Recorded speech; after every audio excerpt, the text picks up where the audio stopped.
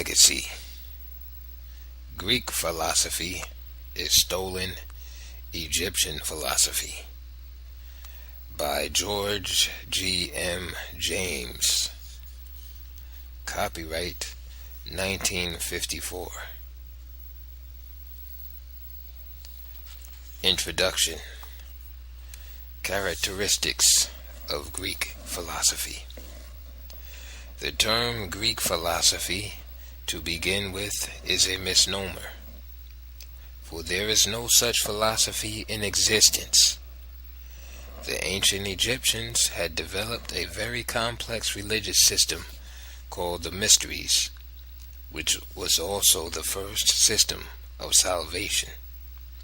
As such, it regarded the human body as a prison house of the soul, which could be liberated from its bodily impediments through the disciplines of the arts and sciences, and advanced from the level of a mortal to that of a god.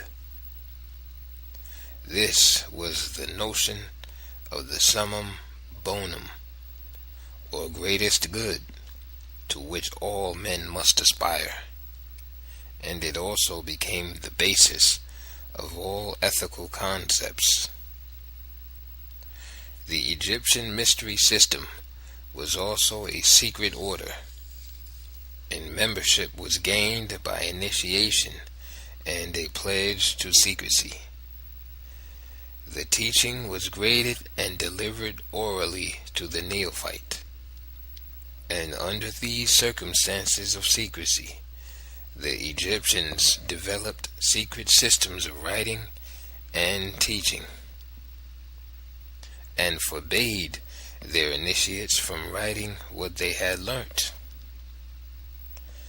After nearly 5,000 years of prohibition against the Greeks, they were permitted to enter Egypt for the purpose of their education, first through the Persian invasion, and secondly through the invasion of Alexander the Great. From the 6th century BC, therefore, to the death of Aristotle, 322 BC, the Greeks made the best of their chance to learn all they could about Egyptian culture. Most students received instructions directly from the Egyptian priests, but after the invasion by Alexander the Great, the royal temples and libraries were plundered and pillaged, and Aristotle's school converted the library at Alexander into a research center. There is no wonder, then, that the production of the unusually large number of books ascribed to Aristotle has proved a physical impossibility for any single man within a lifetime. The history of Aristotle's life has done him far more harm than good, since it carefully avoids any statement relating to his visit to Egypt, either on his own account or in company with Alexander the Great, when he invaded Egypt. This silence of history at once throws doubt upon the life and achievements of Aristotle. He is said to have spent 20 years under the tutorship of Plato, who is regarded as a philosopher, yet he graduated as the greatest of scientists of antiquity. Two questions might be asked. A. How could Plato teach Aristotle what he himself did not know? B. Why should Aristotle spend 20 years under a teacher from whom he could learn nothing? This bit of history sounds incredible. Again, in order to avoid suspicion over the extraordinary number of books ascribed to Aristotle, history tells us that Alexander the Great gave him a large sum of money to get the books. Here again the history sounds incredible, and three statements must here be made. A. In order to purchase books on science, they must have been in circulation so as to enable Aristotle to secure them. B. If the books were in circulation before Aristotle purchased them, and since he is not supposed to have visited Egypt at all, then the books in question must have been circulated among Greek philosophers. C. If circulated among Greek philosophers, then we would expect the subject matter of such books to have been known before Aristotle's time, and consequently he could not be credited either with producing them or introducing new ideas of science. Another point of considerable interest to be accounted for was the attitude of the Athenian government toward this so-called Greek philosophy, which it regarded as foreign in origin and treated it accordingly. Only a brief study of history is necessary to show that Greek philosophers were undesirable citizens, who throughout the period of their investigations were victims of relentless persecution at the hands of the Athenian government. Anaxagoras was imprisoned and exiled. Socrates was executed. Plato was sold into slavery, and Aristotle was indicted and exiled. While the earliest of them all, Pythagoras, was expelled from Croton in Italy. Can we imagine the Greeks making such an about turn as to claim the very teachings which they had at first persecuted and openly rejected?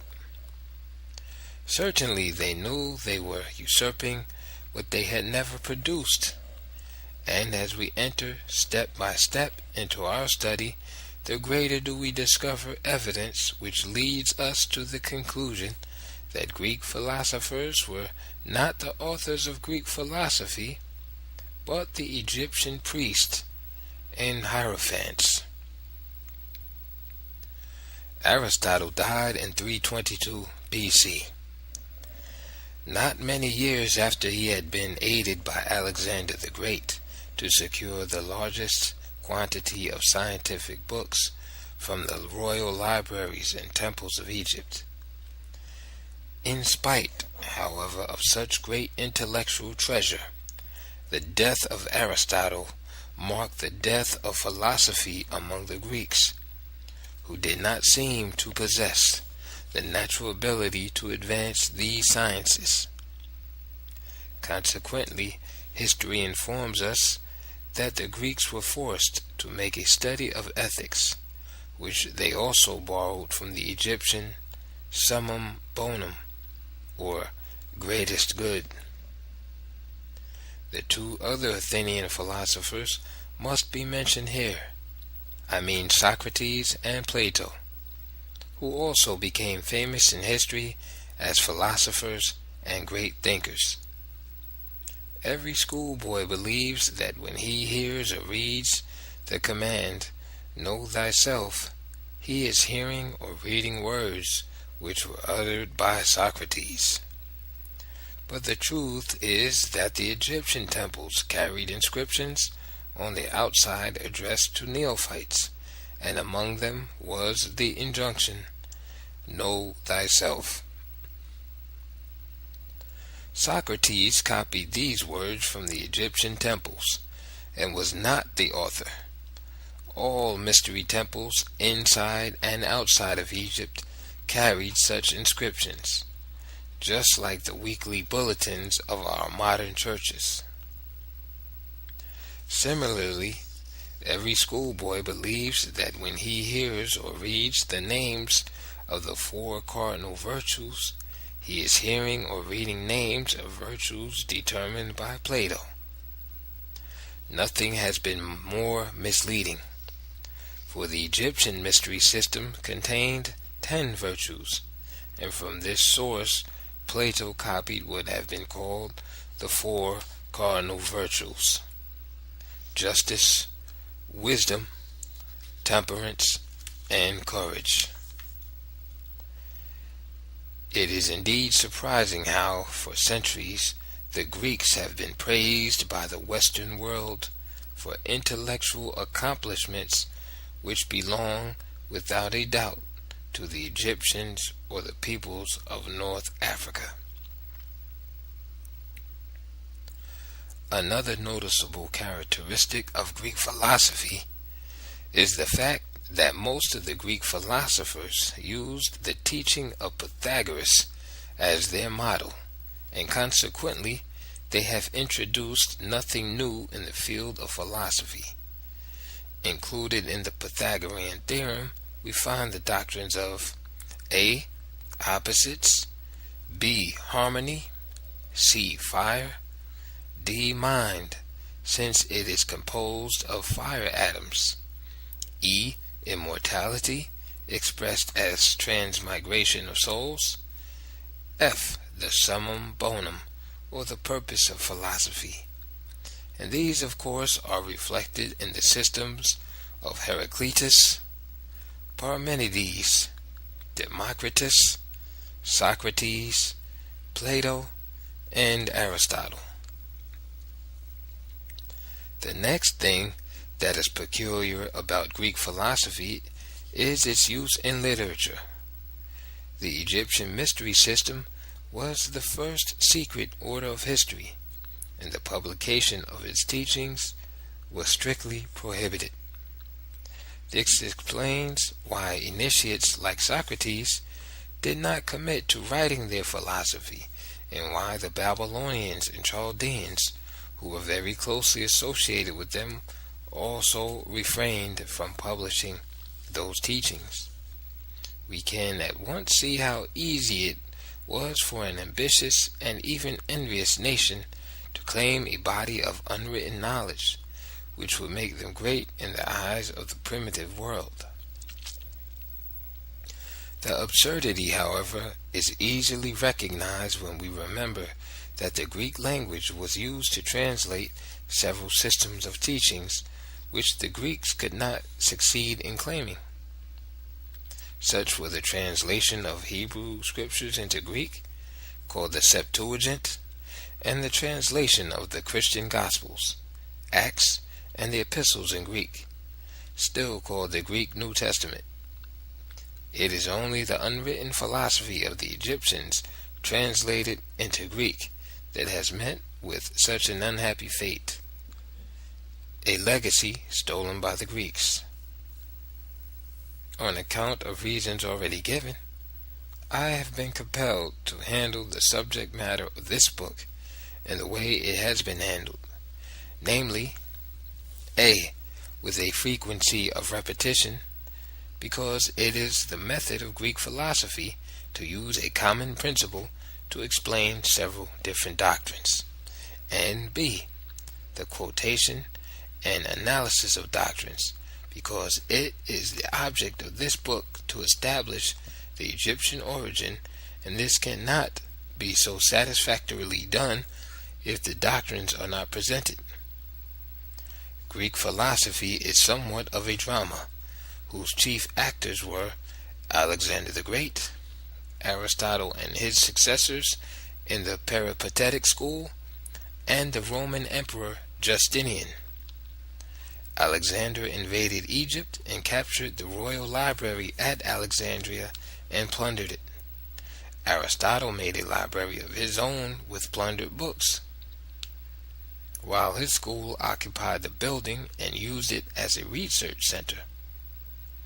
Finally, Justinian, the Roman emperor, abolished the temples and schools of philosophy, i.e., another name for the Egyptian mysteries, which the Greeks claimed as their product, and on account of which they have been falsely praised and honored for centuries by the world as its greatest philosophers and thinkers.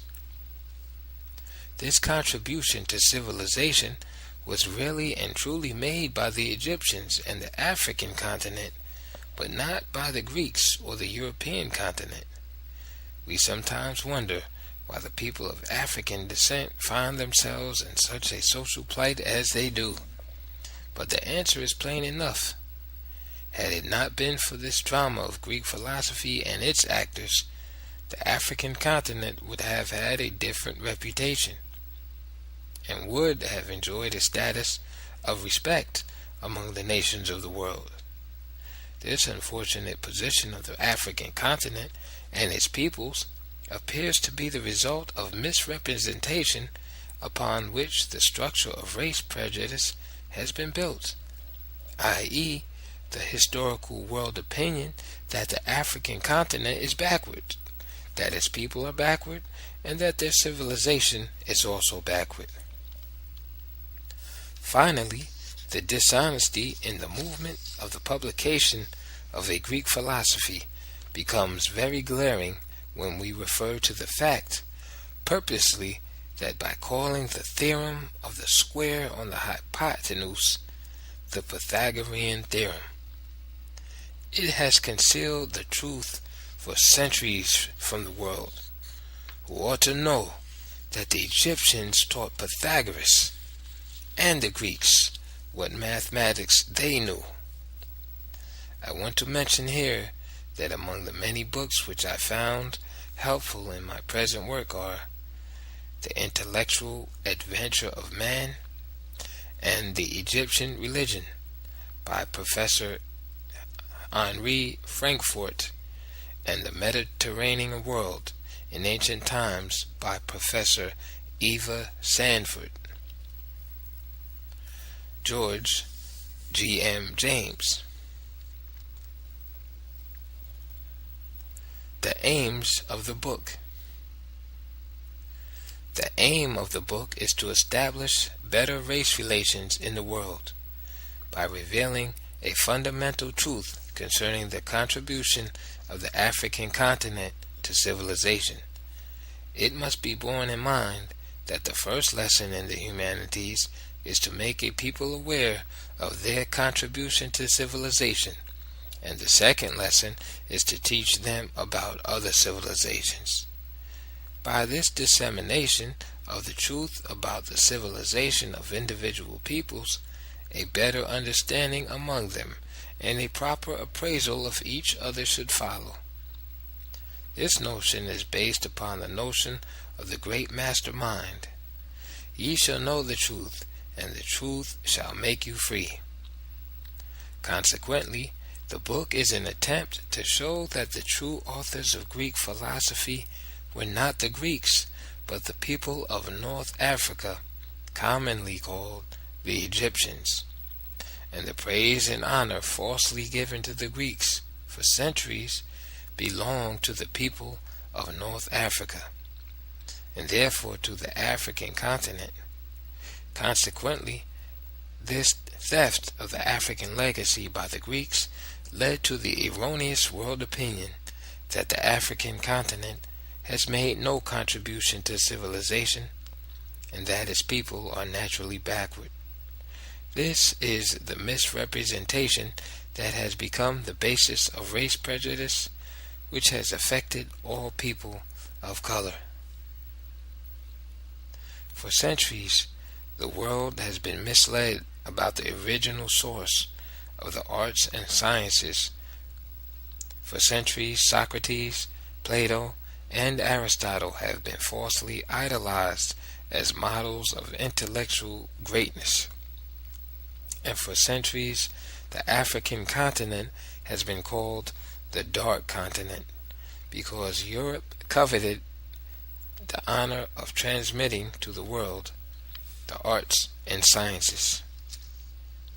I am happy to be able to bring this information to the attention of the world, so that on the one hand, all races and creeds might know the truth and free themselves from the prejudices which have corrupted human relations, and on the other hand, that the people of African origin might be emancipated from their serfdom of inferiority complex, and enter upon a new era of freedom in which they would feel like free men with full human rights and privileges.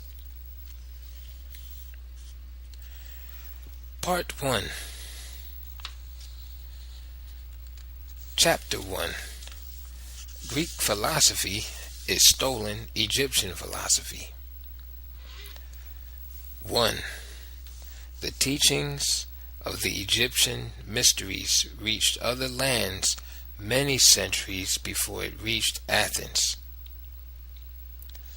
According to history, Pythagoras, after receiving his training in Egypt, returned to his native island, Samos, where he established his order for a short time, after which he migrated to Croton, 540 BC, in southern Italy, where his order grew to enormous proportions, until his final expulsion from that country. We are also told that Thales, 640 BC, who had also received his education in Egypt, and his associates Anaximander and Anaximenes were natives of Ionia in Asia Minor, which was a stronghold of the Egyptian mystery schools, which they carried on. Sanford's The Mediterranean World, page 195 to 205. Similarly, we are told that Xenophanes, 576 BC, Parmenides, Zeno, and Melissus were also natives of Ionia, and that they migrated to Elea in Italy and established themselves and spread the teachings of the mysteries.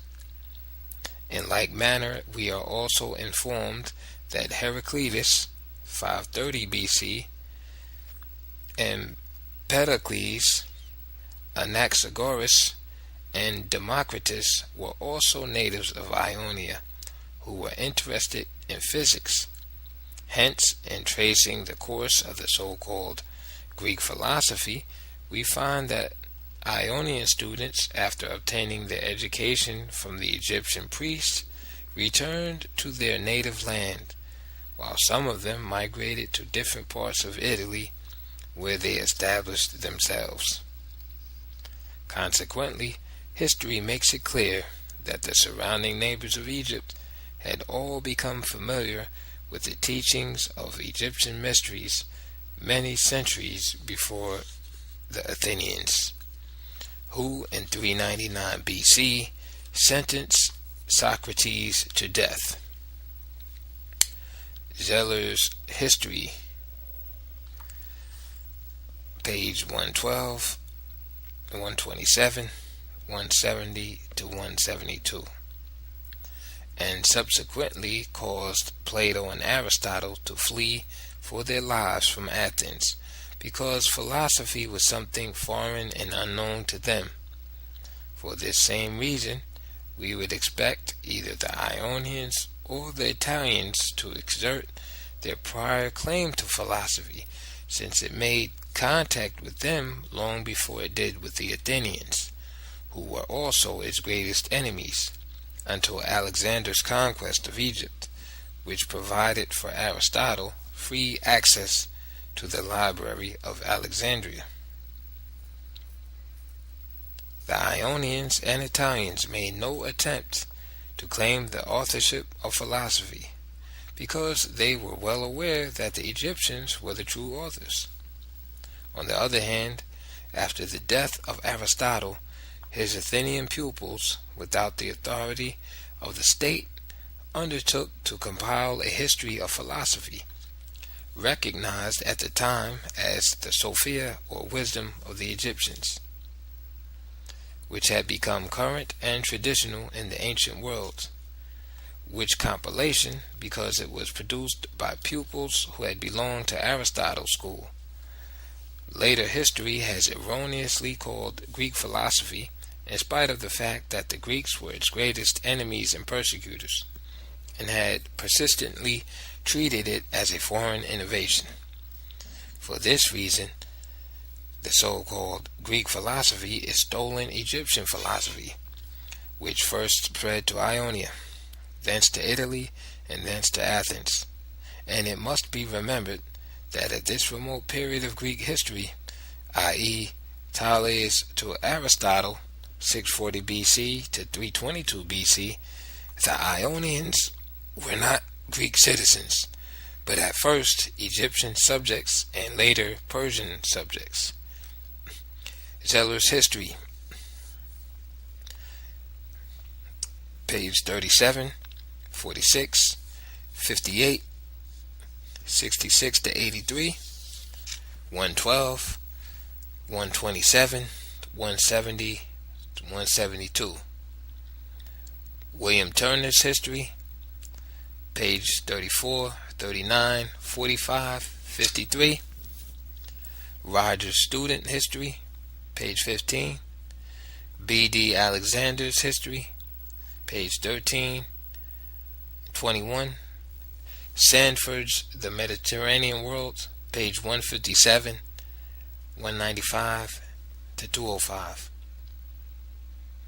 A brief sketch of the ancient Egyptian empire would also make it clear that Asia Minor, or Ionia, was the ancient land of the Hittites, who were not known by any other name in ancient days.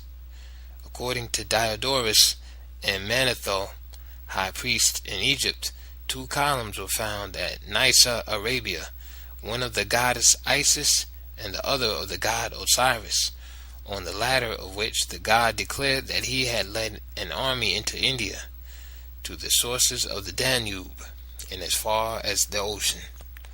This means, of course, that the Egyptian Empire at a very early date included not only the islands of the Aegean Sea and Ionia, but also extended to the extremities of the east. We are also informed that Senusert I, during the 12th dynasty, i.e. about 1900 BC, conquered the whole sea coast of India, beyond the Ganges to the Eastern Ocean.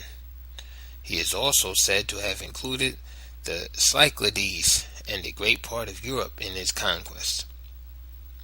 Secondly, the Amarna letters found in the government offices of the Egyptian king Akhenaten testify to the fact that the Egyptian empire had extended to Western Asia, Syria, and Palestine, and that for centuries Egyptian power had been supreme in the ancient world.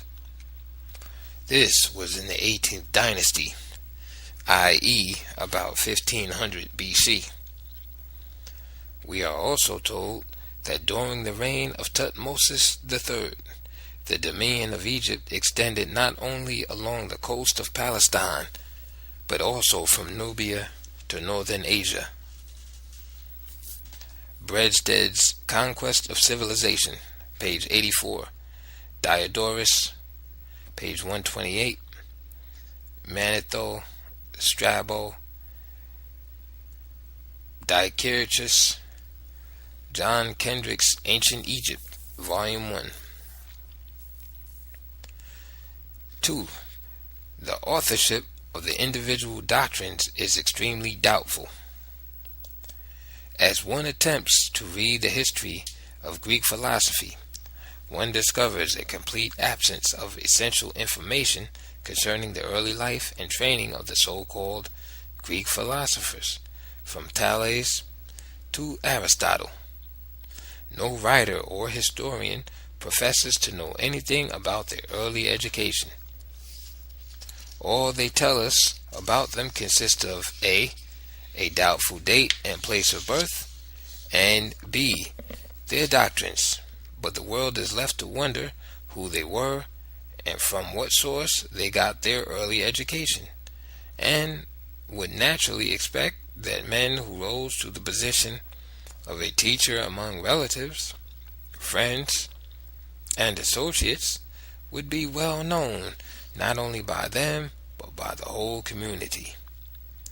On the contrary, men who might well be placed among the earliest teachers in history, who had grown up from childhood to manhood and had taught pupils, are represented as unknown, being without any domestic, social, or early educational traces.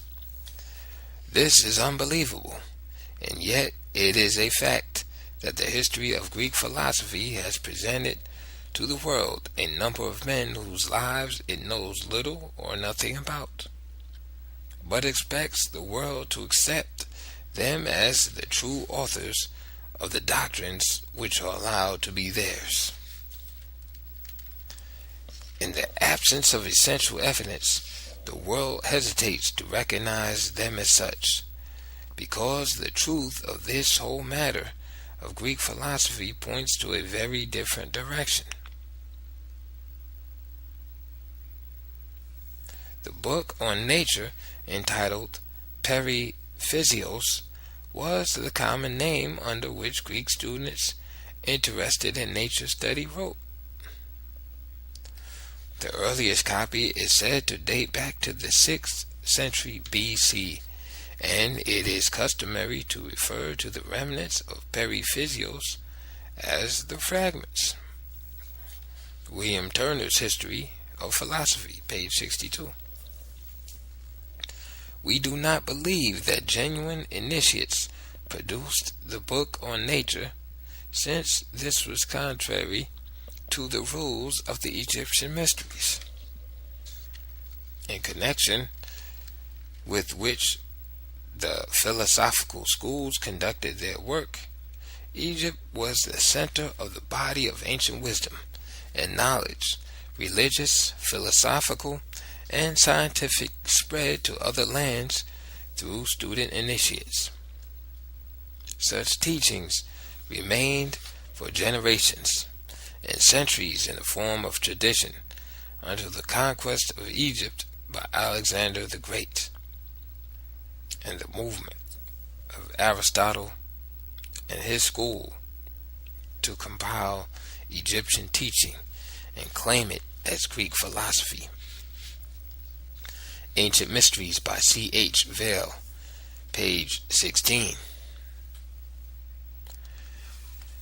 Consequently, as a source of authority of authorships, Periphysios is of little value, if any, since history mentions only 4 names as authors of it, namely Anaximander, Heraclitus, Parmenides, and Anaxagoras, and asks the world to accept their authorship of philosophy, because Theophrastus, Sextus, Proclus, and Simplicius of the school at Alexandria are said to have preserved small remnants of it, the fragments. If Periphysios is the criterion to the authorship of Greek philosophy, then it falls short in its purpose by a long way, since only 4 philosophers are alleged to have written this book and to have remnants of their work. According to this idea, all the other philosophers who failed to write Periphysios and to have remnants of it also failed to write Greek philosophy. This is the reductio ad absurdum to which Periphysios leads us. The schools of philosophy, Chaldean, Greek, and Persian, were part of the ancient mystery system of Egypt. They were conducted in secrecy, according to the demands of the Osirica, whose teachings became common to all the schools. In keeping with the demands for secrecy, the writing and publication of teachings were strictly forbidden, and consequently, initiates who had developed satisfactorily in their training and had been advanced to the rank of master or teacher refrained from publishing the teachings or philosophy. Consequently, publication of philosophy could not have come from the pen of the original philosophers themselves, but either from their close friends who knew their views, as in the case of Pythagoras and Socrates, or from interested persons who made a record of those philosophical teachings that had become popular opinion and tradition. There is no wonder then that in the absence of original authorship, history has had to resort to the strategy of accepting Aristotle's opinion as the sole authority in determining the authorship of Greek philosophy. Introduction to Alfred Weber's History of Philosophy. It is for these reasons that great doubt surrounds the so-called Greek authorship of philosophy. William Turner's History of Philosophy, pages 35, 39, 47, 53, 62, 79, 210 and 11, 627. Ancient Mysteries by C.H. Vail, page 16. Theophrastus, fragment 2. Introduction to Alfred Weber's History of Philosophy. 3. The chronology of Greek philosophers is mere speculation. History knows nothing about the early life and training of the Greek philosophers, and thus it's true not only of the pre-Socratic philosophers, but also of Socrates, Plato, and Aristotle, who appear in history about the age of 18 and begin to teach at 40. As a body of men, they were undesirable to the state. Persone non grata, and were consequently persecuted and driven into hiding and secrecy. Under such circumstances, they kept no records of their activities, and this was done in order to conceal their identity. After the conquest of Egypt by Alexander the Great, and the seizure and looting of the royal library at Alexandria, Aristotle's plan to usurp Egyptian philosophy was subsequently carried out by members of his school, Theophrastus, Andronicus of Rhodes, and Eudemus, who soon found themselves confronted with the problem of a chronology for a history of philosophy. Introduction of Zeller's History, page 13. Throughout this effort, there has been much speculation concerning the date of birth of philosophers, whom the public knew very little about. As early as the 3rd century BC, 274 to 194 BC, Eratosthenes, a Stoic, drew up a chronology of Greek philosophers, and in the 2nd century BC, 140, Apollodorus also drew up another. The effort continued, and in the 1st century BC, 60 to 70 BC, Andronicus, the 11th head of the Peripatetic school, also drew up another. This difficulty continued throughout the early centuries, and has come down to the present time, for it appears that all modern writers on Greek philosophy are unable to agree on the dates that should be assigned to the nativity of the philosophers. The only exception appears to occur with reference to the 3 Athenian philosophers, i.e., Socrates, Plato, and Aristotle, the date of whose nativity is believed to be certain, and concerning which there is general agreement among historians. However, when we come to deal with the pre-Socratic philosophers, we are confronted with confusion and uncertainty, and a few examples would serve to illustrate the untrustworthy nature of the chronology of Greek philosophers. 1. Diogenes Laertius places the birth of Thales at 640 BC, while William Turner's History of Philosophy places it at 620 BC. That of Frank Thilly at 624 BC, that of A.K. Rogers at early in the 6th century BC, and that of W.G. Teneman at 600 BC. 2. Diogenes Laertius places the birth of Anaximenes at 546 BC, while W. Wendell-Brand places it at century BC, that of Frank Thilly at 588 BC, that of B.D. Alexander at 560 BC, while that of A.K. Rogers at the 6th century BC. 3. Parmenides is credited by Diogenes as being born at 500 BC, while Fuller, Thilly, and Rogers omit a date of birth because they say it is unknown. 4.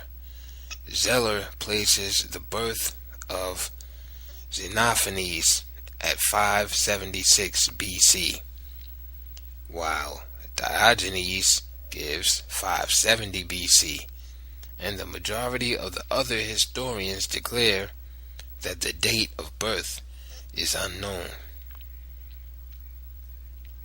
5. With reference to Zeno, Diogenes, who does not know the date of his birth, says that he flourished between BC 464 to 460, while William Turner places it at 490 BC. Like Frank Thilly and B.D. Alexander, while Fuller, A.K. Rogers, and W.G. Tenerman declare it as unknown. 6. With references to Heraclitus, Zeller makes the following suppositions. If he died in 475 BC, and if he was 60 years old when he died, then he must have been born in 535 BC. Similarly, Diogenes supposed that he flourished between 504 and 500.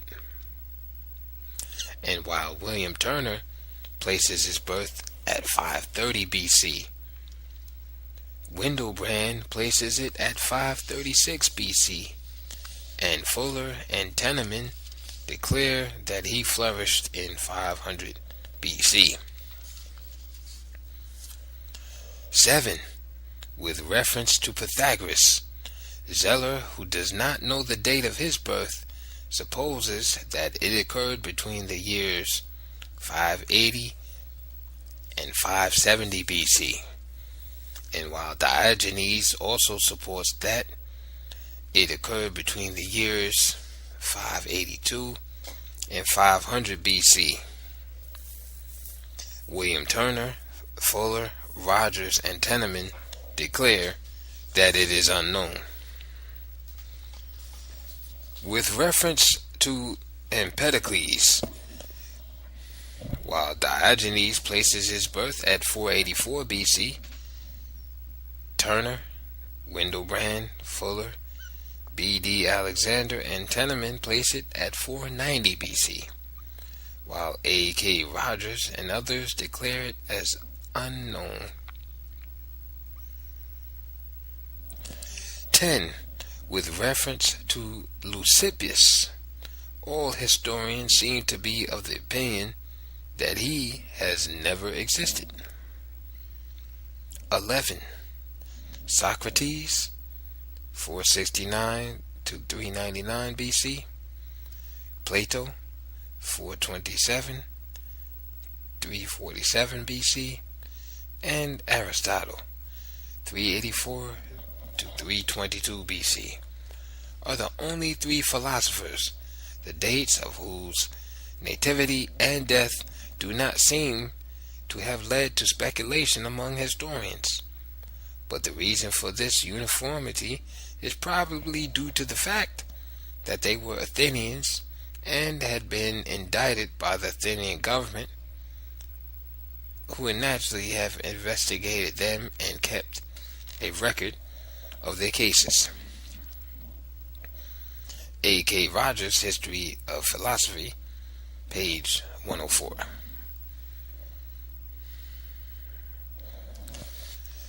It must be noted from the preceding comparative study of the chronology of Greek philosophers that A. The variation in dates points to speculation. B. The pre-Socratic philosophers were unknown because they were foreigners to the Athenian government.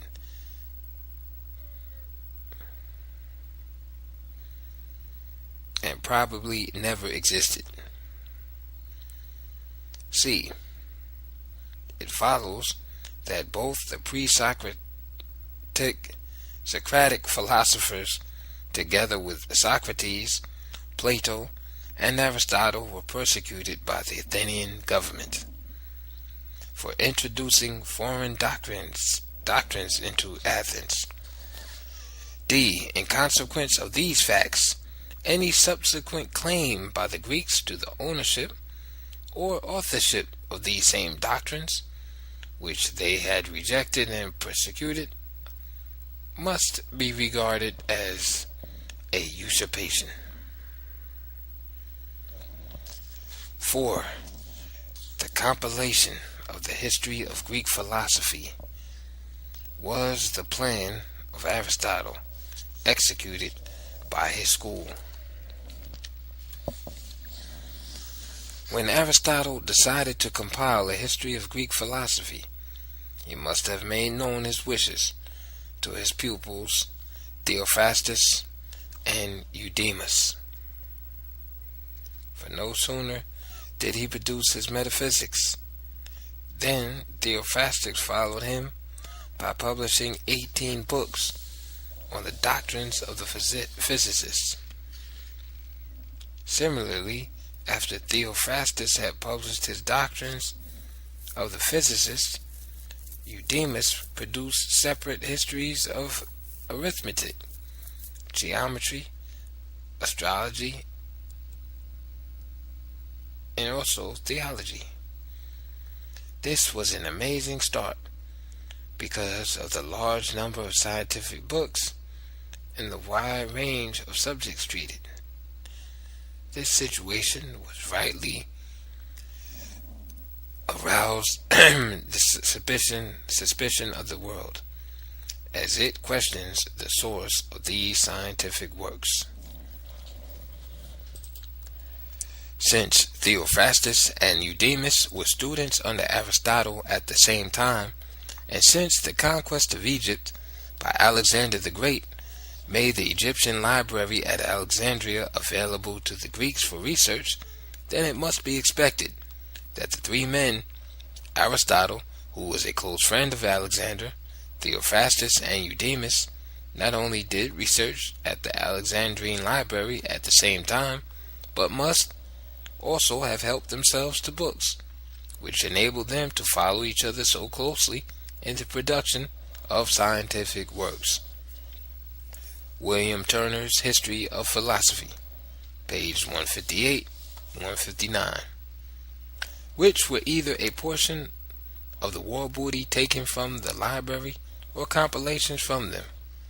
Note that Aristotle's works revealed the signs of note-taking, and that Theophrastus and Eudemus were pupils attending Aristotle's school at the same time. William Turner's History of Philosophy, page 127.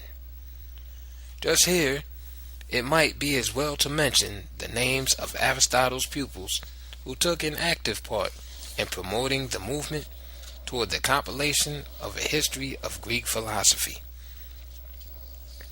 A. Theophrastus of Lesbos, 371 to 86 BC, who succeeded Aristotle as head of the Peripatetic school. As elsewhere mentioned, he is said to have produced 18 books on the doctrines of physicists. Who are these physicists? Greek or Egyptians? Just think of it. B. Eudemus of Rhodes, a contemporary of Theophrastus, with whom he also attended Aristotle's school. He is said to have produced histories of arithmetic, geometry, astronomy, and theology, as elsewhere mentioned. What was the source of the data of the histories of these sciences, which must have taken any nation thousands of years to develop? Greece or Egypt? Just think of it. C. Andronicus of Rhodes, an eclectic of Aristotle's school and editor of his works, 70 BC. These men's works, together with Aristotle's Metaphysics, which contained a critical summary of the doctrines of all preceding philosophers, seem to form the nucleus of a compilation of what has been called the history of Greek philosophy. Zeller's History of Greek Philosophy, Introduction, pages 7 to 14. The next movement was the organization of an association called the Learned Study of Aristotle's Writings, whose members were Theophrastus and Andronicus, who were both closely connected with the school of Aristotle. The function of this association was to identify the literature and doctrines of philosophy with their so-called respective authors, and in order to accomplish this, the alumni of Aristotle's school and its friends were encouraged to enter upon a research for Aristotle's works and to write commentaries on them.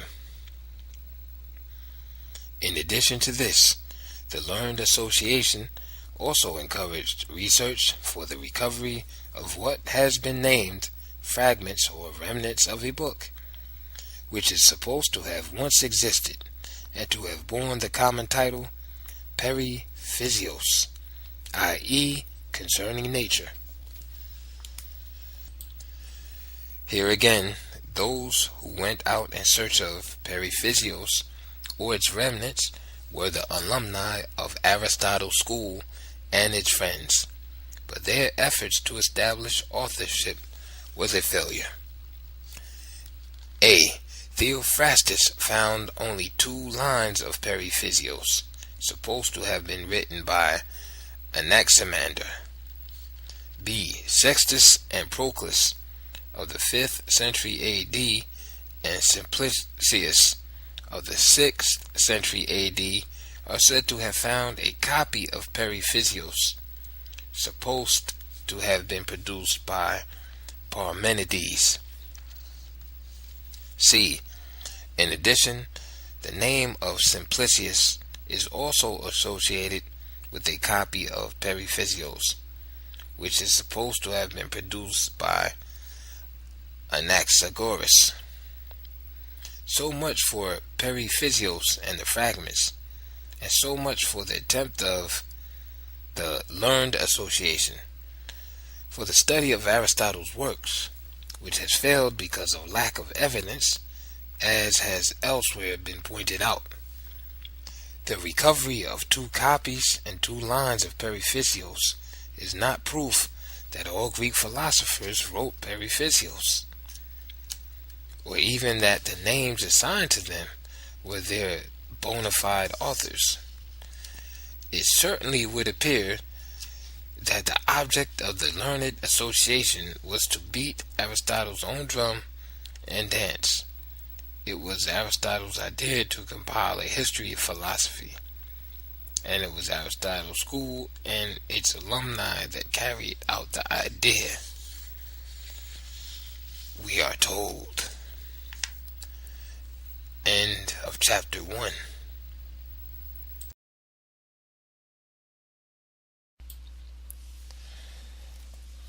Stolen legacy.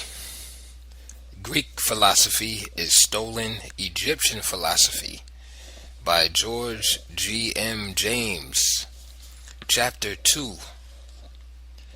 So-called Greek philosophy was alien to the Greeks and their conditions of life. The period of Greek philosophy, 640 to 322 BC, was a period of internal and external wars and was therefore unsuitable for producing philosophers.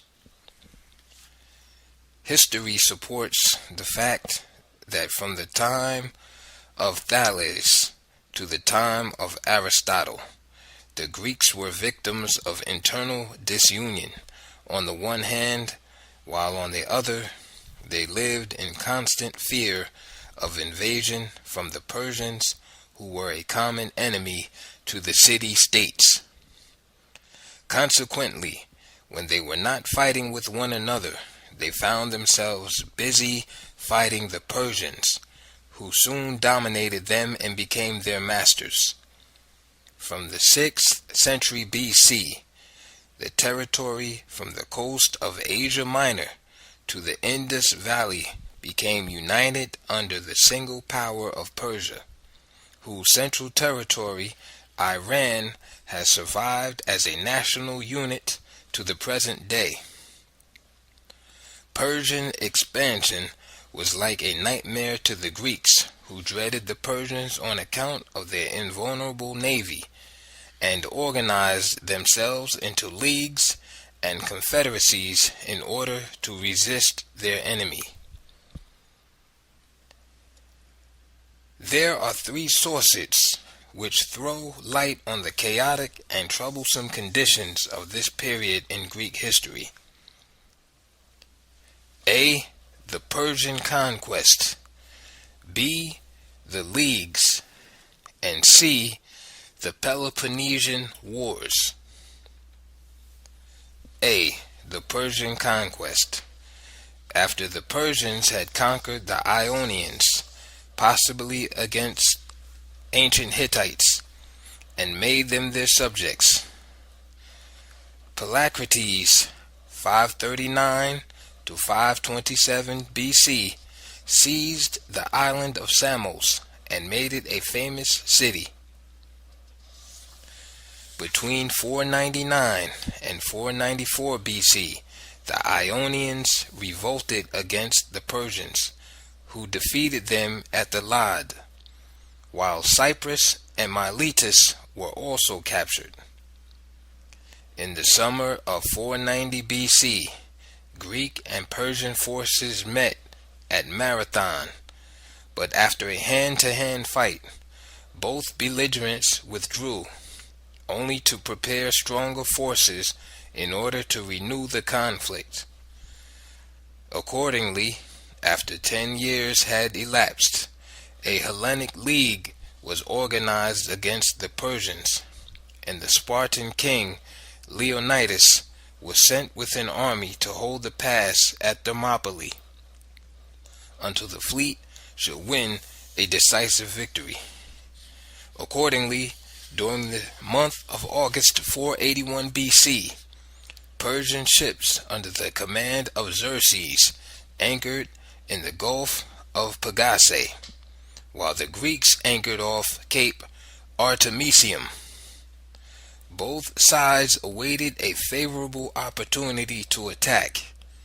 The Persians began to force the pass, while simultaneously one of their detachments was secretly aided by a Greek trader along a steep mountain pass to the rear of the Greek position. Having been taken by surprise, the Greek guards immediately withdrew without resistance. The Spartans, who were guarding Thermopylae, were all slain, and the pass captured by the Persians. Having been defeated at Thermopylae, the Greeks withdrew to Salamis, where again they encountered a naval engagement with the Persians. It was late in September 481 BC, and the result was a wanton destruction of ships on both sides without any decision. Both belligerents withdrew, the Persians to Thessaly and the Greeks to Attica. With the persistent aim of freedom from Persian domination, Athens, together with the island and coast cities of the Aegean and Ionia, renewed their resistance of Persian rule. This was the Confederacy of Delos, which undertook several naval engagements, but with little or no success. In 467 BC, the Battle of Eurymedon River was fought and lost with a great number of ships. 18 years later, 449 BC, another naval engagement took place off the island of Cyprus, but again without decision, and consequently Persian sovereignty over the Greeks remained. In the meantime, Sparta, under the terms of the Treaty of Miletus, 413 BC, obtained subsidies from Persia for naval construction on condition that she recognize Persian sovereignty over the Ionians and their allies. This was done by Sparta as a threat to Athenian ambitions. However, it was not long after the Treaty of Miletus that the Greeks themselves submitted to the authority and dominance of the Persians. During the winter 387 to 386 BC, the individual Ionian cities signed the peace terms of the Persian king and finally accepted Persian rule. This treaty was negotiated by a Spartan envoy who was authorized by the Persian king to enforce its provisions. B. The leagues. Apart from the resistance of a common foe, the Persians, a study of the functions of the leagues reveals the enmity and spirit of aggression which were characteristic of the relationship which existed between the Greek city-states themselves. Accordingly, in 505 BC, the Peloponnesian states signed treaties among themselves, pledging warfare against Sparta, who had absorbed them under her influence. Meanwhile, Aristogoras revived the Ionian League, 499 to 494 BC, to resist Persian aggression, and friendship between Athens and Aegina was restored by the Hellenic League, 481 BC, which was afterward converted into the Confederacy of Delos, 478 BC, as mentioned elsewhere. In like manner, Thebes also fell in line with the general temper of the age and organized the Boeotian League, a federation of city-states for self-protection and aggression. In 377 BC, a second Athenian confederacy was organized, but this was to frustrate the aims of the Lacedaemonians and to compel them to respect the right of the Athenians and their allies. Likewise, in 290 BC, the Aetolian League, made up of the states of central Greece, gained control of Delphi and frequently violated Achaean rights in the Peloponnesus, while in 225 BC, Antigonus Doson organized another Hellenic League with the purpose of obstructing the ambitions of Sparta and her Aetolian allies. C. The Peloponnesian Wars, 460 to 445 BC and 431 to 421 BC. Owing to the ambitions of Athens to dominate the Ionians and other neighboring peoples, Pericles launched a campaign of alliances and conquest extending from Thessaly to Argos, and from Euboea to Naupactus, Achaia, and the chief islands of the Ionian Sea. The net results were as follows. A. Athens established alliances with Boeotia, Phocis, and Locris in spite of Sparta's opposition. B. In 456 BC, Aegina was captured and made tributary. C. In 450 BC, Athens failed in her attempt to invade Corinth. D. In 451, friendship between Athens and Sparta was restored through the instrumentality of Cimon, on the condition that Athenian alliance with Argos was dissolved. E. In 447 BC, the exiled oligarchs of Thebes defeated the Athenians at Coronea and re-established the Boeotian League under Theban leadership. F. In 445 BC, the 30 Years' Peace was signed, and after the revolt of Euboea and Megara, Sparta invaded Attica and Pericles sued for peace. Athens lost all her continental holdings. The Second Peloponnesian War, 431 to 421 BC, like that of the first, arose through a general spirit of rebellion among the Greek city-states against Athenian imperialism, Sparta being the chief enemy. The net results were as follows. A. In 435 BC, war between Corcyra and Corinth, Corcyra being aided by Athens. B. In 432 BC, 1. Athens blockaded Potidaea because she refused to dismantle her southern walls and dismiss her Corinthian magistrates. 2. Megara was excluded from Greek markets in order to reduce her to subjection. 3. The Peloponnesian League planned war against Athens and Boeotia. Phocis and Locris were to fight against Athens, Corcyra, and a few northern states. C. In 431 BC, 1. Thebes attacked Plataea, and while a Peloponnesian army occupied Attica, the Athenian fleet raided Peloponnesus. 2. Pericles, being unable to defend Attica adequately, transferred the civil population every spring to the area between the walls of Athens and the Piraeus.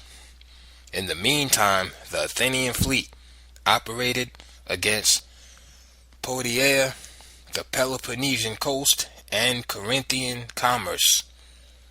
D. In 428 BC, 1. Mytilene and all the cities of Lesbos revolted.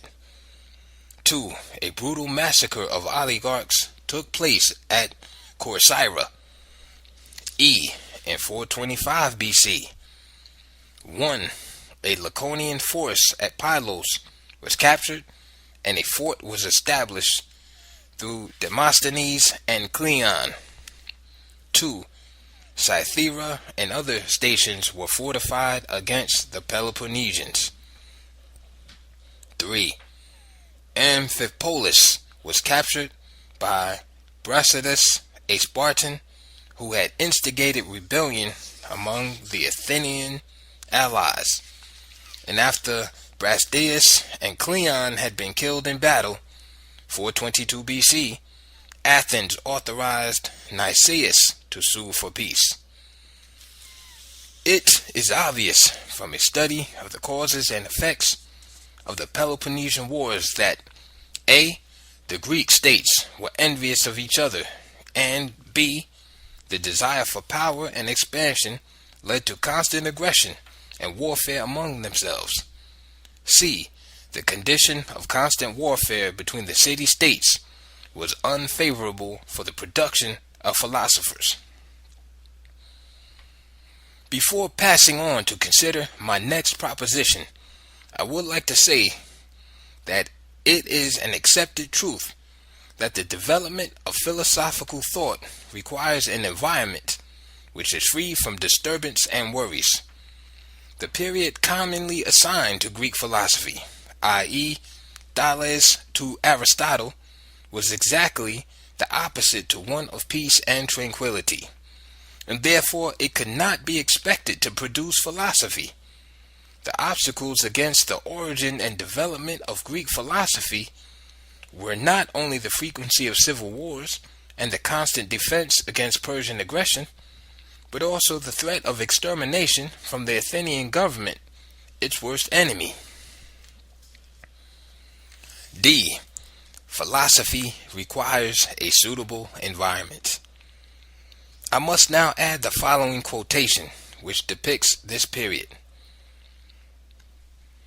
Quote, "For although the natural ills that beset mankind are many, we ourselves have added to them by wars and civil strife against one another, so that some have been unjustly put to death in their own cities, others driven into exile with their wives and children, and many have been compelled, for the sake of their daily bread, to die fighting against their own people for the sake of the enemy." Socrates.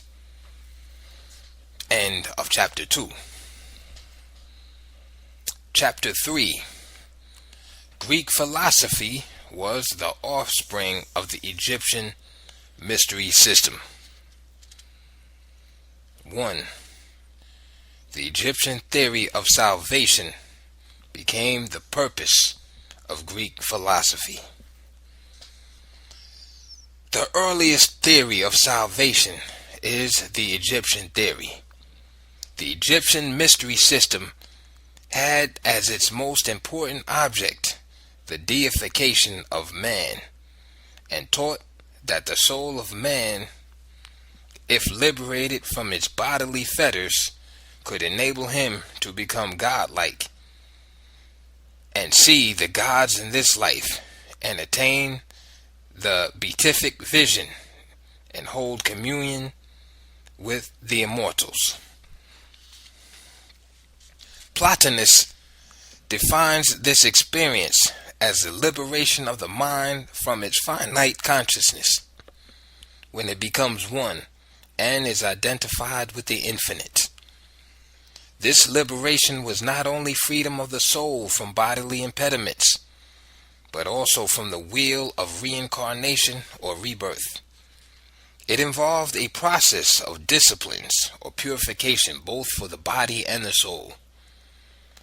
Since the mystery system offered the salvation of the soul, it also placed great emphasis upon its immortality. The Egyptian mystery system, like the modern university, was the center of organized culture, and candidates entered it as the leading source of ancient culture. According to Pitchman, the Egyptian mysteries had 3 grades of students. 1. The mortals, i.e., probationary students who were being instructed but also who had not yet experienced the inner vision. 2. The intelligences, i.e., those who had attained the inner vision and had received mind or nous. And 3. The creators, or sons of light, who had become identified with or united with the light, i.e., true spiritual consciousness. W. Marsham Adams, in the Book of the Master, has described those grades as the equivalents of initiation, illumination, and perfection. For years, they underwent disciplinary intellectual exercises and bodily asceticism with intervals of test and ordeals to determine their fitness to proceed to the more serious, solemn, and awful process of actual initiation. Their education consisted not only in the cultivation of the 10 virtues, which were made a condition to enter eternal happiness, but also of the 7 liberal arts, which were intended to liberate the soul.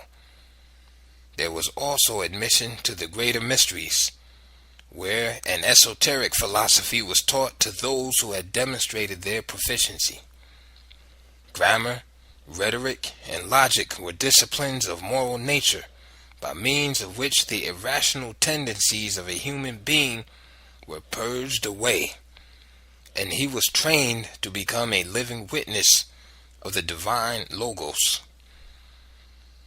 Geometry and arithmetic were sciences of transcendental space and numeration, the comprehension of which provided the key not only to the problems of one's being, but also to those physical ones, which are so baffling today, owing to our use of the inductive methods. Astronomy dealt with the knowledge and distribution of latent forces in man,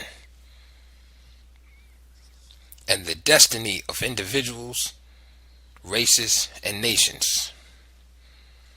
Music, or harmony, meant the living practice of philosophy, i.e., the adjustment of human life into harmony with God, until the personal soul became identified with God, when it would hear and participate in the music of the spheres.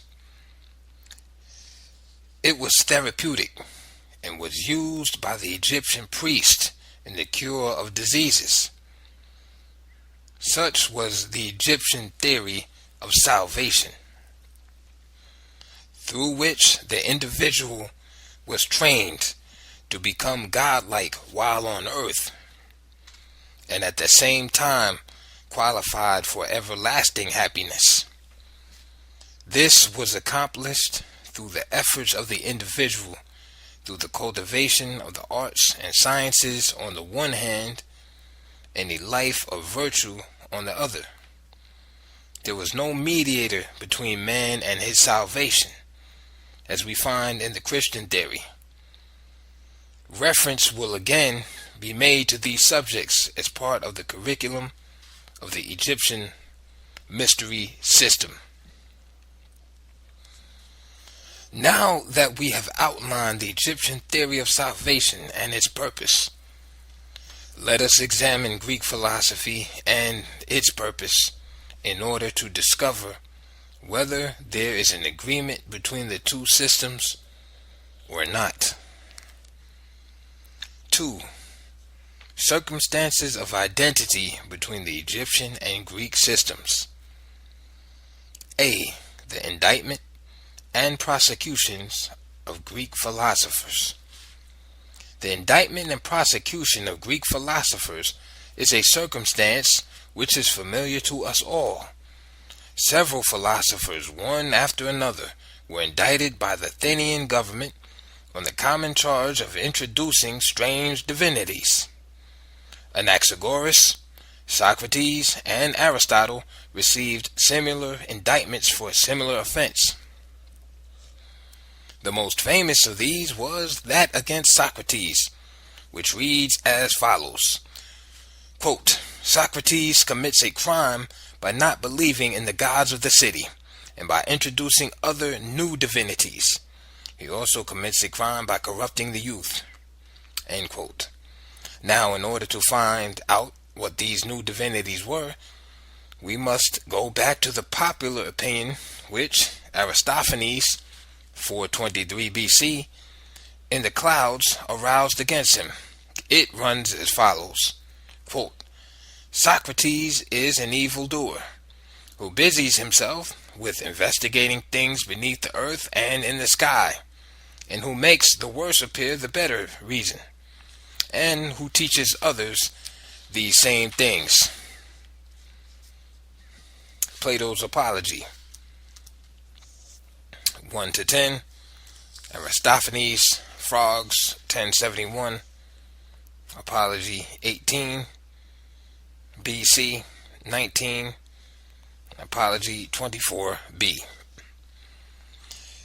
It is clear then that Socrates offended the Athenian government simply because he pursued the study of astronomy and probably that of geology, and that the other philosophers were persecuted for the same reason.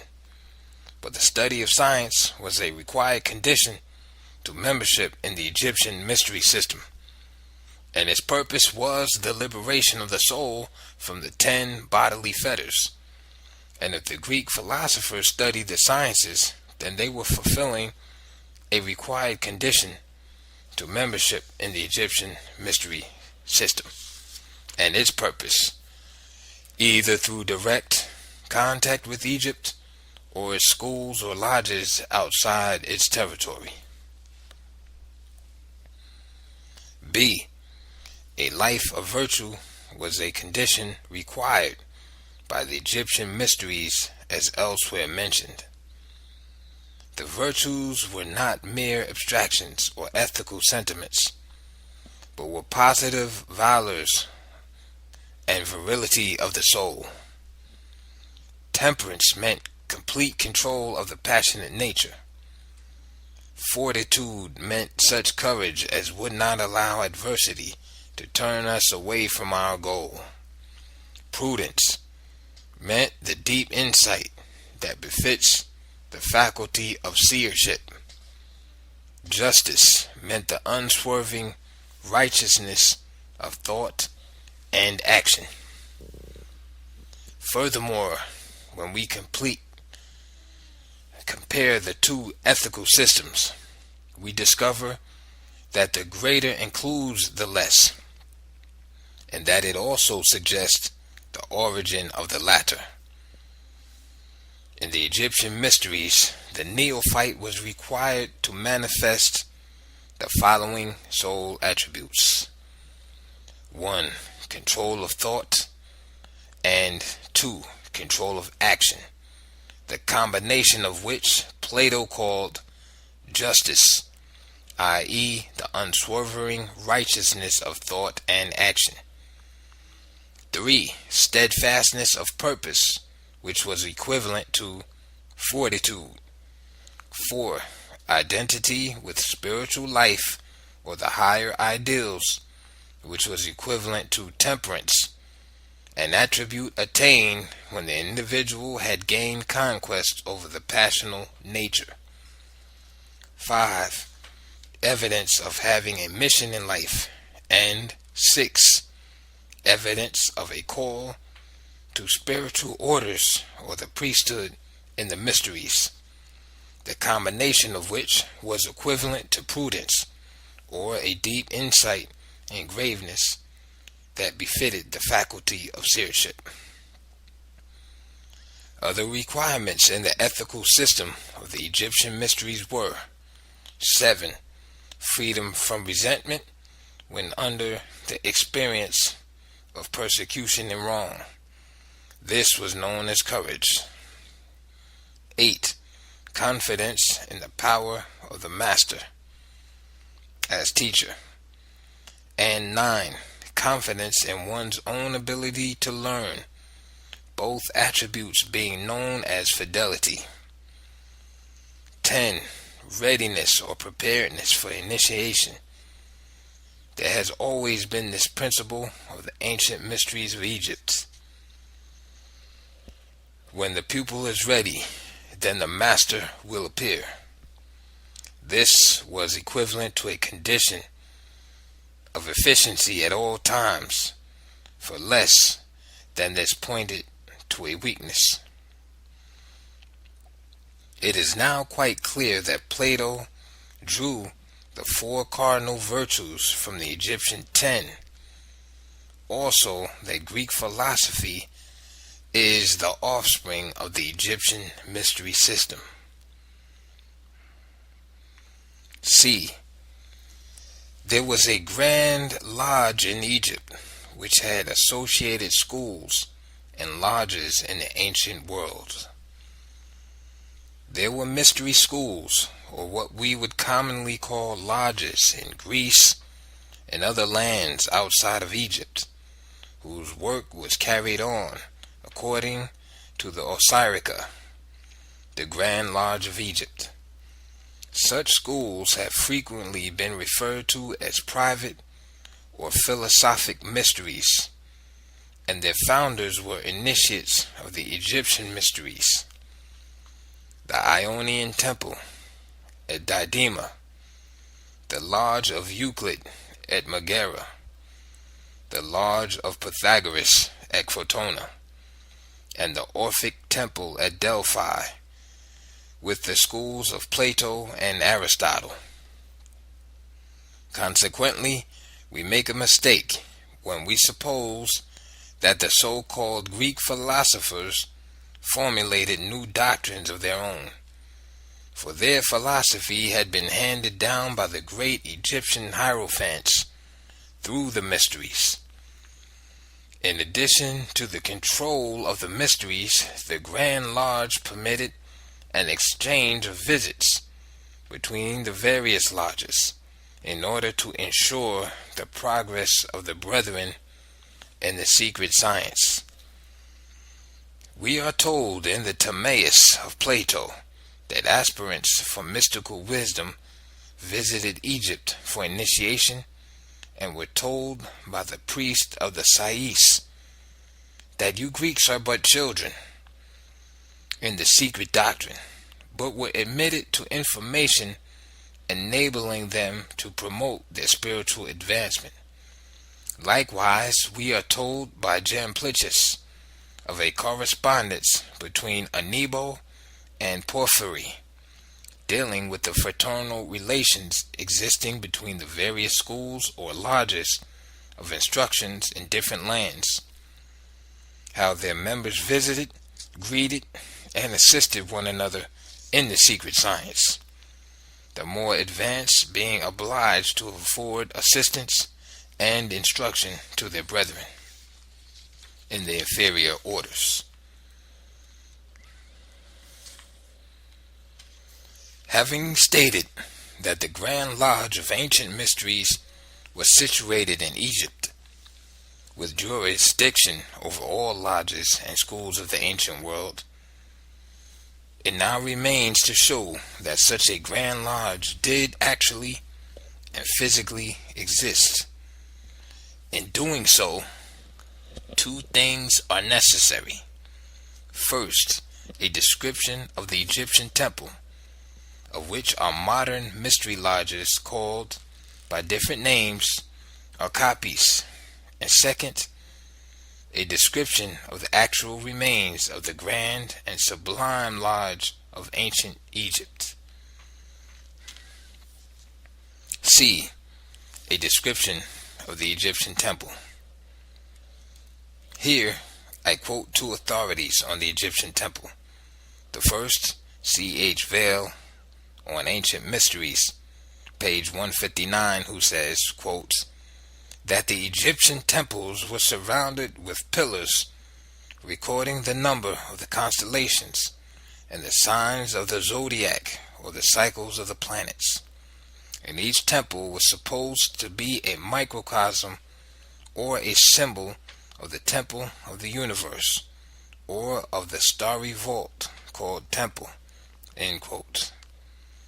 The next authority is Max Muller, who, in his Egyptian mythology, pages 187 to 193, has described the Egyptian temples as follows. Quote, Egyptian temples were made of stone, the outer courts of mud bricks. Wide roads led to the temples for the convenience of processions, while the immediate entrance was lined with statues consisting of sphinxes and other animals. The front wall formed two high tower-like buildings called pylons. before which stood two granite obelisks. Immediately behind the pylons came a large court where the congregation assembled and watched the sacrifices.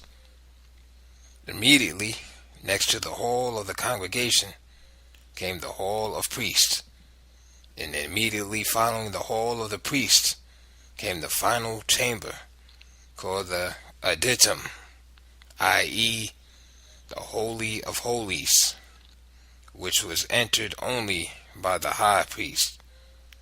This was the place of the shrine and the abode of the god. Each temple was a reproduction of the world. The ceilings were painted to represent the sky and the stars, while the floor was given green and blue like the meadows. Ceremonial cleanliness was at all times imperative, and the people, before entering the temple, must carefully purify themselves in a nearby stream. In latter times, this became a ceremony of sprinkling with holy water before entering into the temple. End quote. It is clear from the foregoing description that not only the modern Masonic lodges are copies of the Egyptian temple, but also the ancient ones, for there is complete identity in their internal decoration. But the minor or lower lodges, including those outside of Egypt, must have had a governing body. And so now I proceed to quote C.H. Vail, who in his Ancient Mysteries, pages 182 and 183, describes fully the location and remains of the famous Grand Lodge of Luxor as follows. C. The location of the Masonic Grand Lodge of Antiquity. Quote, at a short distance from Dendera, now called Upper Egypt, is the most extraordinary group of architectural ruins presented in any part of the world, known as the temples of the ancient city of Thebes. Thebes in its prime occupied a large area on both sides of the Nile. This city was the center of a great commercial nation of Upper Egypt, ages before Memphis was the capital of the second nation in Lower Egypt, and however grand the architectural monuments of the latter may have been, those of the former surpassed them. The portrayal by pencil or brush can convey but a faint idea of the perfected city. As the city stands today, it is like a city of giants who, after a long conflict, have been destroyed, leaving the ruins of their various temples as the only proof of their existence. The Temple of Luxor. It was in this temple that the Grand Lodge of Initiates always met. Stands on a raised platform of brickwork covering more than 2,000 feet in length and 1,000 feet in breadth. Note the oblong shape, which became the pattern for all lodges and churches in the ancient world. It is the one that interests the members of all ancient orders, especially so all the members of those orders that worshipped at the shrine of the secret fire more than perhaps any other, and stands on the eastern bank of the Nile. It is in a very ruined state, but records say the stupendous scale of its proportions almost takes away the sense of its incompleteness. Up to about a quarter of a century ago, the greater part of its columns in the interior and outer walls had been removed after falling for use elsewhere. This temple was founded by the pharaoh Amenhotep III, who constructed the southern part, including the heavy colonnade overlooking the river. But destruction unfortunately conceals this fact, The chief entrance to the temple looked to the east, while the holy chambers at the upper end of the plain approached the Nile. As mighty as the temple of Luxor was, it was exceeded in magnitude and grandeur by that of Karnak. The distance between these two great structures was 1.5 miles. Along this avenue was a double row of sphinxes, placed 12 feet apart, and the width of the avenue was 60 feet. When in perfect state, this avenue presented the most extraordinary entrance that the world has ever seen. If we had the power to picture from the field of imagination the grand processions of neophytes constantly passing through and taking part in the ceremonies of initiation, we would be powerless to produce the grandeur of the surroundings and the imposing sight of color and magnificent trappings of those who took part. Neither can we produce the magic that kept the vast number of people in steady marching order. Crude it might have been to the cultivated ear of the 20th century, but could not the palpitating strain sung by massed voices on the lapse of time, whose history launches the profoundest aspirations of the human heart, like the trend of a mighty river, because the grand currents of universal law, imparting the desire to that shadowy past as it steps forth from the pages of history dim with age. Egypt must have been, when these temples were built, a martial nation, for records of her warlike deeds are perpetuated in deeply engraved tablets, which even now excite the admiration of the best judges of archaeological remains. She was also a highly civilized nation, and of a nature that could bear the expenditure which always attends the culture of the arts. She surpassed in her astonishing architecture all other nations that existed on the earth.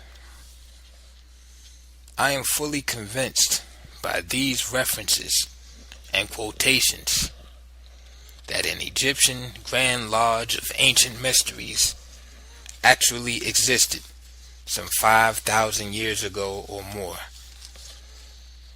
on the banks of the Nile in the city of Thebes, and that it was the only Grand Lodge of the ancient world whose ruins have been found in Egypt, and that it was the governing body which necessarily controlled the ancient mysteries, together with the philosophical schools and minor lodges wherever they happen to have been organized.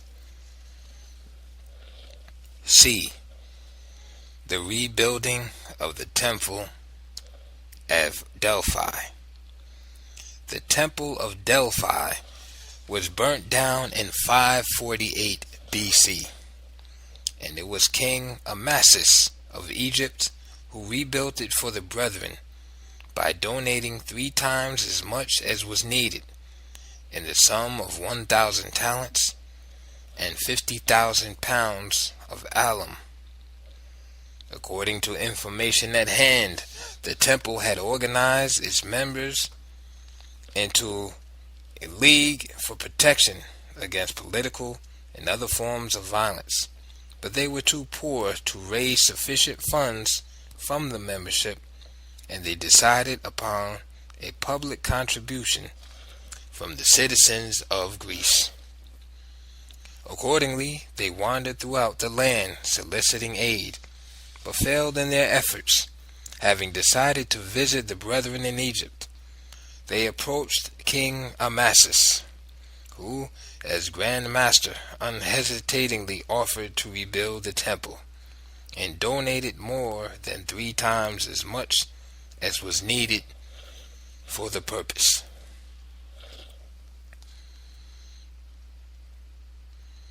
Here it would be well to note that the Greeks regarded the Temple of Delphi as a foreign institution. Hence, they were unsympathetic towards it, and for the same reason destroyed it by fire. Clearly, the Temple of Delphi was a branch of the Egyptian mystery system projected in Greece. 3. The abolition of Greek philosophy together with the Egyptian mysteries. From the conquest of Egypt by Alexander the Great, the Greeks, who were always attracted by the mysterious worship of the Nile land, began to imitate the Egyptian religion in its entirety, and during the Roman occupation, the Egyptian religion spread not only to Italy, but throughout the Roman Empire, including Brittany.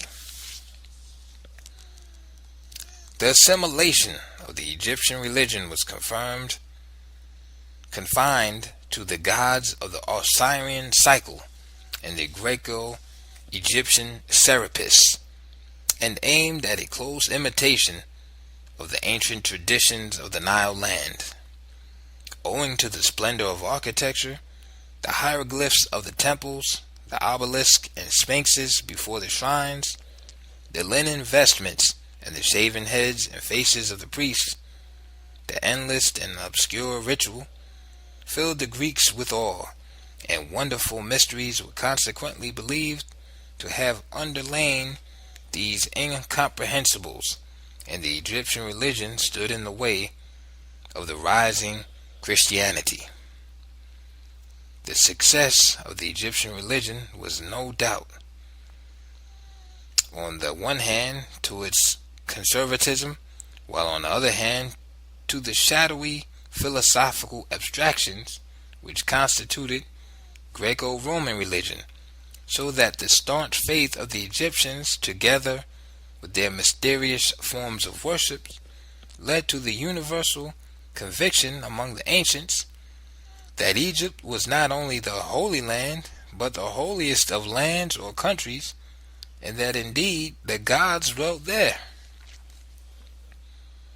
The Nile became a center for pilgrimages in the ancient world, and the pilgrims who went there and experienced the marvelous revelations and spiritual blessings which it afforded them returned home with the conviction that the Nile was the home of the most profound religious knowledge. The Greeks failed to imitate Egyptian conservatism, and not only in Egyptian cities with large Greek population, but in Europe. Egyptian divinities were corrupted with Greek and Asiatic names and mythologies and reduced to vague pantheistic personalities, so that Isis and Osiris had retained very little of their Egyptian origin. Consequently, as they failed to advance Egyptian philosophy, so they also failed to advance Egyptian religion. During the first 4 centuries of the Christian era, the religion of Egypt continued unabated and uninterrupted, but after the edict of Theodosius at the end of the 4th century AD, ordering the close of the Egyptian temples, Christianity began to spread more rapidly, and both the religion of Egypt and that of Greece began to die. In the island of Philae, in the first cataract of the Nile, however, the Egyptian religion was continued by its inhabitants, the Blemmyans and Nobadians, who refused to accept Christianity, and the Roman government, fearing a rebellion, paid tribute to them as an appeasement. During the 6th century AD, however, Justinian issued a second edict which suppressed this remnant of Egyptian worshippers and propagated Christianity among the Nubians. With the death of the last high priest, who could read and interpret, quote, the writings of the words of the gods, the hieroglyphics, the Egyptian faith sank into oblivion. It was only in popular magic that some practices lingered on as traces of a faith that became a universal religion, or the survival of a statue of Isis and Horus, which were regarded as the Madonna and Child. A sentiment of admiration and awe for the strangest of all religions still survived. But the information from classical writers concerning this faith has been incomplete. Napoleon's invasion of Egypt brought a revival of interest from the West to decipher her inscriptions and papyri, with a view to an understanding and appreciation of this most ancient of civilizations.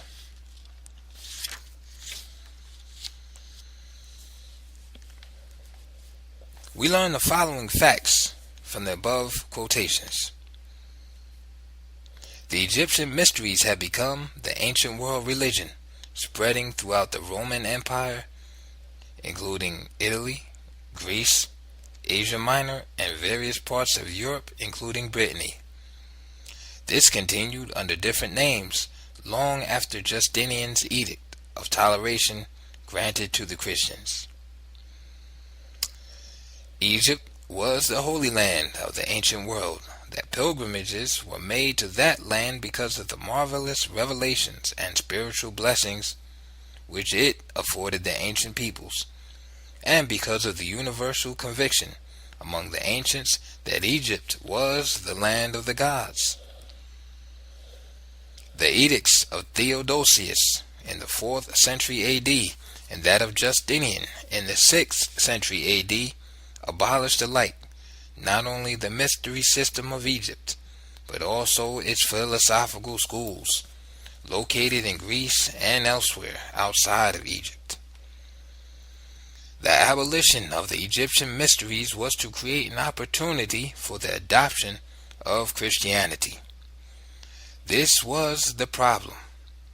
The Roman government felt that Egypt was now conquered in arms and reduced to her knees, but in order to make the conquest complete, it would be necessary to abolish the mysteries which still controlled the religious mind of the ancient world.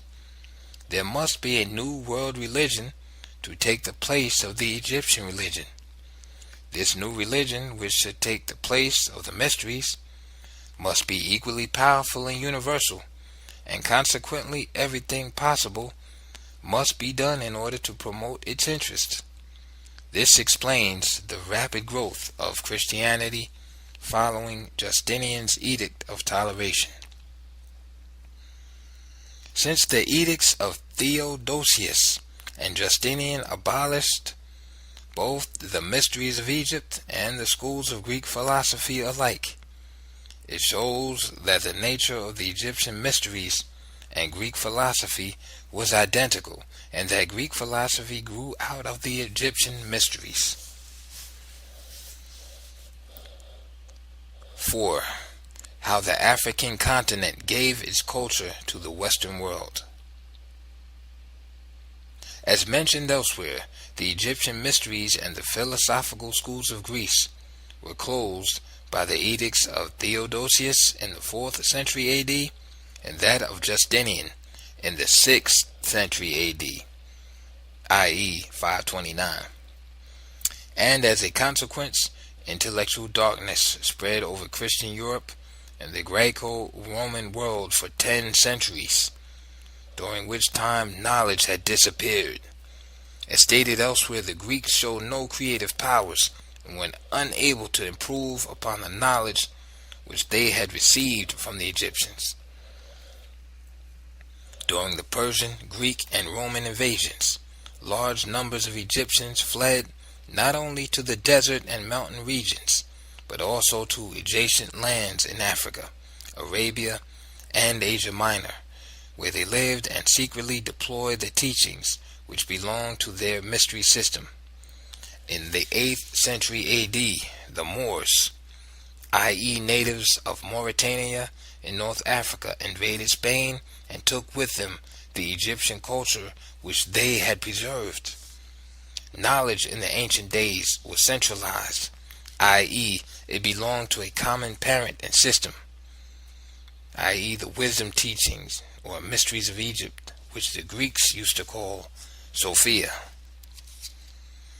As such, the people of North Africa were the neighbors of the Egyptians and became the custodians of Egyptian culture, which they spread through considerable portions of Africa, Asia Minor, and Europe. During their occupation of Spain, the Moors displayed with considerable credit the grandeur of African culture and civilization. The schools and libraries which they established became famous throughout the medieval world. Science and learning were cultivated and taught. The schools of Cordova, Toledo, Seville, and Saragossa attained such celebrity that they, like their parent Egypt, attracted students from all parts of the Western world, and from them arose the most famous African professors that the world has ever known in medicine, surgery, astronomy, and mathematics. But these people from North Africa did more than merely distinguish themselves in Spain. They were really the recognized custodians of African culture, to whom the world looked for enlightenment.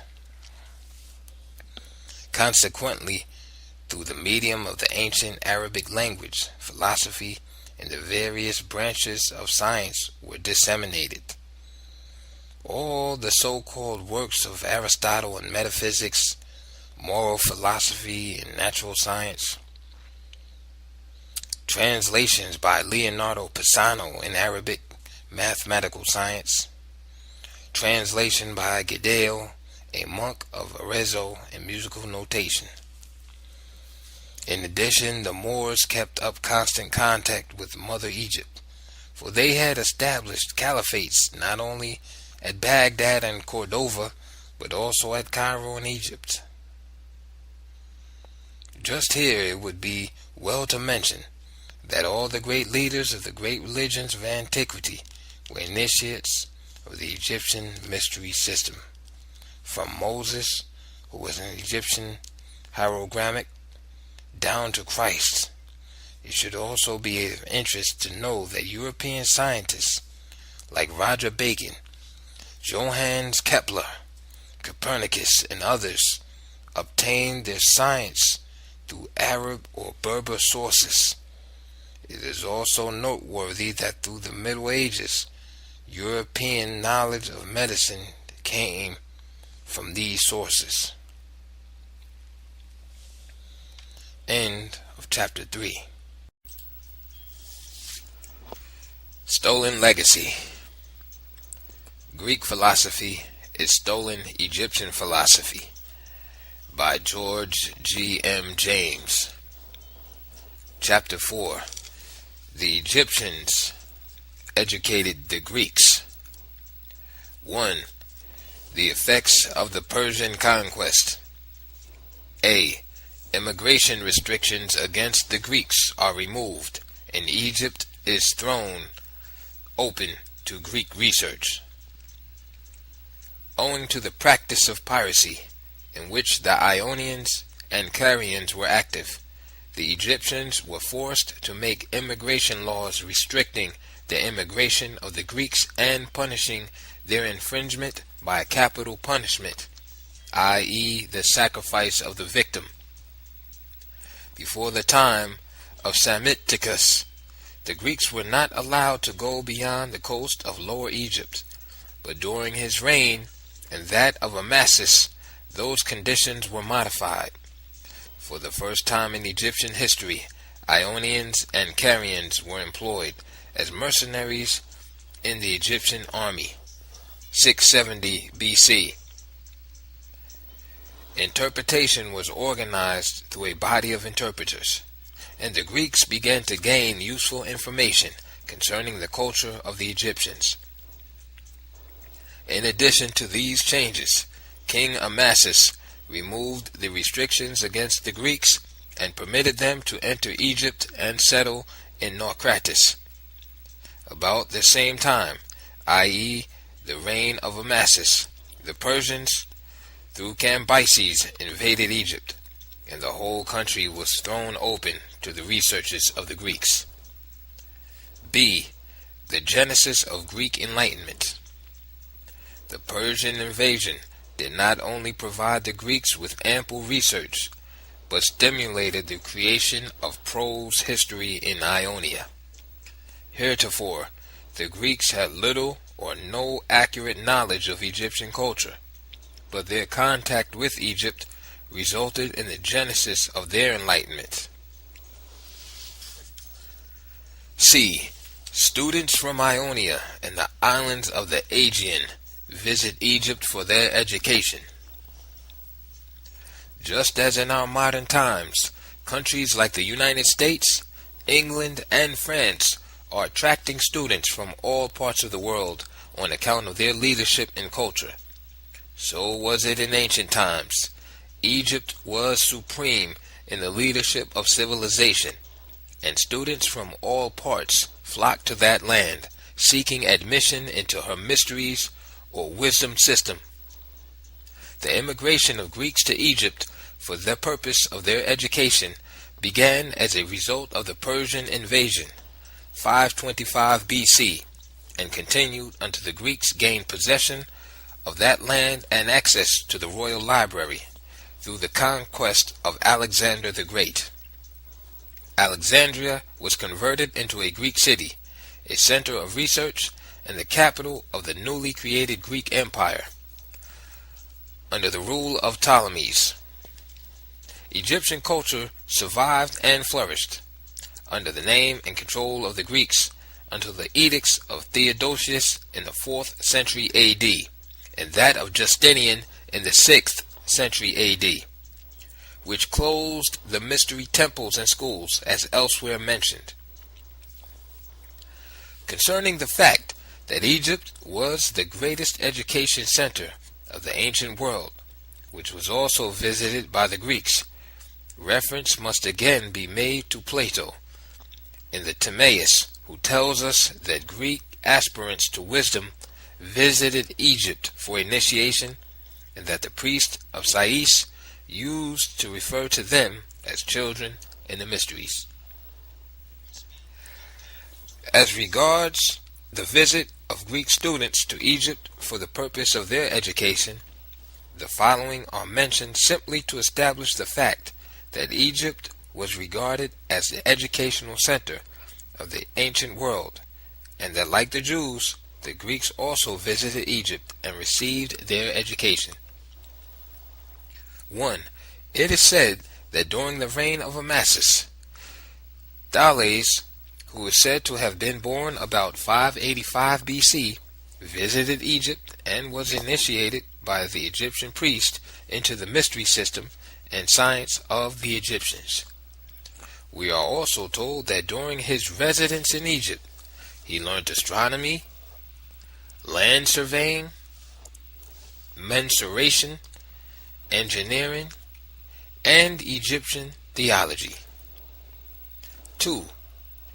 It is said that Pythagoras, a native of Samos, traveled frequently to Egypt for the purpose of his education. Like every aspirant, he had to secure the consent and favor of the priest, and we are informed by Diogenes that a friendship existed between Polycrates of Samos and Amasis, king of Egypt. That Polycrates gave Pythagoras letters of introduction to the king, who secured for him an introduction to the priest, first to the priest of Heliopolis, then to the priest of Memphis, and lastly to the priest of Thebes, to each of whom Pythagoras gave a silver goblet. We are also further informed through Herodotus, Jablonsk, and Pliny that after severe trials, including circumcision, had been imposed upon him by the Egyptian priest, he was finally initiated into all their secrets. That he learned the doctrine of metempsychosis, of which there was no trace before in the Greek religion. That his knowledge of medicine and strict system of dietetic rules distinguished him as a product of Egypt, where medicine had attained its highest perfection, and that his attainments in geometry corresponded with the ascertained fact that Egypt was the birthplace of that science. In addition, we have the statements of Plutarch, Demetrius, and Antisthenes that Pythagoras founded the science of mathematics among the Greeks, and that he sacrificed to the Muses when the priest explained to him the properties of the right-angled triangle. 3. According to Diogenes Laertius and Herodotus, Democritus is said to have been born about 400 BC and to have been a native of Abdera in Miletus. We are also told by Demetrius in his treatise on, quote, people of the same name, end quote, and by Antisthenes in his treatise on, quote, succession, that Democritus traveled to Egypt for the purpose of his education and received the instruction of the priest. We also learn from Diogenes and Herodotus that he spent 5 years under the instruction of the Egyptian priest, and that after the completion of his education he wrote a treatise on the sacred characters of Meroe. In this respect, we further learn from Origen that circumcision was compulsory and one of the necessary conditions of initiation to a knowledge of the hieroglyphics and sciences of the Egyptians, and it is obvious that Democritus, in order to obtain such knowledge, must have submitted also to that rite. Origen, who was a native of Egypt, wrote as follows: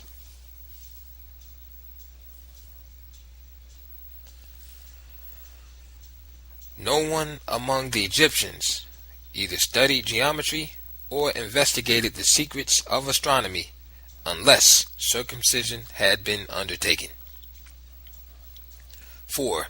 Concerning Plato's travels, we are told by Hermodorus that at the age of 28, Plato visited Euclid at Megara in company with other pupils of Socrates, and that for the next 10 years he visited Cyrene, Italy, and finally Egypt, where he received instruction from the Egyptian priests.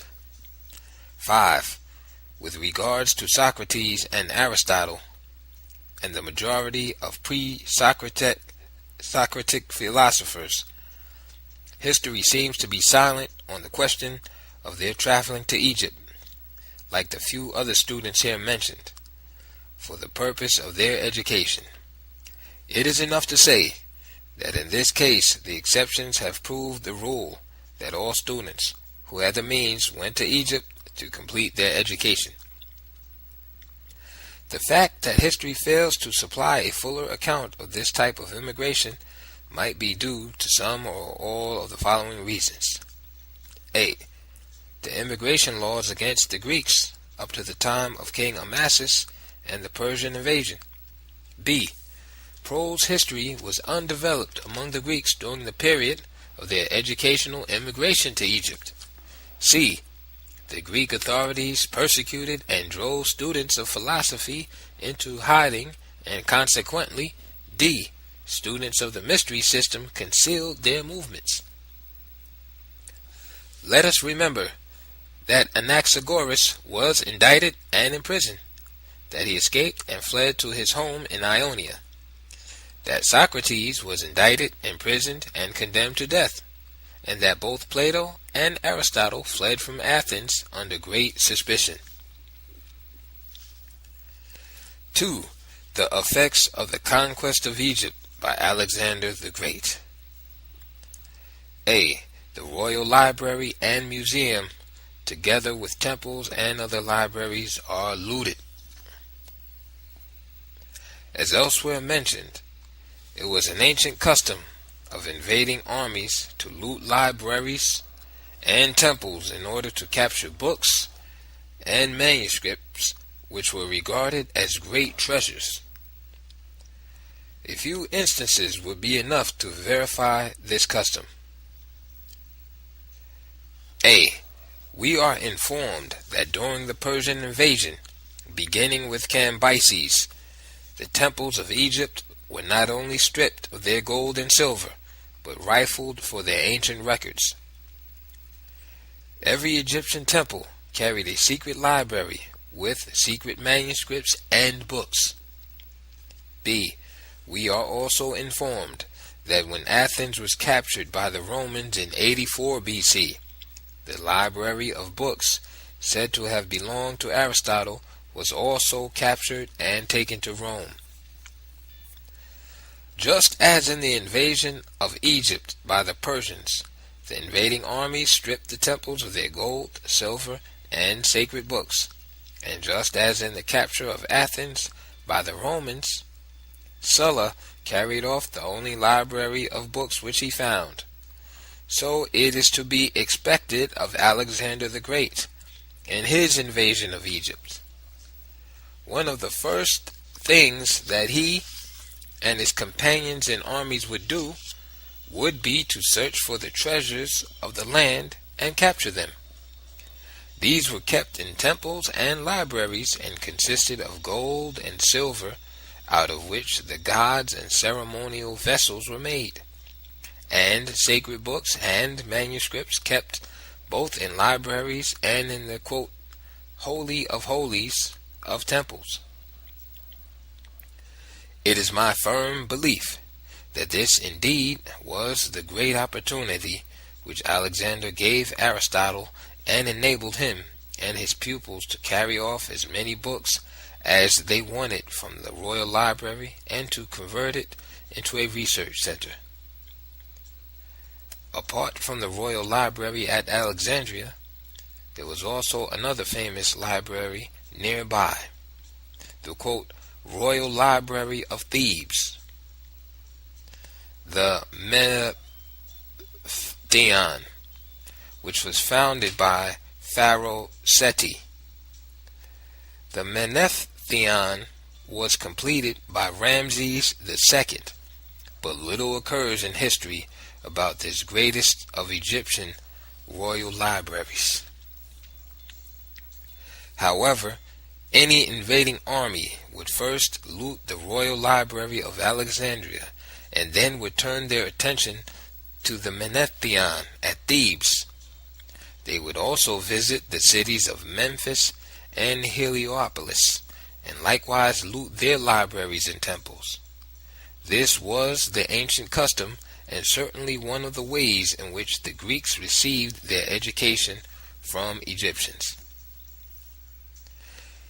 It is therefore an erroneous belief that the Greeks on Egyptian soil and through their own native ability set up a great university at Alexandria and turned out great scholars. On the other hand, since it is well known that Egypt was the land of temples and libraries, we can see how comparatively easy it was for the Greeks to strip other Egyptian libraries of their books in order to maintain the new library at Alexandria after it had been already looted by Aristotle and his pupils. The Greeks, i.e. Alexander the Great, Aristotle's school, and the succeeding Ptolemies, converted the Royal Library of Alexandria into a research center. By transferring Aristotle's school and pupils from Athens to this great Egyptian library, and therefore the students who studied there received instructions from Egyptian priests and teachers until they died out. The difficulty of language and interpretation made it imperative for the Greeks to use Egyptian teachers.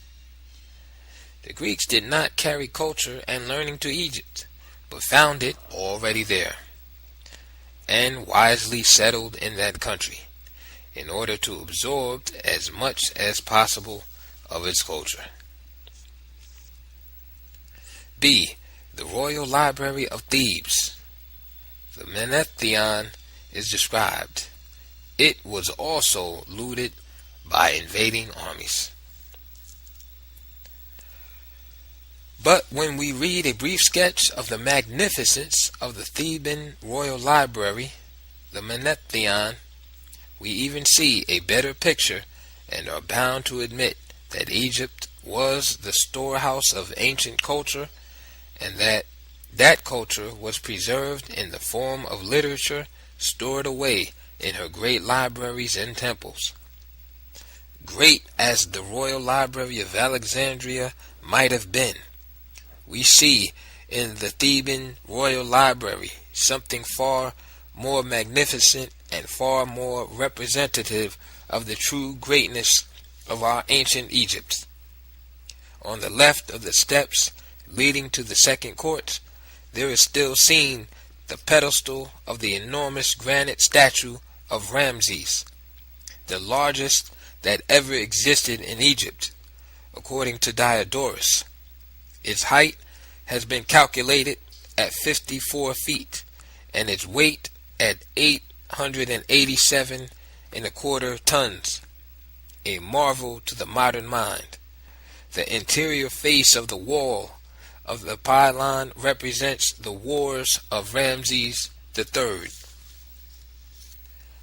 The osiride pillars of the second court are the monolithal figures, 16 cubits in height, supplying the place of columns. And at the foot of the steps leading from the court to the next hall beyond, there were two sitting statues of the king. The head of one of these was of red granite, known by the name of, quote, young Memnon, was taken away by Belzoni, and is now a principal ornament of the British Museum. Behind this are the remains of a hall 133 feet broad by 100 feet long, supported by 48 columns, 12 of which are 32 feet in height and 21 feet in circumference. On different parts of the columns and the walls are represented acts of homage by the king to the principal deities of the Theban pantheon, and the gracious promises which they make him in return.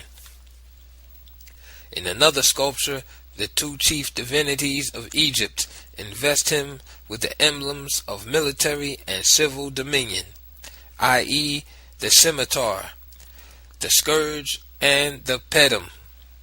Beneath, the 23 sons of Ramses appear in procession, bearing the emblems of their respective high offices in the state, their names being inscribed above them. 9 smaller apartments, 2 of them still preserved and supported by columns, lay behind the hall. On the jambs of the first of these apartments are sculptured Thoth, the inventor of letters, and the goddess Saph, with the title of, quote, Lady of Letters, and President of the Hall of Books, accompanied the former with an emblem of the sense of sight and the latter of hearing. There is no doubt that this is the sacred library, which Diodorus describes as the inscribed dispensary of the mind. It had an astronomical ceiling in which the 12 Egyptian months are represented, with an inscription from which important inferences have been drawn respecting the chronology of the reign of Ramses III. On the walls is a procession of priests carrying the sacred arts, and in the next apartment, the last that now remains, the king is presenting offerings to the various divinities. C. Museum and the Library of Alexander were used as a university. The Museum and Library of Alexandria were so famous in ancient times that we wonder why more information concerning this center of learning has not come down to us. A few references to authoritative sources might no doubt help to enlighten us on this matter. From Sedgwick's and Tyler's History of Science, Chapter 5, pages 87 to 119, we learn that the subjugation of Egypt by Alexander the Great in 330 BC had checked the further development of Greek civilization on its native soil. that after the death of Alexander the Great in 323 BC, his vast empire was divided among his generals, and that Alexandria, the new Egyptian capital, fell to Ptolemy. That the city, barely 10 years old, soon became the center of the learned world, and that by 300 BC, the museum, i.e. the seat of the Muses, was founded and became a veritable university of Greek learning. That to the museum was attached a great library with a dining hall and lecture rooms for professors. And this became a school of philosophers, mathematicians, and astronomers. Here, for the next 700 years, science had its chief abiding place. Here, however, it should be remembered that the above statement of Sedgwick and Tyler is misleading, since the Greeks did not carry a civilization of their own to Egypt, but on the contrary found a very highly developed Egyptian culture, the survival of which was maintained by the use of Egyptian priests and scholars as teachers. D. A military policy of the Greeks to commandeer information from the Egyptians was put in operation. One of the military policies adopted by the Greek military authorities at Alexandria was the issue of commands to the leading Egyptian priests for information concerning the Egyptian history, philosophy, and religion. As a custom, this is no less ancient than the modern, since it is also a custom in modern times for victorious armies to confer with the men of science of an invaded country, in order to discover whether or not there is anything new in the field of science which they might possess. We would recall how, at the end of World War II, the American scientists conferred with the Japanese scientists at Tokyo. Accordingly, we are told that Ptolemy I Soter, in order to elicit the secrets of Egyptian wisdom or mystery system, ordered Manetho, the high priest of the temple of Isis at Sebentis in Lower Egypt, to write the philosophy and the history of the religion of the Egyptians. Accordingly, Manetho published several volumes concerning these respective fields, and Ptolemy issued an order prohibiting the translation of these books, which had to be kept on reserve in the library for instruction of the Greeks by the Egyptian priests.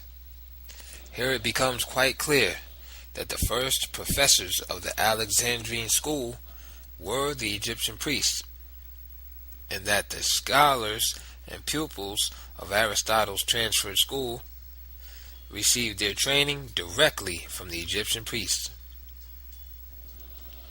It is also well to note that the chief textbooks of the Alexandrian school were Manetho's books. We are told by Apollodorus, from whom Syncellus drew his information, that Ptolemy II ordered Eratosthenes, the Cyrenian, i.e. a black man and native of Cyrene, and librarian of the Alexandrine Library, to write a chronology of the Theban kings, and that Eratosthenes did so with the aid of the Egyptian hierophants at Thebes. Furthermore, it became the custom during the Greek and Roman occupation to use the services of Egyptian priests and scholars as professors at the Alexandrian school. We are told that during the reign of Theodosius, 378 to 395 AD, the Egyptian professor Horapollo wrote a system of the Egyptian hieroglyphics, the Hieroglyphia of Horapollo, which has been regarded as the best that has come down to modern times. We are also told that this professor taught not only at the Alexandrine school, but also at that of Constantinople. 3. The Egyptians were the first to civilize the Greeks. Greece was first civilized by colonies from Egypt, then from Phoenicia and Thrace. These were under the government of wise men, who not only subdued the ferocity of an ignorant populace by civil institutions, but also cast about them the strong chain of religion and the fear of the gods. Whatever dogmas they had been taught in their respective countries concerning things divine and human, they delivered to these newly formed societies with the object of bringing them under the restraint of virtuous discipline. Pharaonius and Cecrops were Egyptians, Cadmus a Phoenician, and Orpheus a Thracian, and each of them, through their colonies, carried into Greece the religious and philosophical tenets of his respective country. The practice of teaching the doctrines of religion to people under the guise of myth originated from the Egyptians and was adopted by the Phoenicians and Thracians and subsequently introduced to the Greeks. According to Strabo, it was not possible in ancient times to lead a promiscuous multitude to religion and virtue by philosophical harangues. This could be effected only by the aid of superstition, by prodigies and fables. The thunderbolt, the aegis, the trident, the spear, torches, and snakes were the instruments made use of by the founders of states to terrify the ignorant and vulgar into subjection. These references must speak for themselves. Cheops and Cecrops were the names which the Greeks used for the Egyptian Khufu, who belonged to the 4th dynasty of the Egyptians, or the Pyramid Age, i.e. 2800 BC. 4. Alexander visits the oracle of Ammon in the oasis of Siwa. No discussion on Alexander's invasion of Egypt would be complete without reference to his famous visit to the oracle of Ammon, situated in the oasis of Siwa. Alexander had placed a garrison in Pelusium, whence he marched through the desert along the eastern bank of the Nile to Heliopolis, where he crossed the river to Memphis, where his fleet had been awaiting him, and where he was welcomed by the Egyptians and crowned as Pharaoh. Having sacrificed to Apis and other gods, Alexander descended the Nile by the Canopic branch and set out on his journey to the oracle of Ammon in the oasis of Siwa. His route was along the coast of Libya, as far as Paratonium, whence he marched through the desert to the oasis of Siwa. What do we suppose was Alexander's motive for visiting the temple of Ammon? Perhaps a brief description of the religious and economic importance of Heliopolis, Memphis, Thebes, and Ammonium might help us to determine what it was. In the first place, these cities were strongholds of the Egyptian religion, where there were many rich temples, schools, and priests, and therefore were representative of the Egyptian religious life. In the second place, these cities were centers of education, and after the Persian invasion, Greek students who traveled to Egypt for the purpose of their education received their training from the priests of one or all of these cities, as elsewhere mentioned. When Pythagoras went to Egypt, he carried a letter of introduction from Polycrates of Samos to King Amasis, who in turn gave him letters of introduction to the priests of Heliopolis, Memphis, and Thebes. As centers of education, the temples and libraries of these cities contained very valuable books. And in the third place, these regions had been previously captured by the Persians for the very fact of their wealth. This should explain why they included these districts in their satrapy, which paid them an enormous annual tribute amounting to 700 talents of gold. Together with the produce of the fisheries of Lake Moeris, which amounted to a talent a day during the 6 months that the water flowed in from the Nile, and a third part of that sum during the afflux. In addition, Egypt furnished 120,000 medicinae of corn as rations for the Persian troops who were stationed in the White Fort of Memphis. The equivalent of this tribute was 170,000 pounds sterling, and shows the underlying motive not only of the Persian invading armies, but also of all invading armies of antiquity. In this case of Alexander, there is no exception. According to history, the Persians were in occupation of Egypt, and Alexander, having mustered superior forces, went there and drove them out, and took possession himself. May I ask this question? Was this a joke, or was there a motive? And if there was a motive, what else could it have been but that Alexander wanted the wealth in books, gold, silver, ivory, slaves, and tribute, which the Persians were extorting from the unfortunate Egyptians? In ancient times, the oracle of Ammon at Siwa was the most celebrated, and Heliopolis, Memphis, and Thebes were representatives of the best of Egyptian culture. End of chapter 4. Stolen Legacy.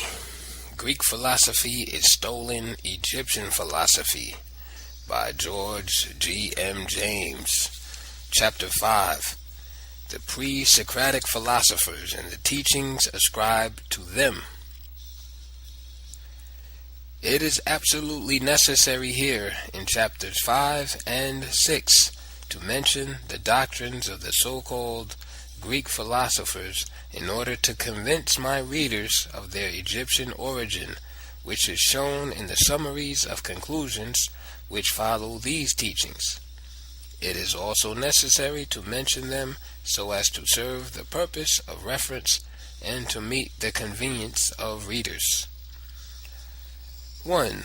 The earlier Ionian school. This group consisted of Thales, Anaximander, and Anaximenes. 1. Thales, supposed to have lived 620 to 546 BC and a native of Miletus, is credited by Aristotle with teaching that a. Water is the source of all living things, b. All things are full of God. Both history and tradition are silent as to how Thales arrived at his conclusions, except that Aristotle attempts to offer his opinion as a reason. That is, that Thales must have been influenced by the consideration of the moisture of nutriment, and based his conclusion on a rationalistic interpretation of the myth of Oceanus. This, however, is regarded as mere conjecture on the part of Aristotle. 2. Anaximander, supposed to have been born 610 BC at Miletus, is credited with the teaching that the origin of all things is, quote, the infinite, or the unlimited, i.e., apeiron, or the boundless. the apeiron is regarded as equivalent to the modern notion of space and the mythological notion of chaos. Both history and tradition are silent as to how Anaximander arrived at his conclusion, but here again we find Aristotle offering his opinion as a reason, i.e., that Anaximander must have supposed that change destroys matter, and that unless the substratum of change is limitless, change must at some time cease. This opinion is, of course, mere conjecture on the part of Aristotle. 3. Anaximenes, also a native of Miletus, and supposed to have died in 528 BC, is credited with the teaching that all things originated from air. Both history and tradition are silent as to how Anaximenes arrived at his conclusion, and all attempts to furnish a reason are regarded as mere conjecture. 2. Pythagoras, born in the Aegean island of Samos, supposedly in 530 BC, the following doctrines have been attributed to Pythagoras. 1. Transmigration, the immortality of the soul and salvation. This salvation is based upon certain beliefs covering the soul. True life is not to be found here on earth, and what men call life is really death, and the body is the tomb of the soul. Owing to the contamination caused by the soul's imprisonment in the body, it is forced to pass through an indefinite series of reincarnations from the body of one animal to that of another, until it is purged from such contamination. Salvation, in this sense, consists of the freedom of the soul from the cycle of birth, death, and rebirth, which is common to every soul, and which condition must remain until purification or purgation is completed. Being liberated from the 10 chains of the flesh, and also from successive reincarnations, the soul now acquires her pristine perfection, and the eligibility to join the company of the gods, with whom she dwells forever. This was the reward which the Pythagorean system offered its initiates. 2. The doctrines of A. Opposites, B. The summum bonum, or supreme good, and C. The process of purification. A. The union of opposites creates harmony in the universe. This is true in the case of musical sounds, such as we find in the lyre, where the harmony produced is the result of the mean proportional relation between the length of the 2 middle strings to that of the 2 extremes. This is also true in natural phenomena, which are identified with number, whose elements consist of the odd and the even. The even is unlimited because of its quality of unlimited divisibility, and the odd indicates limitation, while the product of both is the unit or harmony. Similarly, do we obtain harmony in the union of positive and negative, male and female, material and immaterial, body and soul. B. The summum bonum, or supreme good, in man is to become godlike. This is an attainment, or transformation, which is the harmony resulting from a life of virtue. It consists in a harmonious relationship between the faculties of man, by means of which his lower nature becomes subordinated to his higher nature. C. The process of purification.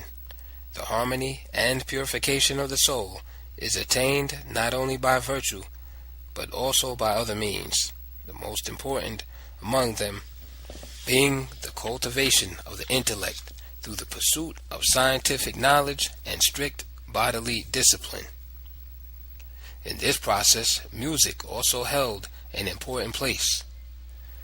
The Pythagoreans believed and taught that just as medicine is used to cure the body, so music must be used to cure the soul. Here it might be appropriate to insert the doctrine of the, quote, 3 lives, since it is also a method and means of purification. Quote, mankind is divided into 3 layers: lovers of wealth, lovers of honor, and lovers of wisdom, i.e., philosophers. This last being highest, end quote, according to Pythagoras. Philosophy determined the purification which led to the final salvation of the soul. The cosmological doctrine. All things are numbers. That is to say, not only every object, but the entire universe is an arrangement of numbers. This means that the characteristic of any object is the number by which it is represented. A. Since the universe consists of 10 bodies, namely the 5 stars, the earth, and the counter-earth, then the universe must be represented by the perfect number 10. B. Applied to the space around us, but called by Pythagoreans the boundless or unlimited, it must be taken to mean the measuring out of this boundless into a balanced and harmonious universe, so that everything might receive its proper proportion of it, no more, no less. C. This arrangement seems to suggest the notion of forms capable of receiving a mathematical expression, i.e., a doctrine which later appeared in Plato as the theory of ideas. D. In the center of the universe there is a central fire around which the heavenly bodies fixed in their spheres revolve from west to east, while around all there is the peripheral fire. This motion of the heavenly bodies is regulated in the velocity and produces the harmony of the spheres. 3. The Eleatic philosophers. The Eleatic philosophers include Xenophanes, Parmenides, Zeno, and Melissus. They deal with the problem of change and are credited with introducing the notions of being and becoming. The term Eleatic is derived from Elea, a city in southern Italy where these men are said only to have visited. A. Xenophanes. Born at Colophon in Asia Minor about 370 BC, Xenophanes is credited with the following doctrines. 1. The unity of God. Men err when they ascribe their own characteristics to the gods, for God is all eye, all ear, and all intellect.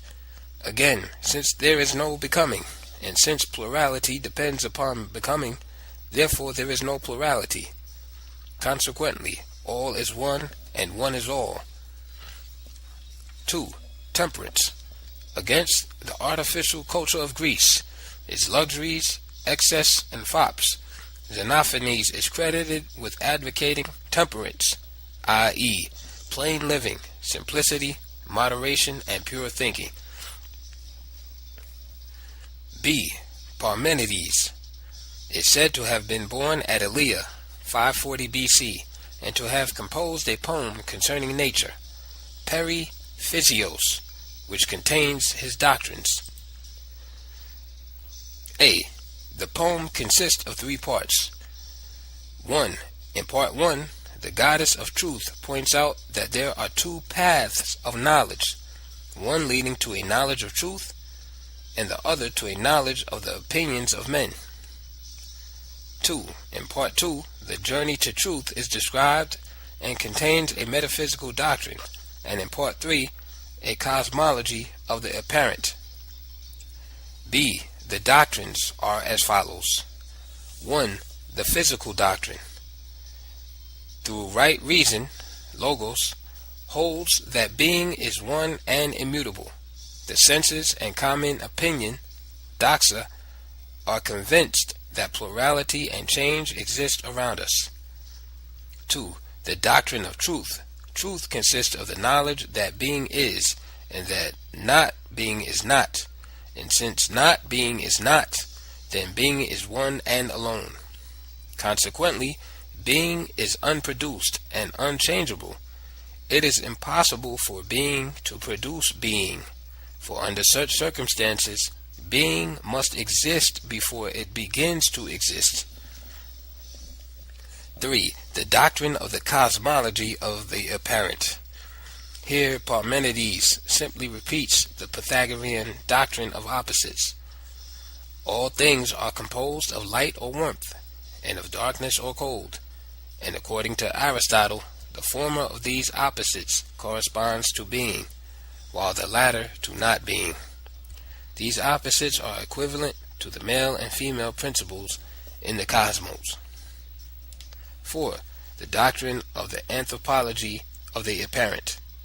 The life of the soul, i.e., perception and reflection, depends upon the blending of opposites, i.e., of the light, warm, and the dark-cold principles, each of which stands in a physical relation to a corresponding principle in the cosmos. C.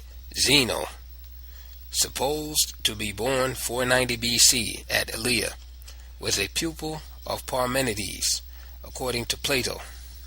His doctrines were intended to be a contradiction of 1. Motion, and 2. Plurality and space. 1. Arguments against motion. A body, in order to move from one point to another, must move through an infinite number of spaces, since magnitude is divisible ad infinitum. B. A body which is in one place is at rest. An arrow in its flight is at each successive moment in one place. Therefore, it is at rest. C. The race between Achilles and the tortoise is intended to contradict the concept of motion. In such a race, Achilles can never overtake the tortoise, because he must first reach the point at which the tortoise started. But in the meantime, the tortoise will have gained more ground. Since Achilles must always reach first the position previously occupied by the tortoise must always keep ahead at every point. 2. Arguments against plurality and space. A. If a measure of corn produces a sound, then each grain ought to produce a sound. This argument is taken from Simplicus, but ascribed to Zeno. B. If being exists in space, then space itself must exist in space, and the process will have to go on ad infinitum. This argument is also taken from Simplicus. C. If magnitude exists, it must be infinitely great and infinitely small at one and the same time, since it has an infinite number of parts which are indivisible. Therefore, the idea of the manifold is contradictory. 4. The later Ionian school. A. Heraclitus. B. Anaxagoras. C. Democritus. A. Heraclitus, believed to have been born BC 530 and to have died in 470 BC, Heraclitus, a native of Ephesus in Asia Minor, has been credited with the following doctrines. 1. The doctrine of universal flux. There is no static being and no unchanging element. Change is Lord of the universe. The underlying element of the universe is fire, and all things are changed for fire, and fire for all things.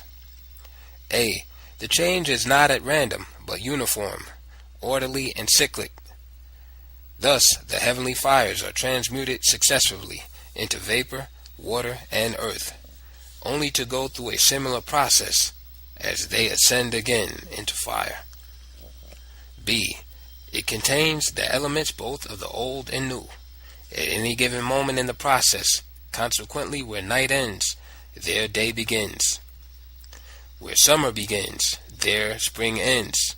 And where mortal life ends, there spiritual life begins. C. It also consists in the generation which results from the union of opposites, a doctrine later to be found in Plato and Socrates. Hence we observe that the union of male and female produces organic life, and that sharp and flat notes produce harmony. 2. The theory of knowledge. Since sense knowledge, or knowledge derived from the senses, is illusion, it must be avoided, and true knowledge sought for in the perception of the underlying unity of the various opposites. This is possible for man, who is part of the all-comprehending fire which underlies the universe. But in the doctrine of the upward and downward paths, true knowledge comes from the upward path, which leads to the eternal fire, whereas folly and death are the result of following the downward path. 3. The doctrine of the Logos. That the hidden harmony of nature ever produces concord from oppositions, that the divine law, or universal reason, rules all things, and that the primitive essence recomposes itself anew in all things according to fixed laws, and is again restored by them. B. The life and teachings of Anaxagoras. Anaxagoras, a native of Clazomenae in Ionia, is supposed to have been born in 500 BC. Like all the other philosophers, nothing is known about his early life and education. He comes into history through a visit to Athens, where he met and made the friendship of Pericles, and where he was charged with impiety. He, however, escaped from prison and fled back to his home in Ionia, where he died in 530 BC. His doctrines included the following. 1. Nous, i.e., mind alone is self-moved, and is the cause of motion in everything in the universe, and has supreme power over all things. 2. Sensation is produced by the stimulation of opposites. We experience the sensation of cold because of the heat in us, and we experience a sweet taste because of the sour in us. These doctrines will be treated elsewhere as regards their source and authorship. C. The life and teachings of Democritus. 1. His life. Democritus, 420 to 316 BC, is said to have been the son of Hegestratus, and also a native of Abdera, a city at Miletus, an island in the Aegean. Both Aristotle and Theophrastus have regarded Leucippus as the founder of atomism, in spite of the fact that his existence is doubted. Like all the other Greek philosophers, nothing seems to be known about his early life and training. However, he enters history as a magician and sorcerer. 2. His doctrines. The name of Democritus has been associated with the following doctrines, summarized as atomism in his explanation of 1. The nature of the atoms and their behavior in relation to the phenomena of 2. Creation, 3. Life and death, and 4. Sensation and knowledge. 1. The description of the atom. A. The world stuff. The atom is explained as a colorless, transparent, and homogeneous powder consisting of an infinite number of particles. B. Their qualities. The atom is described as full or solid, invisible, indestructible, uncreated, and capable self-motion. The atoms differ in shape, order, position, quantity, and weight. C. The identity of the atom with reality. Every atom is equivalent to, quote, that which is, and the void is equivalent to, quote, that which is not. Reality is the movement of that which is within that which is not. 2. The atom in creation. Owing to the difference in size, weight, and mobility, and in particular to the necessity, there is a resultant motion by means of which the atoms combine themselves for the formation of the organic and inorganic worlds. 3. The atoms in the phenomena of life and death. What we commonly call life and death are due to a change in the arrangement of the atoms. When they are arranged in a certain way, life emerges. But when that arrangement is changed to another way, then death is the result. In death, the personality disappears. The senses also disappear, but the atoms live on forever. The heavier atoms descend to the earth, but the soul atoms, which are composed of fire, ascend to the celestial regions whence they came. 4. The atom in sensation and knowledge. A. The mind or soul is composed of fire atoms, which are the finest, the smoothest, and the most mobile. These fire atoms are distributed throughout the whole universe and in all animate things, and especially in the human body, where they are found in the largest numbers. B. External objects constantly give off emanations or minute images of themselves. These in turn impress themselves upon our senses, which set in motion our soul atoms and thereby create sensation and knowledge. 5. Summary of conclusions concerning the pre-Socratic philosophers and the history of the 4 qualities and 4 elements. 1. The early Ionic philosophers have been given the credit of teaching the following doctrines. A. Thales, that all things originated from water.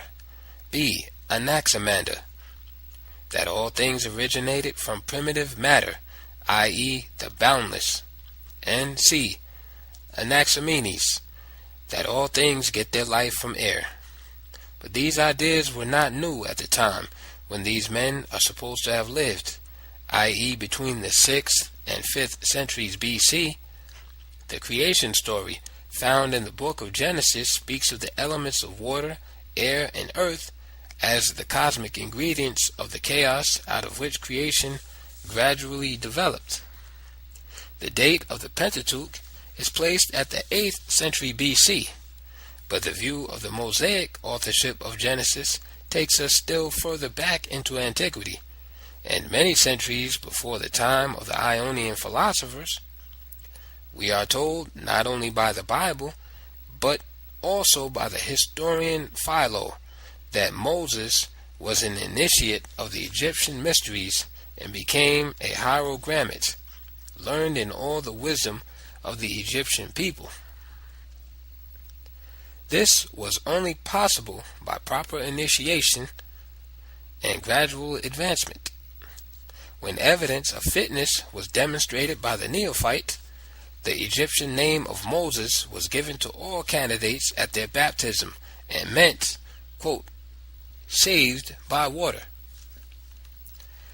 The exodus of the Israelites appears to have occurred in the 21st Egyptian dynasty, i.e. 1100 BC, in the reign of Bocorus, under the leadership of Moses, whose creation story of Genesis is clearly of Egyptian origin.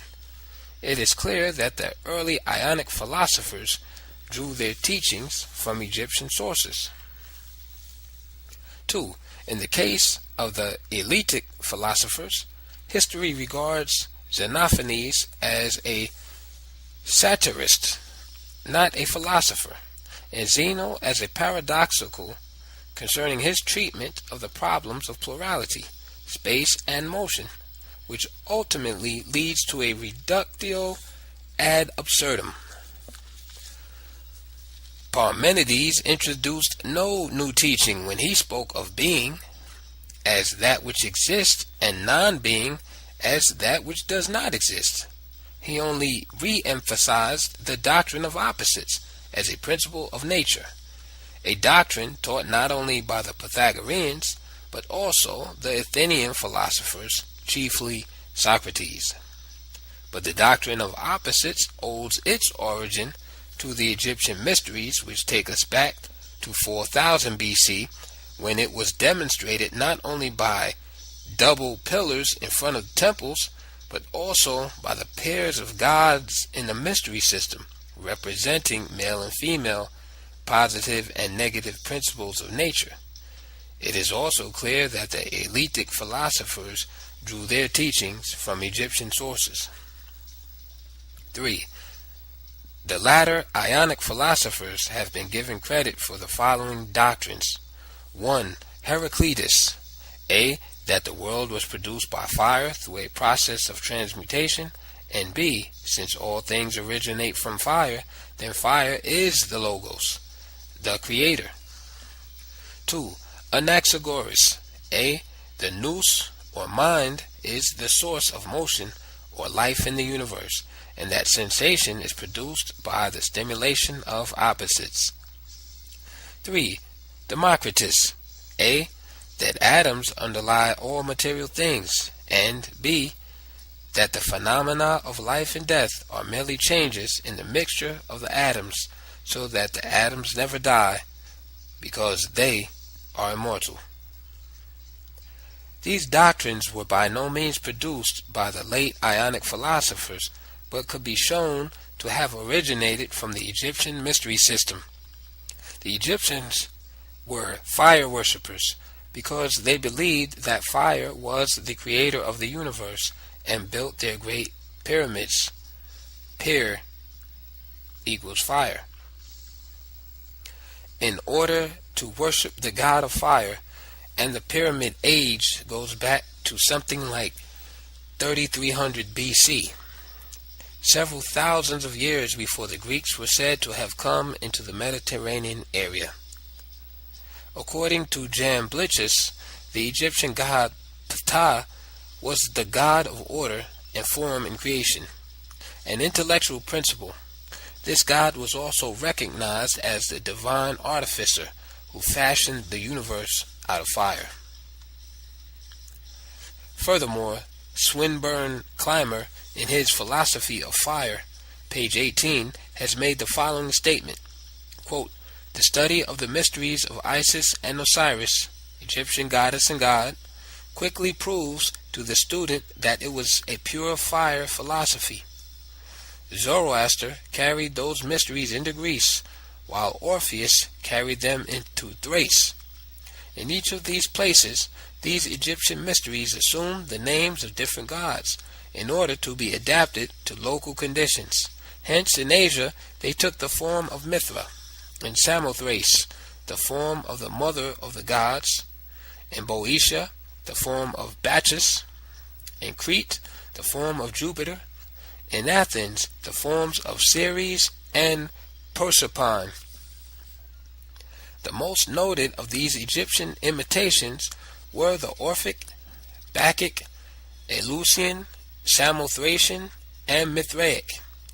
All of these fire worshippers believed that the universe originated from fire, and they lived at a time which antedated the time of the late Ionic philosophers by thousands of years. The other doctrines of the later Ionic philosophers, together with those of Socrates, Plato, and Aristotle, will be treated under summaries of Socrates, Plato, and Aristotle in Chapter 8, and will include 1. Opposites, 2. The nous, or mind, 3. The logos, 4. The atom, 5. The theory of ideas, 6. The unmoved mover, 7. Immortality. 4. The Greek philosophers practiced plagiarism. The teachings of Pythagoras seem to have been so comprehensive that nearly all his successors embraced and taught a portion of his doctrine, which we are told he obtained by frequent visits which he made to Egypt for the purpose of his education. Two things are at once obvious. 1. That the Greek philosophers practiced plagiarism and did not teach anything new. And 2. The source of their teachings was the Egyptian mystery system, either directly through contact with Egypt or indirectly through Pythagoras or tradition. These facts can now be further demonstrated by an outline of the doctrines of Pythagoras, with the names of philosophers who repeated his doctrines. 1. The doctrine of opposites.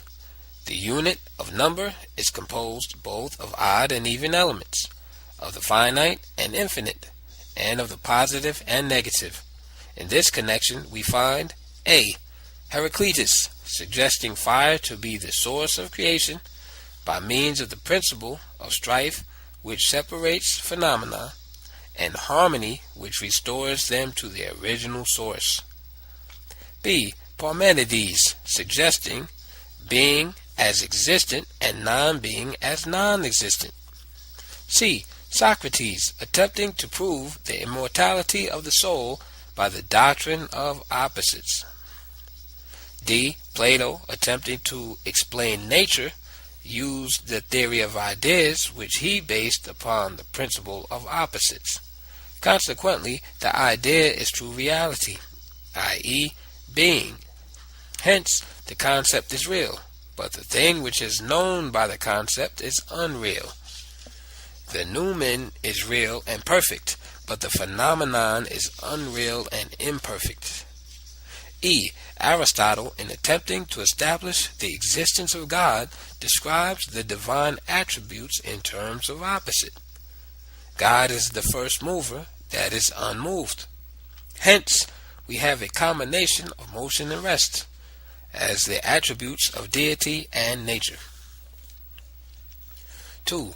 The doctrine of harmony as a union of opposites. After being expounded by Pythagoras, appears also in the systems of A. Heraclitus, who explains the phenomena of nature as passing successively through their opposites. B. Socrates, who also defines harmony as the union of opposites. C. Plato, who defines the harmony of the soul as the proper subordination of its parts, i.e., the higher and lower natures. 3. The central and peripheral fires. Here Pythagoras attempts to show that fire underlies creation, and this same notion is expressed by A. Heraclitus, who speaks of the origin of the universe through the transformation of fire. Then we have B. Anaxagoras, C. Democritus, D. Socrates, and E. Plato, each using the term mind, nous, as responsible for creation. Anaxagoras and Socrates, who speak directly of mind, nous, as an intelligence and purpose behind nature, while Democritus and Plato speak of mind indirectly as the world soul, but further describe it as being composed of fire atoms floating throughout space. Clearly then, mind, no matter what other name or function we give it, is fire, since it is composed of fire atoms, and fire, according to Pythagoras, underlies creation. 4. Immortality of the soul. According to Pythagoras, the doctrine of the immortality of the soul is implied in the doctrine of the transmigration of the soul. A. Socrates, the purpose of philosophy is the salvation of the soul,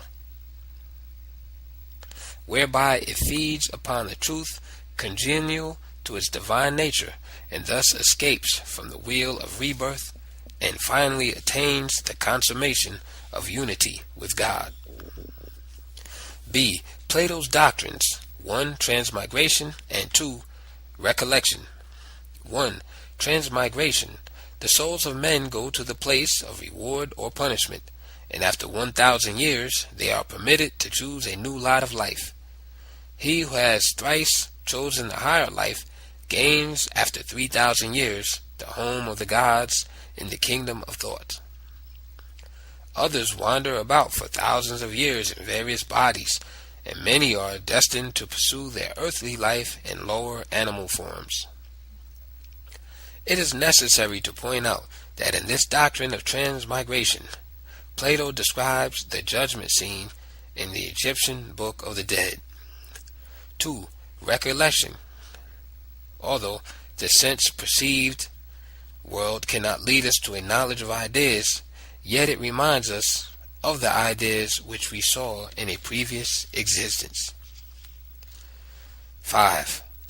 summum bonum. According to Pythagoras, the supreme good in man is to become godlike. This transformation is to be accomplished by virtue, which is a union of opposite in man's faculties, i.e., the subordination of man's lower nature to his higher nature. But the precise purpose of the Egyptian mysteries was to make a man godlike by the agencies of education and virtue. Consequently, it is clear that Pythagoras obtained this doctrine directly from the Egyptian mysteries. Hence, it also follows that philosophers who have taught this doctrine must have obtained it either directly from the Egyptian mysteries or indirectly through the teachings of Pythagoras. According to Sallust, deification or becoming godlike was the purpose of the Egyptian mysteries.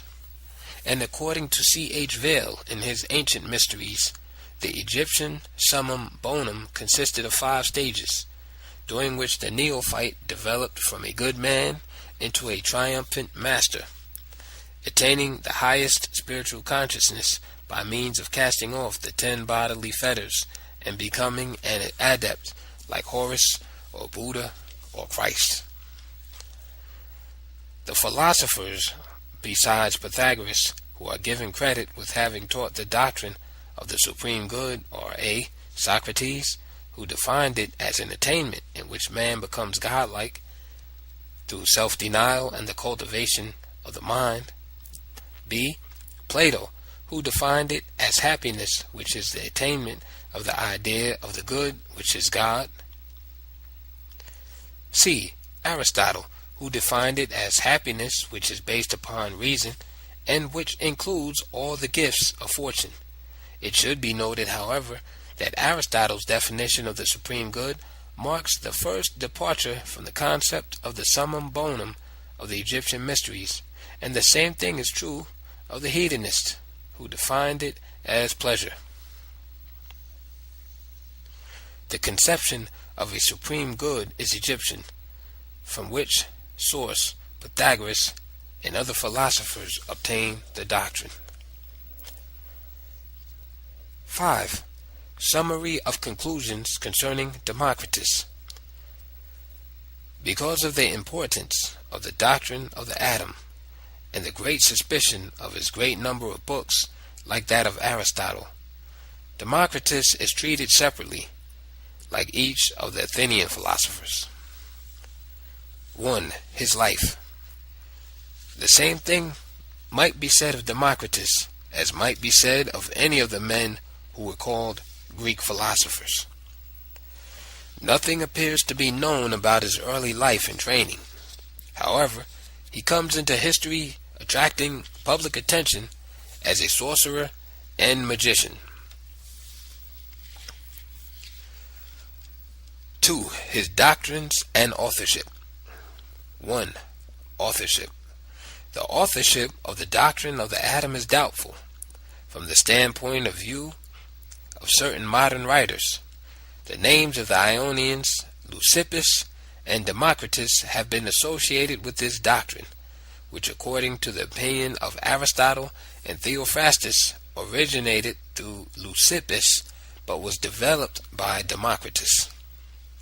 As a matter of fact, the Ionians doubted the existence of Leucippus because he was unknown to them, and it seems proper that the opinion of the Ionians should receive credence rather than that of Aristotle and Theophrastus, who were Athenians and who were compiling philosophy in the interest of their movement. 2. The doctrine concerning the atom is eclectic. The doctrine of the atom, as explained by Democritus, is eclectic, and represents one of the many forms in which the ancient doctrine of opposites has been expressed. The Pythagoreans expressed it by the elements of number, odd and even. Parmenides, being unfamiliar with the law of generation, denied the existence of one opposite, not being, in order to affirm the existence of the other, being. Socrates, being more acquainted with the law of generation, than Parmenides, expressed it in several pairs of opposites in an effort to prove the immortality of the soul. Hence he spoke of unity and duality, of division and composition, of life and death. In like manner, Democritus expressed the doctrine of opposites when he described reality by the life of the atom, i.e., a movement of that which is within that which is not. The original source of this doctrine, however, is the philosophy of the mystery system of Egypt, where we find the male and female principles of nature symbolized by A, Osiris and Isis, the Egyptian god and goddess, and B, the gods Horus and Seth, symbolizing a world in static equilibrium of conflicting forces as they contend for dominion over Egypt. The doctrine and philosophy of opposites is further demonstrated by the Egyptian creation story, in which order came out of chaos, and which was represented by four pairs of opposites, male and female gods: A, Nun and Nonet, i.e. primeval matter and space; B, Huk and Hawket, i.e. illimitable and the boundless; C, Ha and Hawhet, i.e. darkness and obscurity; D, Ammon and Amenet, i.e. the hidden and concealed ones, the air, wind. Clearly, the doctrine of opposites was a basic philosophy of the Egyptians, being connected with not only the gods of their mystery dramas, but with their cosmology. And since this connection makes the doctrine one of the earliest in the development of Egyptian thought, it antedates the reign of Menes, and means that the Egyptians were familiar with it before 3000 BC. Under these circumstances, and in consequence of these facts, the Egyptian mystery system was the source of the doctrines A, of the atom, and B, of opposites. Leucippus and Democritus taught nothing new, and must have obtained their knowledge of the doctrines from the Egyptians directly or indirectly. 3. The doctrines of the universal distribution of fire atoms and their emanation from external objects and derived from magic. These doctrines are magical and express the magical principle, quote, that the qualities of animals or things are distributed throughout all their parts, end quote. Consequently, within the universe, contact is established between objects through emanations, and in the case of human beings, the result might be sensation or cognition, healing or contagion. This principle is demonstrated not only by the cures such as were effected by the garment of Christ and the handkerchiefs of St. Paul, but also by the modern scientific and medical practice of the preventive measure of quarantine. It must be remembered that magic was part of the education of the Egyptian priest, for the religious rites and ceremonies of the Egyptians were magical, and the priest were the custodians of the knowledge. 4. A fourth point is the fact that in the history and compilation of Greek philosophy by Aristotle and his followers, there are only two men whose names are associated with the authorship of an extraordinary number of scientific books, and the names of these men are Democritus himself and Aristotle. 5. A fifth point which deserves important mention is the fact that in the history and compilation of Greek philosophy by Aristotle and his followers, it has been discovered that wherever there has been the possession of a large collection of scientific books, there has also been direct or indirect association with Alexander the Great. 6.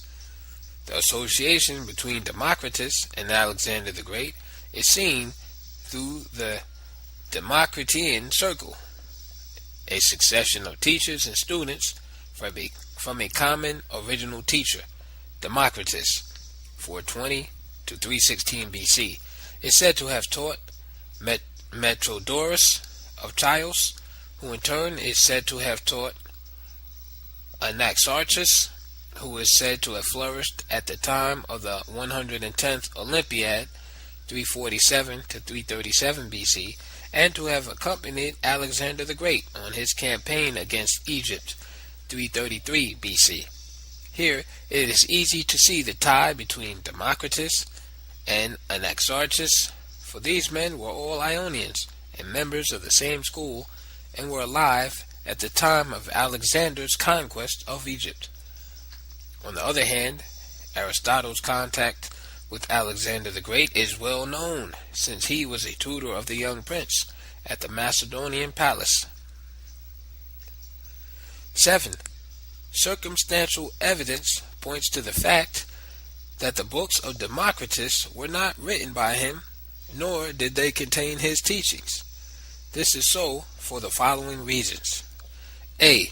Leucippus, whom the Ionians did not know, and whose existence has been questioned, have been given credit by Aristotle for the origin of the doctrine of the atom. B. Apart from what was written on the atom, the name of Democritus is associated with a large list of books dealing with over 60 different subjects and covering all the branches of science known to the ancient world. In addition to this vast field of knowledge, the list also contains books on military science, law, and magic. Clearly, the accumulation of such a vast range of knowledge by a single individual, written in a single lifetime, is impossible both physically and mentally. The method among the ancients of imparting knowledge was by gradual stages, followed by evidence of proficiency, which in turn was also followed by initiations, which marked every step in the progress of the neophyte. The progress of training was slow, and no neophyte could accomplish such knowledge in his lifetime as took the Egyptians over 5,000 years to accumulate.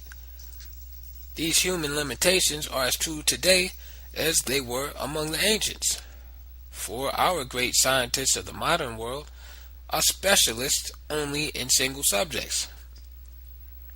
See, the question now remains, how did Democritus accumulate those books if he did not write them?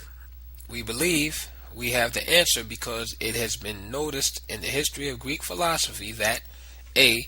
Wherever a Greek philosopher has had association, direct or indirect, with Alexander the Great, there was also the possession of a large collection of scientific books, and B.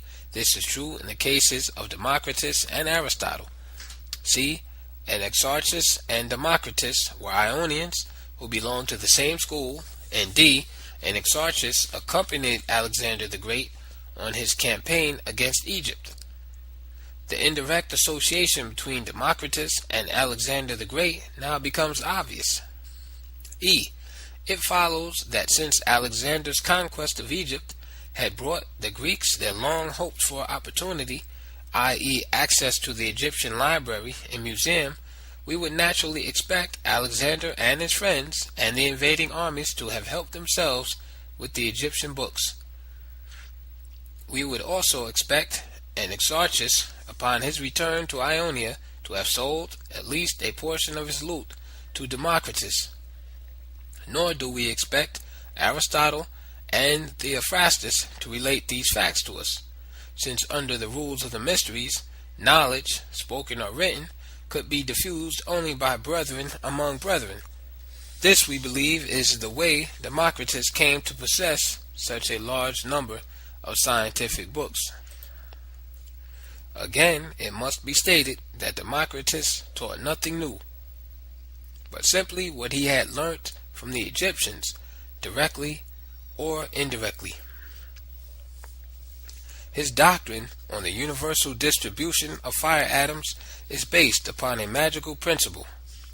If the atom is an ingredient of the world, then it will be universally distributed. Furthermore, Democritus enters history as a magician, and since there is historical evidence that he visited the Egyptian priest, it is evident that magic was part of the training which he must have received from them. 3. His books are doubtful in authorship. Several important facts must be noted in connection with the books which are said to have been written by Democritus. A large number of books, which appears in a list in the 9th book of Diogenes Laertius, does not appear elsewhere in the usual textbooks on the history of Greek philosophy, while Zeller asserts that the genuineness of these books cannot be determined upon the evidence of the fragments. It seems that his list of publications remains doubtful in authorship. B. More than 60 different subjects are treated, and they include ethics, physics, astronomy, botany, zoology, poetry, medicine, dialectics, military science, and law, also books on magic, including divination. C. We are informed by Diogenes Laertius that this large list of books was compiled by Thrasyllus about 20 AD, who was a student of the school of Plato and also a member of Aristotle's movement, which had for its purpose the compilation of Greek philosophy.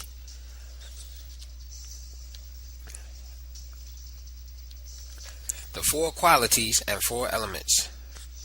The history of the following ancient theory of, quote, the 4 qualities and 4 elements provides the world with the evidence of the Egyptian origin of the doctrines of A. Opposites or contraries, B. Change or transmutation, and C. The life and function of the universe is due to either of 4 elements, fire or water or earth or air. 1. This ancient theory was expressed by a diagram formed by outer and inner squares. 2. The corners of the outer square carry the names of the elements: fire, water, earth, and air.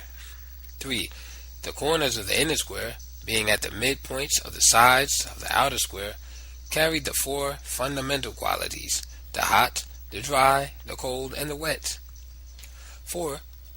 The diagram explains that fire is hot and dry, earth is dry and cold, water is cold and wet, and air is wet and hot. 5. Accordingly, water is an embodiment of cold and wet qualities, and when the cold quality is replaced by the hot quality, the element water is changed into the element air with the wet and hot qualities. 6. Consequently, transmutation is definitely implied in the teaching of this symbol. 7. It is the oldest teaching of physical science and has been traced to the Egyptians as far back as 5000 BC. 8. It shows that Plato and Aristotle, who had been credited with the authorship of this teaching, derived their doctrines, or portions of them, from the Egyptians. End of chapter 5.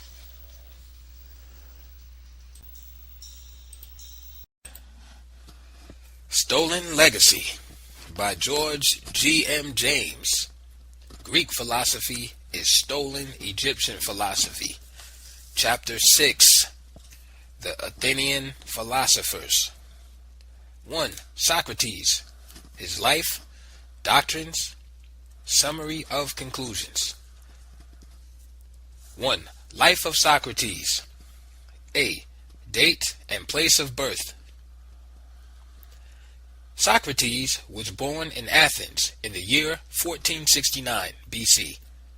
He was the son of Sophroniscus, a sculptor, and Phanerete, a midwife. Very little is known about his early years, but we are told that he was brought up in the profession of his father, and that he called himself not only a pupil of Prodicus and Aspasia, which statements suggest that he might have learnt from them music, geometry, and gymnastics, but also a self-taught philosopher, according to Xenophon in the Symposium. Up to the age of 40, his life appears to be a complete blank, the first mention being made of him when he served as an ordinary soldier in the sieges of Potidæa and Delium between 432 and 429 BC. B. His economic status and personality. Socrates did not accept fees for what he taught, and he became so poor that his wife, Xanthippe, became very dissatisfied with domestic conditions. He believed that he possessed a divine something, i.e., a divine voice which advised and guided him in the great crisis of his life. C. His condemnation and death in 399 BC. After the accustomed speeches of the accusers, Miletus, Anytus, and Lycon, Socrates followed with his defense, at the conclusion of which the judges voted 281 to 220, and Socrates was condemned to death. As a parting word, he addressed himself both to those who voted against him and those who voted in his favor.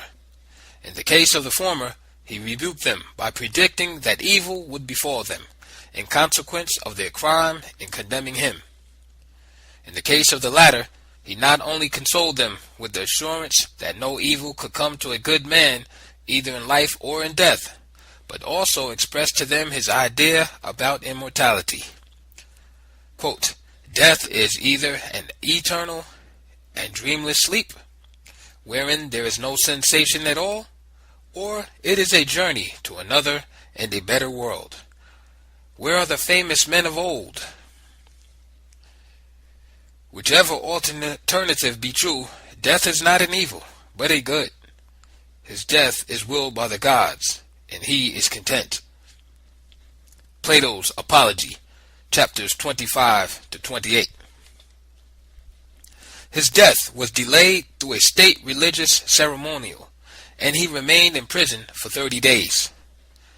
We are told that during this time he was visited by his friends, who consisted of the inner circle, and also his wife, Xanthippe.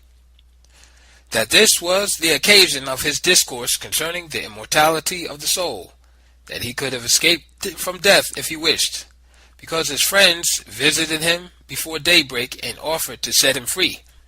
But then he refused the offer. Accordingly, Socrates drank the hemlock and died. D. Crito's account. Crito, on the night before the death of Socrates, while he was in prison, on behalf of the company of visitors, made a final appeal to him to permit them to secure his escape, and spoke as follows: "O my Socrates, I beseech you for the last time to listen to me and save yourself. For to me, your death will be more than a single disaster. Not only shall I lose a friend, the like of whom I shall never find again, but many persons who do not know you and me well will think that I might have saved you if I had been willing to spend money, but that I neglected to do so. And what character could be more disgraceful than the character of caring more for money than for one's friends? The world will never believe that we were anxious to save you, but that you yourself refused to escape. Tell me this, Socrates, surely you are not anxious about me and your other friends, and afraid lest if you escape, the informers should say that we stole you away and get us into trouble, and involve us in a great deal of expense, or perhaps in the loss of all our property, and it may be, bring some other punishment upon us besides. If you have any fear of that kind, dismiss it. For, of course, we are bound to run those risks, and still greater risks than those if necessary in saving you. So do not, I beseech you, refuse to listen to me." Then Socrates replied, "I am anxious about that, Crito, and about much besides." And Crito continued the appeal. "Then have no fear on that score. There are men who, for no very large sum, are ready to bring you out of prison into safety, and then, you know, these informers are cheaply bought, and there will be no need to spend much on them. My fortune is at your disposal, and I think that it's sufficient, and if you have any feeling about making use of my money, There are strangers in Athens, whom you know, ready to use theirs, and one of them, Simmias of Thebes, who actually brought enough for the purpose, and Cebes, and many others are ready too. And therefore I repeat, do not shrink from saving yourself on that ground, and do not let what you said in court, that if you went into exile and you would not know what to do with yourself, stand in your way, for there are many places for you to go where you will be welcomed. If you choose to go to Thessaly, I have friends there who will make much of you and shelter you from any annoyance from the people of Thessaly. Consider then, Socrates, or rather, the time for consideration is past. We must resolve, and there is only one plan possible. Everything must be done tonight. If we delay any longer, we are lost. O Socrates, I implore you not to refuse to listen to me. Plato's Crito, chapters 3 to 5. E. Phaedo's account of the final scene just before the death of Socrates. In answer to another question from Echecrates, Phaedo replied, I will try to tell you the whole story. On the previous days, I and the others had always met in the morning at the court, where the trial was held, which was close to the prison, and then we would go into Socrates. We used to wait each morning until the prison was opened, conversing, for it was not opened early. When it was opened, we used to go into Socrates, and we generally spent the whole day with him. But on that morning we met earlier than usual, for the evening before we had learnt, on leaving the prison, that the ship had arrived from Delos.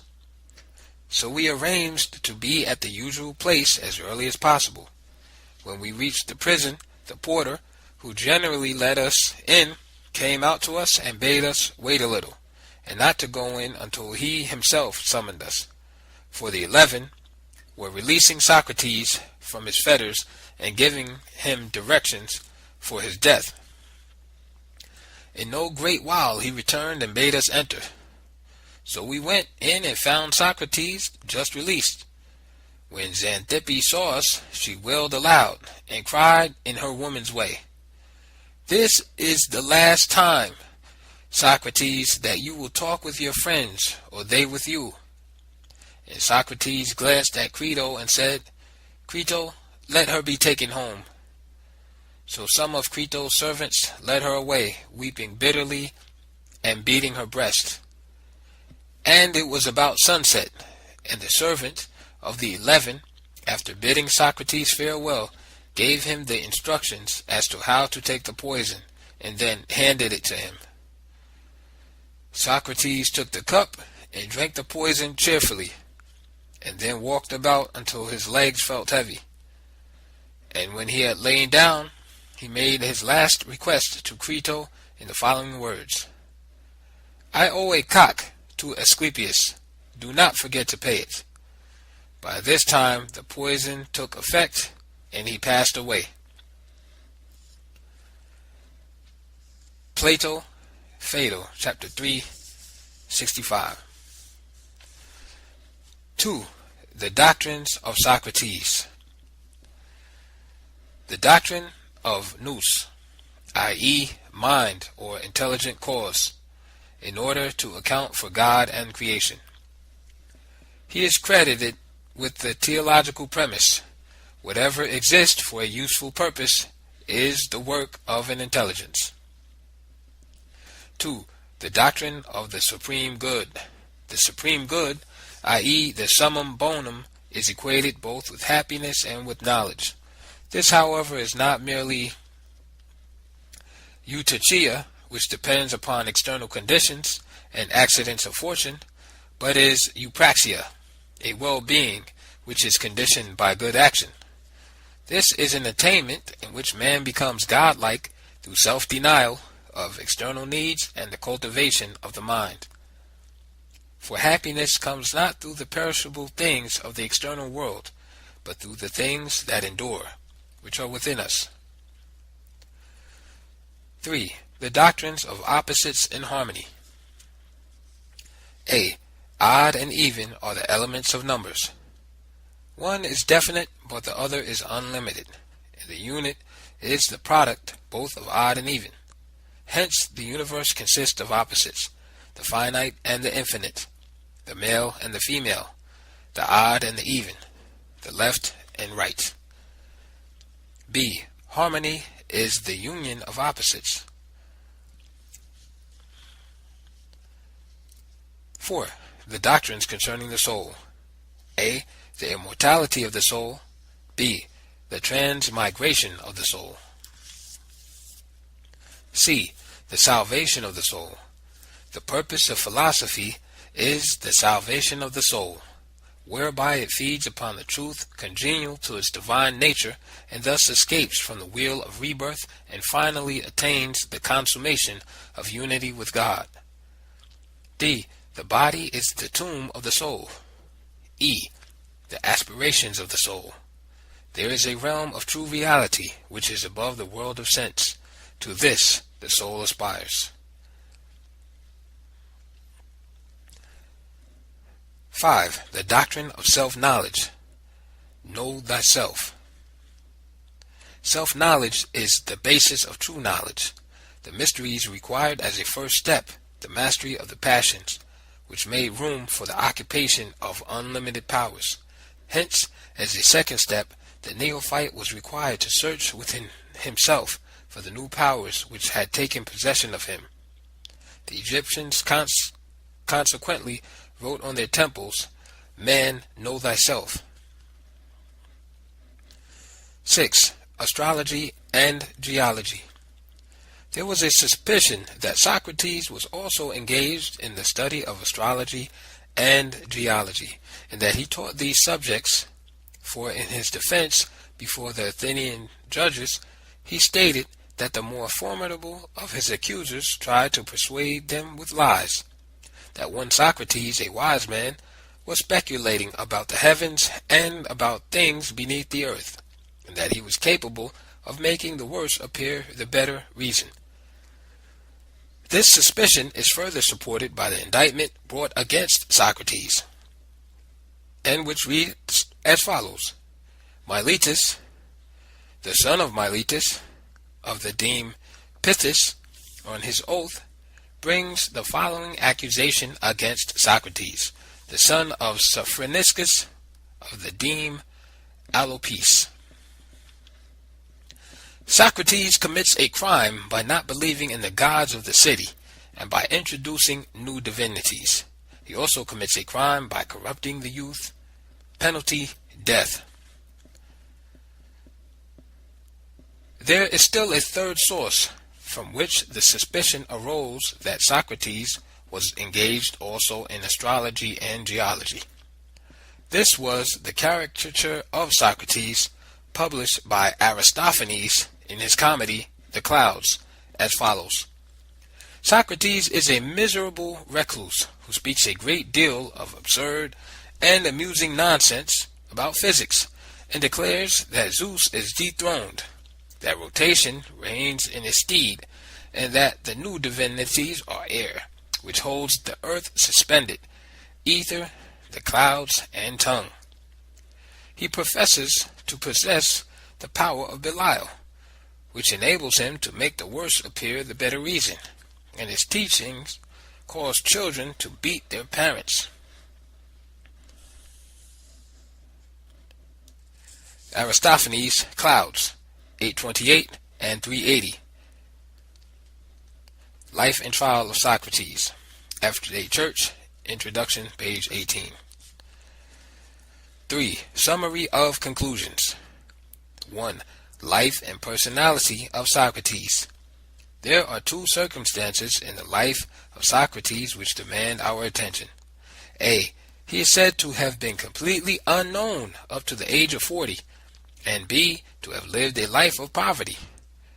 These circumstances point to secrecy in training, and poverty as conditions of his life, and as such they coincide with the requirements of the mystery system of Egypt, and her secret schools, whether in the land of Egypt or abroad, which exacted the vows of secrecy and poverty from all neophytes and initiates.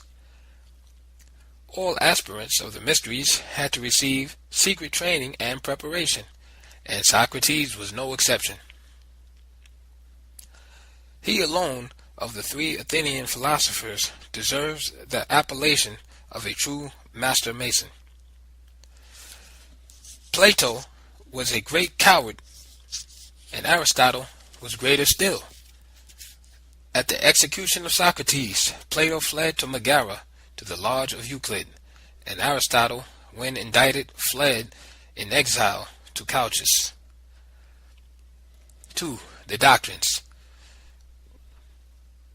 The doctrine of the nous, or an intelligent cause, which with reference to this doctrine, we find that it is also credited to Anaxagoras, who is said to have lived between 500 and 430 BC, and who therefore antedated Socrates 469 to 399 BC, and expounding it. Secondly, further examination shows that the doctrine of the nous is also a direct inference from the doctrine of cognition, as credited to Democritus 460 BC to 360 BC, who is credited with stating that fire atoms are distributed through the universe, and that mind is composed of fire atoms. Therefore, it can be inferred, A, that mind fills or is distributed through the universe, and B, since only like can produce like, then the mind of the universe must have been produced by a mind which is its source. Thirdly, this doctrine of the nous is a doctrine that originated from the ancient mysteries of Egypt, where the god Osiris was represented in all Egyptian temples by the symbol of an open eye. This symbol indicated not only sight that transcends time and space, but also the omniscience of God, as the great mind which created and which directs the universe. This symbol is carried as a decoration in all modern Masonic lodges and has the same meaning. 2. The doctrine of the supreme good. This doctrine of the supreme good, or summum bonum, is likewise a very ancient doctrine, which takes us back to the Egyptian mysteries. As stated in the books on Greek philosophy and by Socrates, it is only in part, and consequently a mistaken notion of the original doctrine has resulted. To say that the supreme good is happiness, that happiness is well-being, that well-being is knowledge, and that knowledge is virtue, is the same thing as saying that the supreme God is virtue.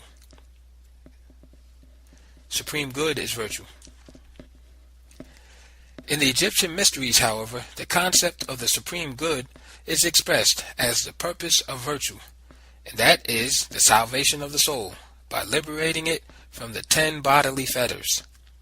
This process of liberation is a process of purification, both of mind and of body.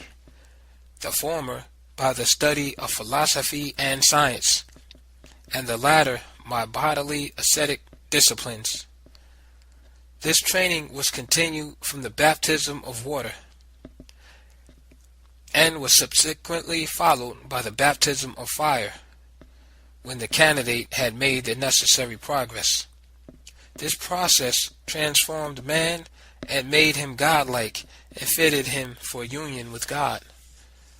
The concept of the supreme good, which originally came from the Egyptian mysteries, is the earliest theory of salvation, and Socrates must have derived this doctrine from that source, or indirectly from the Pythagoreans. The following doctrines are generally admitted as having been derived from the Pythagoreans. A. Transmigration of the soul. B. The immortality of the soul. C. The tomb of the soul is the body. D. The doctrines of opposites and harmony. Since doctrines A, B, C, and D originated from the Pythagoreans, and since the Pythagoreans derived them from the Egyptians, then their Egyptian origin directly or indirectly, becomes evident. 4. Astrology and geology. From A, the indictment, B, his defense before the Athenian judges, and C, the caricature by Aristophanes in the Clouds, we discover that Socrates was suspected of being a student of nature and of introducing new divinities into Athens. Again, it must be stated that under the mystery system of Egypt, the study of nature was a requirement, and since the Athenians prosecuted and condemned Socrates to death for engaging in this study and spreading the knowledge, they must have regarded the new ideas as foreign or of Egyptian origin. 5. The doctrine of self-knowledge.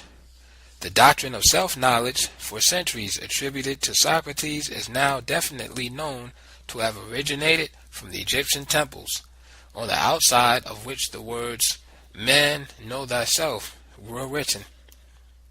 It is evident that Socrates taught nothing new, because his doctrines are eclectic, containing elements from Anaxagoras, Democritus, Heraclitus, Parmenides, and Pythagoras, and finally have been traced to the teachings of the Egyptian mystery system. 6. The importance of the farewell conversations of Socrates with his pupils and friends at the prison. In examining what took place during the farewell conversations of Socrates with his pupils and friends, at least 5 points should be noted. A. The subject of the conversations. B. The determination of his friends to smuggle him away. C. His refusal to accept liberation. D. His dying request, which was addressed to Crito, whom he asked to pay an important debt for him. E. The value of those conversations in their present form in literature. Now the question arises, what is the meaning and significance of these 5 points? The answers and conclusions are as follows. A.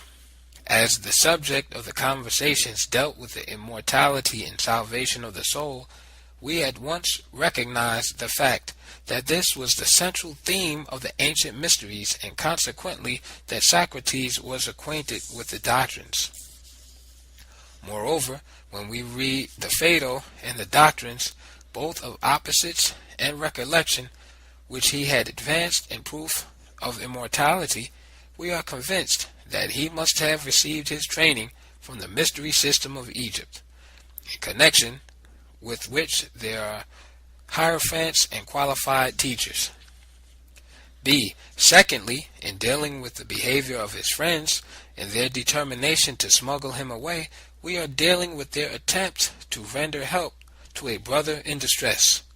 This was the life that initiates were expected to live, for brotherhood was another great principle upon which the Egyptian mysteries laid emphasis. Evidently, Socrates was a brother initiate of the Egyptian mysteries, since it comprised one universal brotherhood. C. Thirdly, in dealing with the refusal of Socrates to accept liberation, again we are dealing with a type of behavior which singles him out as an advanced initiate of the ancient mysteries of Egypt. In the paths to mastery and victory, the mystery system regarded unselfishness or sacrifice as an advanced stage of attainment, which must be accomplished before unlimited power could be bestowed upon the candidate.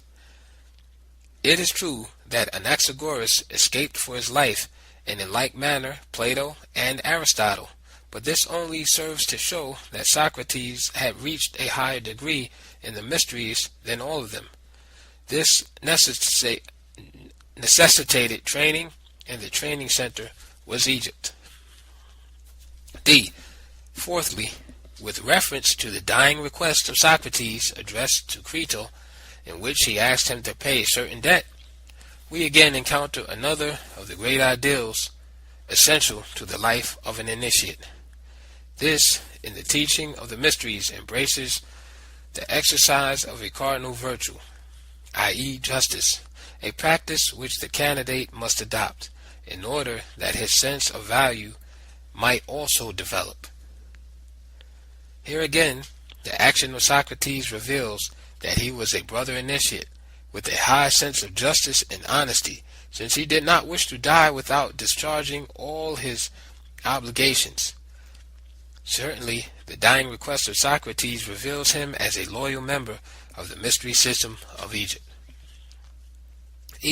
Fifthly and finally, what value may we attach to the literature which deals with the farewell conversations of Socrates with his friends and pupils? Since this literature embraces a man whose beliefs and practices coincide with those of the initiates of the ancient mysteries of Egypt, then we may regard the study of Xenophon's Memorabilia, Plato's Apology, the Phaedo, Erythro, Crito, and Timaeus as valuable specimens of literature of the mysteries or Masonic world. 2. Plato. Early life, travels, disputed writings, his doctrines, summary of conclusions. 1. His early life. Plato is said to have been born at Athens in 427 BC, and that his father's name was Aristo, and his mother's name was Perictone, who was also a relative of Solon. Little information is known about his early life and training, but there is a supposition that because his parents were wealthy, he must have had such educational opportunities as were available to a wealthy youth. He is said to have studied the doctrines of Heraclitus under Credence, and to have been a pupil of Socrates for 8 years. It is also said that he was a soldier. 2. His travels. He was 28 years old when Socrates died, i.e. 399 BC, and together with the other pupils of Socrates, he fled from Athens to Euclid at Megara for safety. He kept away from Athens for 12 years, during which time it is also said that apart from visiting Euclid, he traveled to southern Italy, where he met the remnant of Pythagoreans, b. to Syracuse in Sicily, where through Dion he met Dionysius, to whom he became a tutor, who subsequently caused him to be sold as a slave, and c. to Egypt. b. His academy. Plato is said to have returned to Athens in 387 BC, when a middle-aged man of 40 years, and to have opened an academy in a gymnasium on the western suburbs of Athens, over which he presided for 20 years. He is said to have taught the following subjects: a. Political science, b. Statesmanship, c. Mathematics, d. Dialectics, and it is said that the curriculum was based upon the educational principles advocated in the Republic. 3. His writings are disputed and doubted by modern scholarship. There are 36 dialogues and a number of letters which Plato is supposed to have written, but which are disputed and doubted by modern scholarship. A. Grote states that Plato has written only those dialogues that bear his name. B. Scharschmidt states that only 9 of the 36 dialogues are genuine, while C. Aristotle considered the Platonic dialogues as 9 in number, namely the Laws, Timaeus, Phaedo, Symposium, Phaedrus, Gorgias, Theaetetus, Philebus, and the Republic, which he thought are genuine. D. Of the remaining 27 dialogues, some scholars contend that the youthful dialogues should be included with the genuine ones, and these are the Apology, Crito, Enthydemus, Laches, Lysis, and Protagoras, and E. Of the remaining 21 dialogues, scholars suggest that those which were not written by Plato must have been written by his pupils. 4. The doctrines of Plato. The doctrines attributed to Plato are scattered over a wide area of literature, being found in piecemeal throughout what are called dialogues, but particularly in connection with 1. The theory of ideas and its application to natural phenomena, which includes the doctrines of A. The real and unreal, B. The nous, mind, and C. Creation. 2. The ethical doctrines concerning A. The highest good, B. Definition of virtue, and C. The cardinal values. 3. The doctrine of the ideal state, whose attributes are compared with the attributes of the soul and justice. Following this order, they are as follows. 1. The theory of ideas. A. Definition of ideas. This may be expressed in the following syllogism. The idea, retaining its unity, unchangeableness, and perfection, is the element of reality in a thing. The idea is the concept by which a thing is known. Therefore, the concept by which a thing is known is the element of reality in a thing. It follows also that since the concept or idea of a thing is real, then the concrete thing itself is unreal. B. The application of the theory of ideas to natural phenomena. In view of the definition of the idea, 3 doctrines have resulted. A. The doctrine of the real and unreal. The things which we see around us are the phenomena of nature. They belong to the earthly realm. They are only copies of their prototypes, the ideas and noumena, which dwell in the heavenly realm. The ideas are real and perfect, but the phenomena are unreal and imperfect. And it is the function of philosophy to enable the mind to rise above the contemplation of the visible copies of ideas and advance to a knowledge of the ideas themselves. There is, however, something common between them, because the phenomena partake of the idea. This participation is an imitation, but it is so imperfect that the natural phenomena fall far short of ideas. B. The doctrine of the nous, or world soul. This teaches that the universe are living animals, and that they are endowed with the most perfect and intelligent souls. That if God had made the world as perfect as the nature of matter allowed, that he must have endowed it with a perfect soul. This soul acts as mediator between the ideas and natural phenomena, and is the cause of life, motion, order, and knowledge in the universe. C. The doctrine of a demiurgus in creation. Cosmology. In the myth of creation found in the Timaeus, we find the doctrine on creation, as it is ascribed to Plato's authorship, as follows. Out of chaos, which was ruled by necessity, God, the demiurgus or creator, made order by fashioning the phenomena of matter according to the eternal prototypes, i.e. the ideas, in as perfect a manner as the imperfection of matter would allow.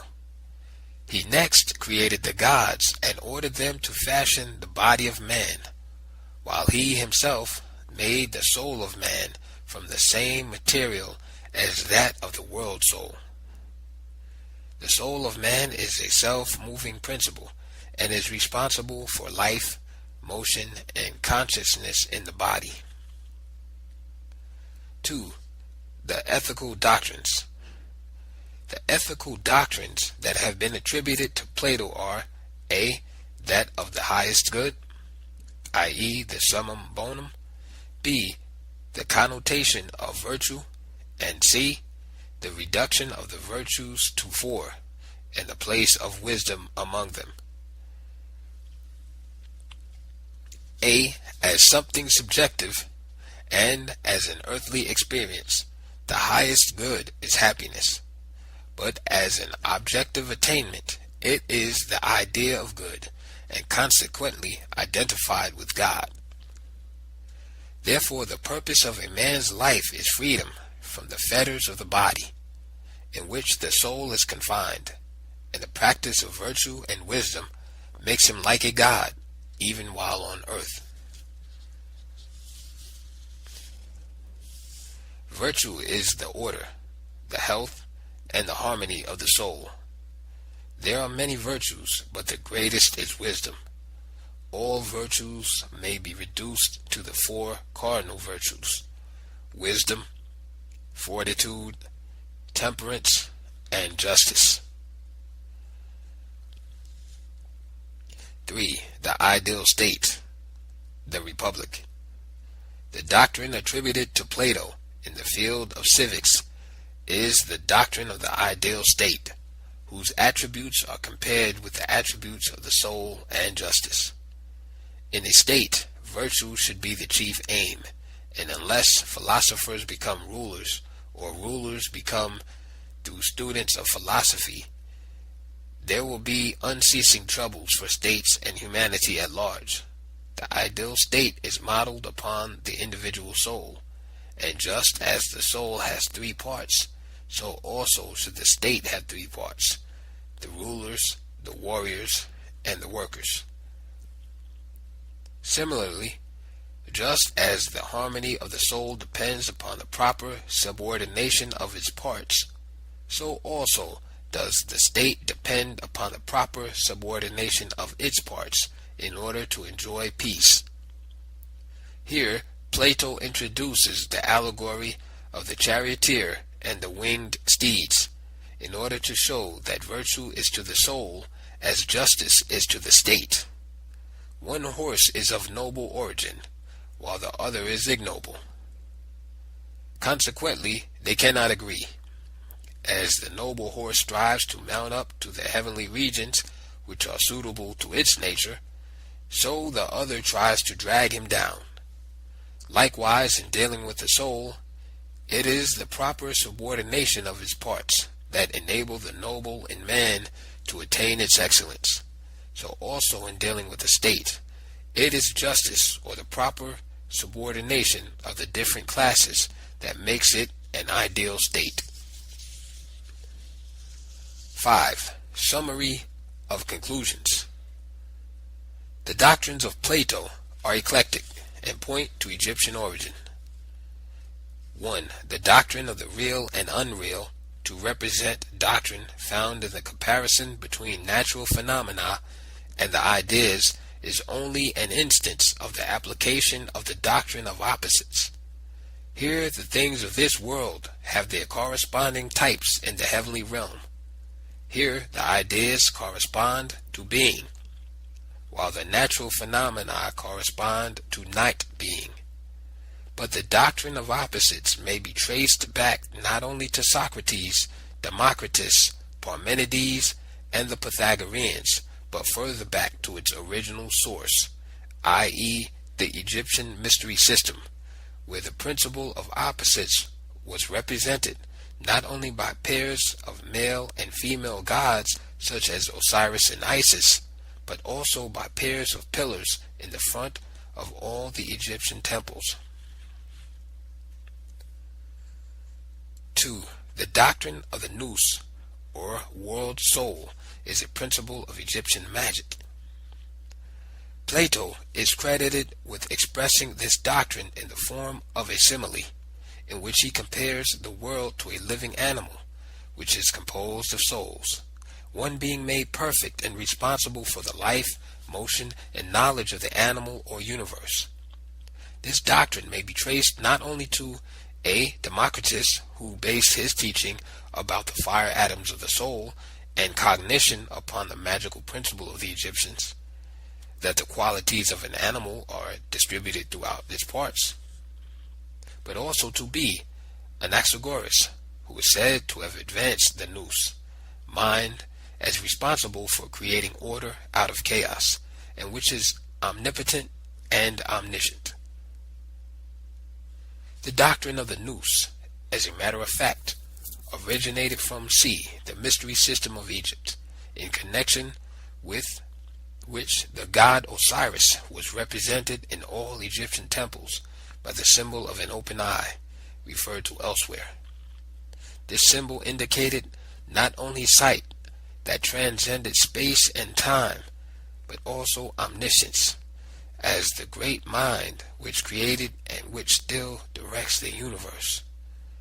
This symbol also forms a part of the decoration of all Masonic lodges of the modern world and dates back to the Osirian or sun worship of the Egyptians more than 5000 BC.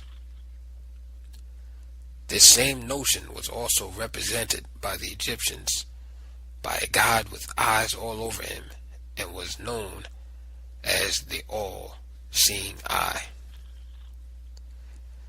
3. The doctrine of the demiurge in creation. This doctrine, which ascribed to the authorship of Plato, did not by any means originate from Plato. It was not only a current doctrine at the time of Plato, but was well known among the Eastern ancient nations and taught by them many centuries before his time, 427 to 347 BC. History tells us that the Persians taught this doctrine more than 6 centuries BC through their leader Zoroaster. History also tells us that Pythagoras, 500 BC, taught the same doctrine expressed in terms of monads. The universe consisted of 2 unities: A, the unity from which the series of numbers or beings is derived, being absolute unity, which is the source of all, i.e., the monad of monads, or the God of gods, and B, the one, i.e., the first in the series of derived numbers or beings. It is opposed to and limited by plurality, and therefore it is a relative unity, i.e., a created monad or God, a demiurge. Consequently, the opposition between the one and the many is the source of all the rest. Furthermore, history likewise tells us that the original source of the doctrine of a demiurge in creation was Egypt, and it dates back to the creation story of Egypt, 4000 BC, which is to be found in the account given by the Memphite theology, an inscription on stone now kept in the British Museum. It contains the theological and cosmological views of the Egyptians, which date back to the very beginning of Egyptian history, when the first dynasties had made their new capital at Memphis, the city of the god Ptah, i.e. about 4000 BC or even earlier. The Egyptian cosmology must be presented in 3 parts, each part being supplementary to the other, and presenting a complete philosophy by their combination. Part 1 deals with the gods of chaos. Part 2 deals with the gods of order and arrangement in creation. And Part 3 deals with the primate of the gods, through whose logos creation was accomplished. In Part 1, pre-creation or chaos is represented by Ptah, the primate of the gods, emerging from the primeval waters, Nun in the form of a hill, Ta Tjin, i.e. the risen land, 2. Atum, i.e. Atom, the sun god, immediately joining Ta by emerging also from the chaotic waters, Nun, and sitting upon him, the hill. 3. A description of the other qualities within the chaos follows. There are 4 pairs of male and female gods in the form of frogs and serpents. Their names are A. Nun and Nonet, the primeval ocean and primeval matter; B. Ha and Hohet, the illimitable and boundless; C.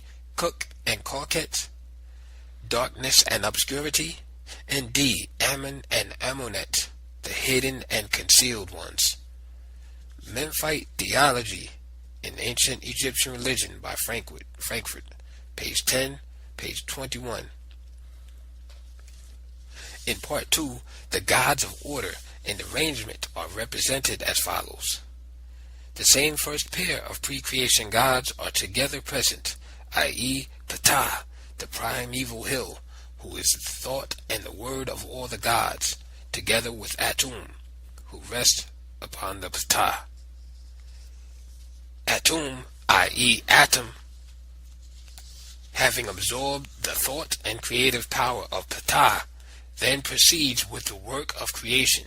He names 4 pairs of parts of his own body, which become gods, and in this way 8 gods are created, who together with himself become 9 gods in one family, or Godhead, called the Ennead.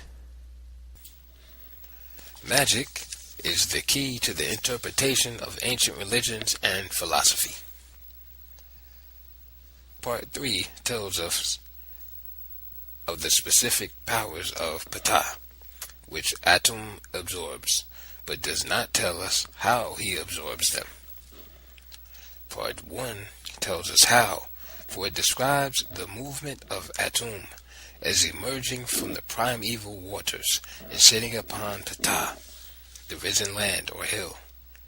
It, however, does not give us the reason for Atum's movement, a behavior which can be understood only when we apply to its interpretation the key of magical principles. The magical principle. Now, what is the magical principle involved in Atum's behavior? It is this: the qualities or attributes of entities, human or divine, are distributed throughout their various parts, and contact with such entities releases those qualities. It is now clear that by making contact with Ptah, Atum immediately received the attributes of Ptah's created thought and speech and omnipotence, and became the instrument and the logos and the demiurge, through whom the task of creation was undertaken and completed. It is also clear that according to the Memphite theology, the doctrines of a demiurge and created gods originated from the Egyptian religion and mystery system, and not from Plato, who lived from 427 to 347 BC. The Memphite theology will be dealt with in a separate chapter to show the origin of Greek philosophy.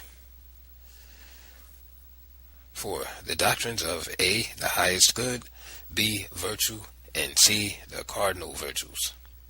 This is really the earliest theory of salvation, and it originated from the Egyptian mysteries, but not from Plato. The main purpose of the Egyptian mysteries was the salvation of the human soul. The Egyptians believed the human body to be a prison house, where the soul is chained by 10 fetters. This condition not only kept man separated from God, but made him subject to the wheel of rebirth or reincarnation. In order to escape from the effects of his condition, 2 requirements had to be fulfilled by the neophyte. He must keep the 10 commandments taught by the mysteries, for by such a discipline he would gain conquest over the fetters of the soul and liberate it so as to make its development possible. And he, now being well qualified and duly prepared, must undergo a series of initiations in order to develop his soul from the human stage to that of a god. Such a transformation was known as salvation. It placed the neophyte in harmony with nature, man, and God. It deified him, i.e., made him become godlike, and this attainment was known as the highest good. According to this theory of salvation, man is expected to work out his own salvation without a mediator between himself and his God. Plato defines virtue as the order or discipline of the soul. This meaning we accept, since it agrees with the purpose of the 10 Commandments of the Mysteries. The doctrines of the 10 virtues and the 10 fetters are as old as the Egyptian history itself. Each commandment or discipline represented a principle of virtue, and the function of each virtue was to remove a fetter. Hence, a life of virtue was antecedent and preparatory to those further experiences, i.e., the initiations which led to gradual perfection and the divinity of the neophyte. Plato is also credited with having reduced all virtues to 4 cardinal values, and which assigning the highest place among them to wisdom as follows: wisdom, fortitude, temperance, and justice. We are also informed through the history of philosophy that Socrates, the alleged teacher of Plato, taught that wisdom was the equivalent of all virtue. This divergence of opinion between pupil and teacher is significant, since it points to the fact that both of them simply speculated about a system of ethics which was current in the ancient world and which neither of them had produced. This system of ethics has already been mentioned, belonged to the mystery system of Egypt, which required neophytes in preparation for initiation to keep the following 10 commandments, underlying which were 10 principles of virtue.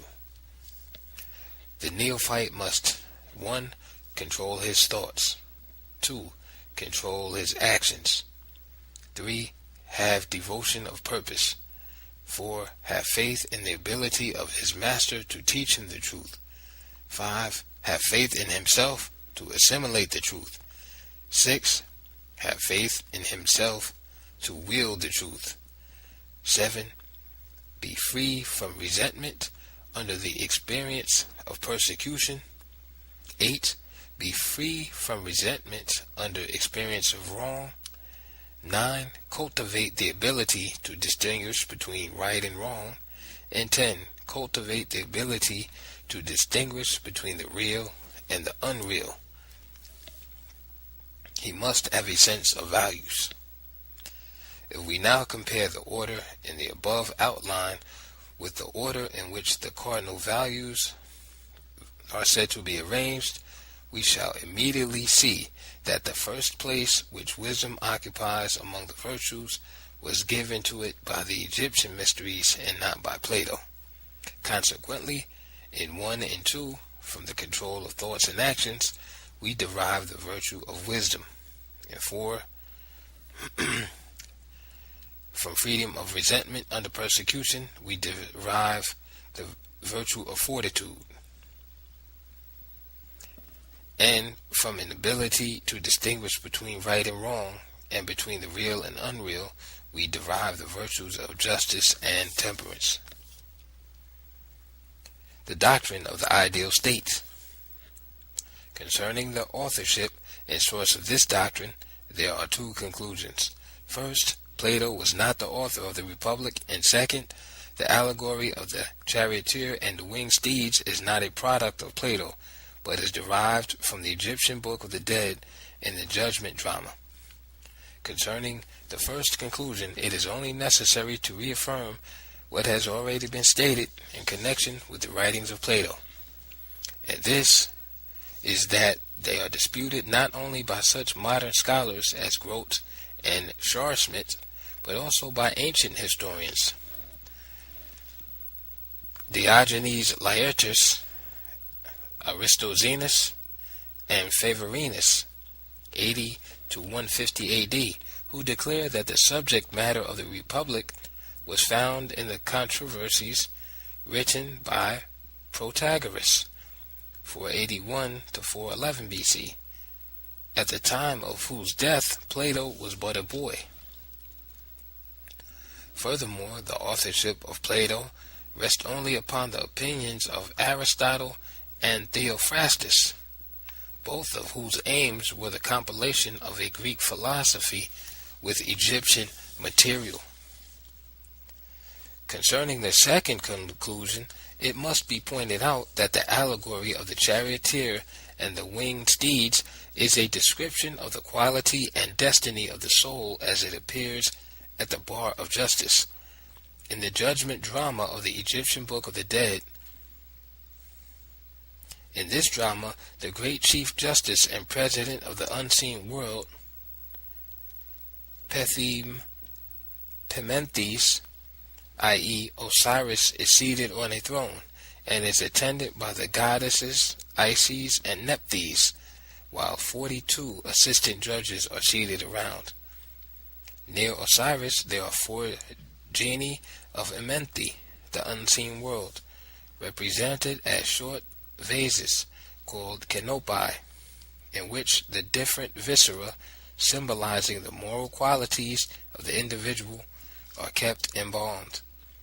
The intestines have a very important connection with the moral qualities of the individual, since they are blamed for any sin which the individual commits. At the opposite end, the deceased is introduced by Horus, while in the center stands the scale of justice, which has been erected by Anubis.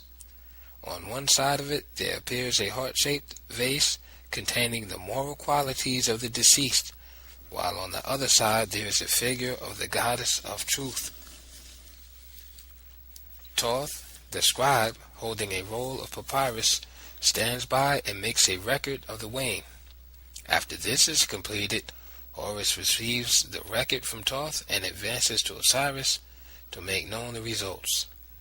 Osiris listens, and at the end of the report pronounces sentence of reward or punishment. In the meantime, fearful monsters lurk around the scene to destroy the soul if the verdict is against it. Let us observe that 1. The motion of the scale in the judgment drama corresponds with the up and down motion of the winged steeds of the allegory. 2. The opposite qualities weighed on the scale correspond with the opposite qualities possessed by the noble and ignoble steeds of the allegory. 3. The idea of justice symbolized by the scale of judgment drama corresponds with the idea of justice expressed in the allegory. The winged steeds corresponds with the monsters of the judgment drama. B. The authorship of the Republic.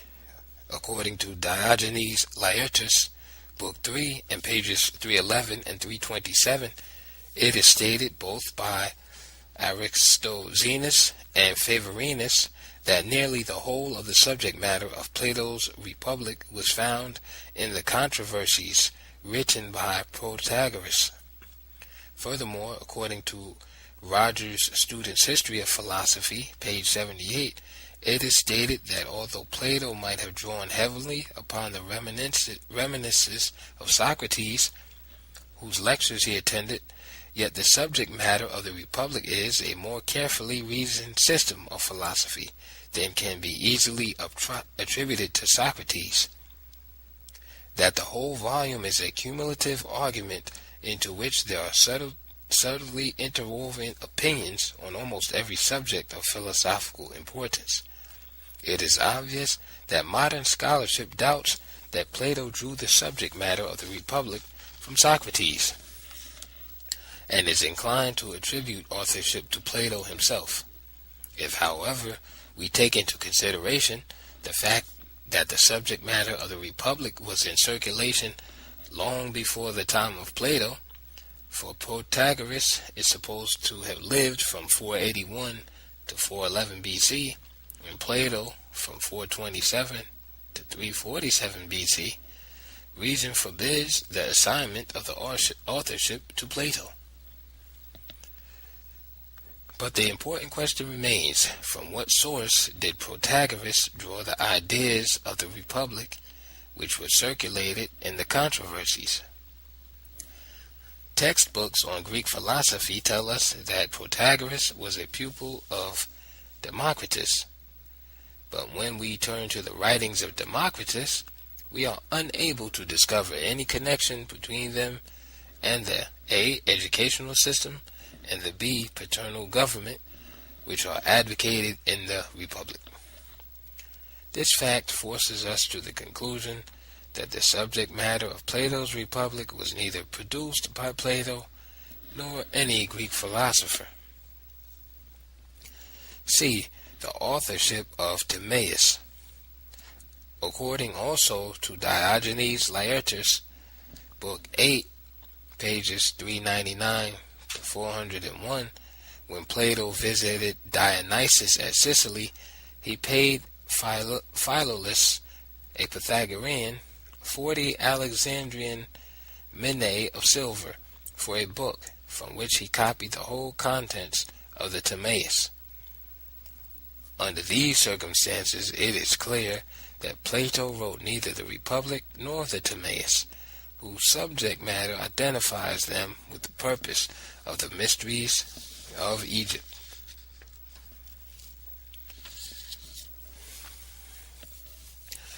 Six. The chariot was not a culture pattern of the Greeks at the time of Plato, nor was it used by them in warfare. Greek culture and traditions did not furnish Plato with the idea of the chariot and winged steeds, for nowhere in their brief military history, i.e. up to the time of Plato, do we find the use of such a war machine by the Greeks. The only nearby nation who specialized in the manufacture of chariots and the breeding of horses was the Egyptians. When Joseph was governor in Egypt, the horse and war chariot were in use, and when the Israelites fled from the country, Pharaoh pursued them to the Red Sea in chariots. Even Homer and Diodorus, who visited Egypt, testified that they saw a great multitude of war chariots and numerous stables along the banks of the Nile, from Memphis to Thebes. And since the judgment drama in the Egyptian Book of the Dead reveals the entire philosophy contained in the allegory, Plato cannot be credited as its author. The following sketch of the military history of the Greeks shows that the chariot was not used by them, nor was it their culture pattern. External wars, or wars with the Persians. A. The Ionian revolt against Persian rule, 499 to 494 BC. This climaxed in a naval engagement at Lade, where the Ionian fleet was defeated. B. The Battle of Marathon, 490 BC. During the summer of 490 BC, the Greeks met the Persians at the Bay of Marathon, and after a brief fight with bows and arrows, both belligerents withdrew to prepare for more decisive engagements. C. The Battle of Thermopylae, 480 BC. 10 years after Marathon, the Persians and Greeks met again to settle their grievances. The Persians anchored in the Gulf of Pegasus, while the Greeks anchored off Cape Artemisium. A battle followed, and Thermopylae was captured by the Persians. D. The Battle of Salamis, 479 BC. Both Persians and Greeks met again at Salamis in 479 BC, and a naval engagement followed. With considerable loss of ships on both sides, both belligerents withdrew without any decision. E. The Confederacy of Delos and their wars with the Persians, 478 to 448 BC. The purpose of the Confederacy was defense against Persian aggression, and two naval battles were fought, one at the river Eurymedon in 467 BC, when the Greeks gained a minor victory, and the other at Cyprus in 449 BC, when the island was captured by the Persians. Chariots were not used in any of these engagements. B. Internal wars, i.e. the Peloponnesian Wars, 460 to 445 BC and 431 to 421 BC, respectively. These wars were fought between the different Greek states, and their major engagements were maritime. In 432 BC, Athens blocked Potidaea, and Megara was excluded from Greek markets. In 431 BC, Thebes attacked Plataea, and while a Peloponnesian army occupied Attica, an Athenian fleet raided Peloponnesus. Pericles conducted the evacuation of Attica. The oligarchs at Corcyra were massacred, and after the seizure of Amphipolis, Nicias sued for peace, 422 BC. It is evident that Greek culture and tradition did not furnish Plato with the idea of the charioteer and winged steeds, for nowhere in their brief military history, i.e. up to the time of Plato, do we find the use of such a war machine by the Greeks as a chariot. The only nearby nation who specialized in the manufacture of chariots and horse breeding was the Egyptians, as already mentioned. And since the judgment drama in the Egyptian Book of the Dead depicts the allegory of the charioteer and winged steeds, credit for its authorship cannot be given to Plato, but to the Egyptians. 3. Aristotle. A. Early life and training, and B. His own list of books. C. Other list of books. 2. Doctrines. 3. Summary of conclusions. His doctrines. The Library of Alexandria. True source of his unusual number of books. The discrepancies and doubts in his life. A. Birth and early life and training. According to the textbooks on the history of Greek philosophy, Aristotle was born in 384 BC at Stagira, a town in Thrace. His father, Neomachus, is said to have been a physician to Amyntas, king of Macedonia. Nothing is mentioned in books about his early education, only that he became an orphan, and at the age of 19 he went to Athens, where he spent 20 years as a pupil of Plato. We are also informed that after the death of Plato, his nephew became the master of his school, and that Aristotle left immediately for Mysia, where he met and married the niece of Hermaeus. Likewise, that after the death of Amyntas of Macedon, his son Philip, having become king, appointed Aristotle as tutor of his son Alexander, a boy of 13 years, later to be called the Great, in consequence of his conquest of Egypt. After Philip's assassination in 336 BC, Alexander became king, and we are informed that he immediately planned an Asiatic campaign and included Egypt, during which time Aristotle is said to have returned to Athens and founded a school in a gymnasium called the Lyceum. We are further informed that Aristotle conducted this school for only 12 years, that Alexander the Great advanced him the funds to purchase a large number of books, that his pupils were called peripatetics, and that owing to an incident for impiety brought against him by a priest named Eurymedon, he fled from Athens to Chalcis in Euboea, where he remained in exile until his death in 322 BC. B. His own list of books. Aristotle is credited with classifying his own writings as follows. 1. The Theoretic, whose object is truth, and which included A. Mathematics, B. Physics, and C. Theology. 2. The Practical, whose object is the useful, and which included A. Ethics, B. Economics, and C. Politics. 3. The Productive or Poetic, whose object is the beautiful, and which included A. Poetry, B. Art, and C. Rhetoric. Neither logic nor metaphysics was in this list. C. Other list of books. There are two lists of books which have come down to modern times from Alexandrine and Arabian sources. The older list, derived from the Alexandrine Hermippus, 200 BC, who estimated the books of Aristotle at 400, which, according to Zeller's suggestion, must have been in the Alexandrian library at the time of the compilation of the list, since works which are now considered to be Aristotle's are not found in the list. The latter, derived from Arabian sources, was compiled by Ptolemy, or the first or 2nd century A.D. This list mentions most of the works in the modern collection and has a total of 1,000 books. Doctrines of Aristotle. 1. Metaphysics, or the principles of being in the metaphysical realm. 1. Aristotle defines metaphysics as the science of being as being. 2. He names the attributes of being as A. Actuality, i.e. perfection, and B. Potentiality, the capacity for perfection.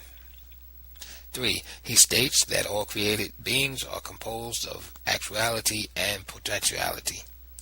These two principles are present and are mixed in all created beings except one, whose being is actuality, and includes the composition of A. Matter and form, B. Substance and accident, C. Soul and its faculties, D. Active and passive intellect. 2. Principles of being in the physical realm. There are 4 principles of being in the physical realm, which are called causes. 1. Matter. The material cause is the potentiality or capacity of existence. It is that out of which being is made. 2. Form or essence. The formal cause is that which gives actuality to existence. It is that into which a thing is made. When matter is united with form, the result is organized or realized being that has come to existence in the process of nature. 3. Final cause is that for which everything exists. Everything has a purpose, and that purpose is the final cause. A final cause always implies intelligence, but this is not always true in the case of the efficient cause. Consequently, in the realm of nature, every being or living organism is the complex effect of 4 causes. 1. The substance out of which it is made, i.e. material cause. 2. The type of idea according to which the embryo tends to develop, i.e. formal cause. The act of creation or generation, i.e. the efficient cause. 4. The purpose or end for which the organism is created, i.e. final cause. In other words, matter, type, creation, and purpose are the 4 principles which underlie all existing things. 3. Doctrines concerning the existence of God. 1. Although motion is eternal, there cannot be an indefinite series of movers in the moved. Therefore there must be one, the first in the series which is unmoved, i.e. the unmoved mover.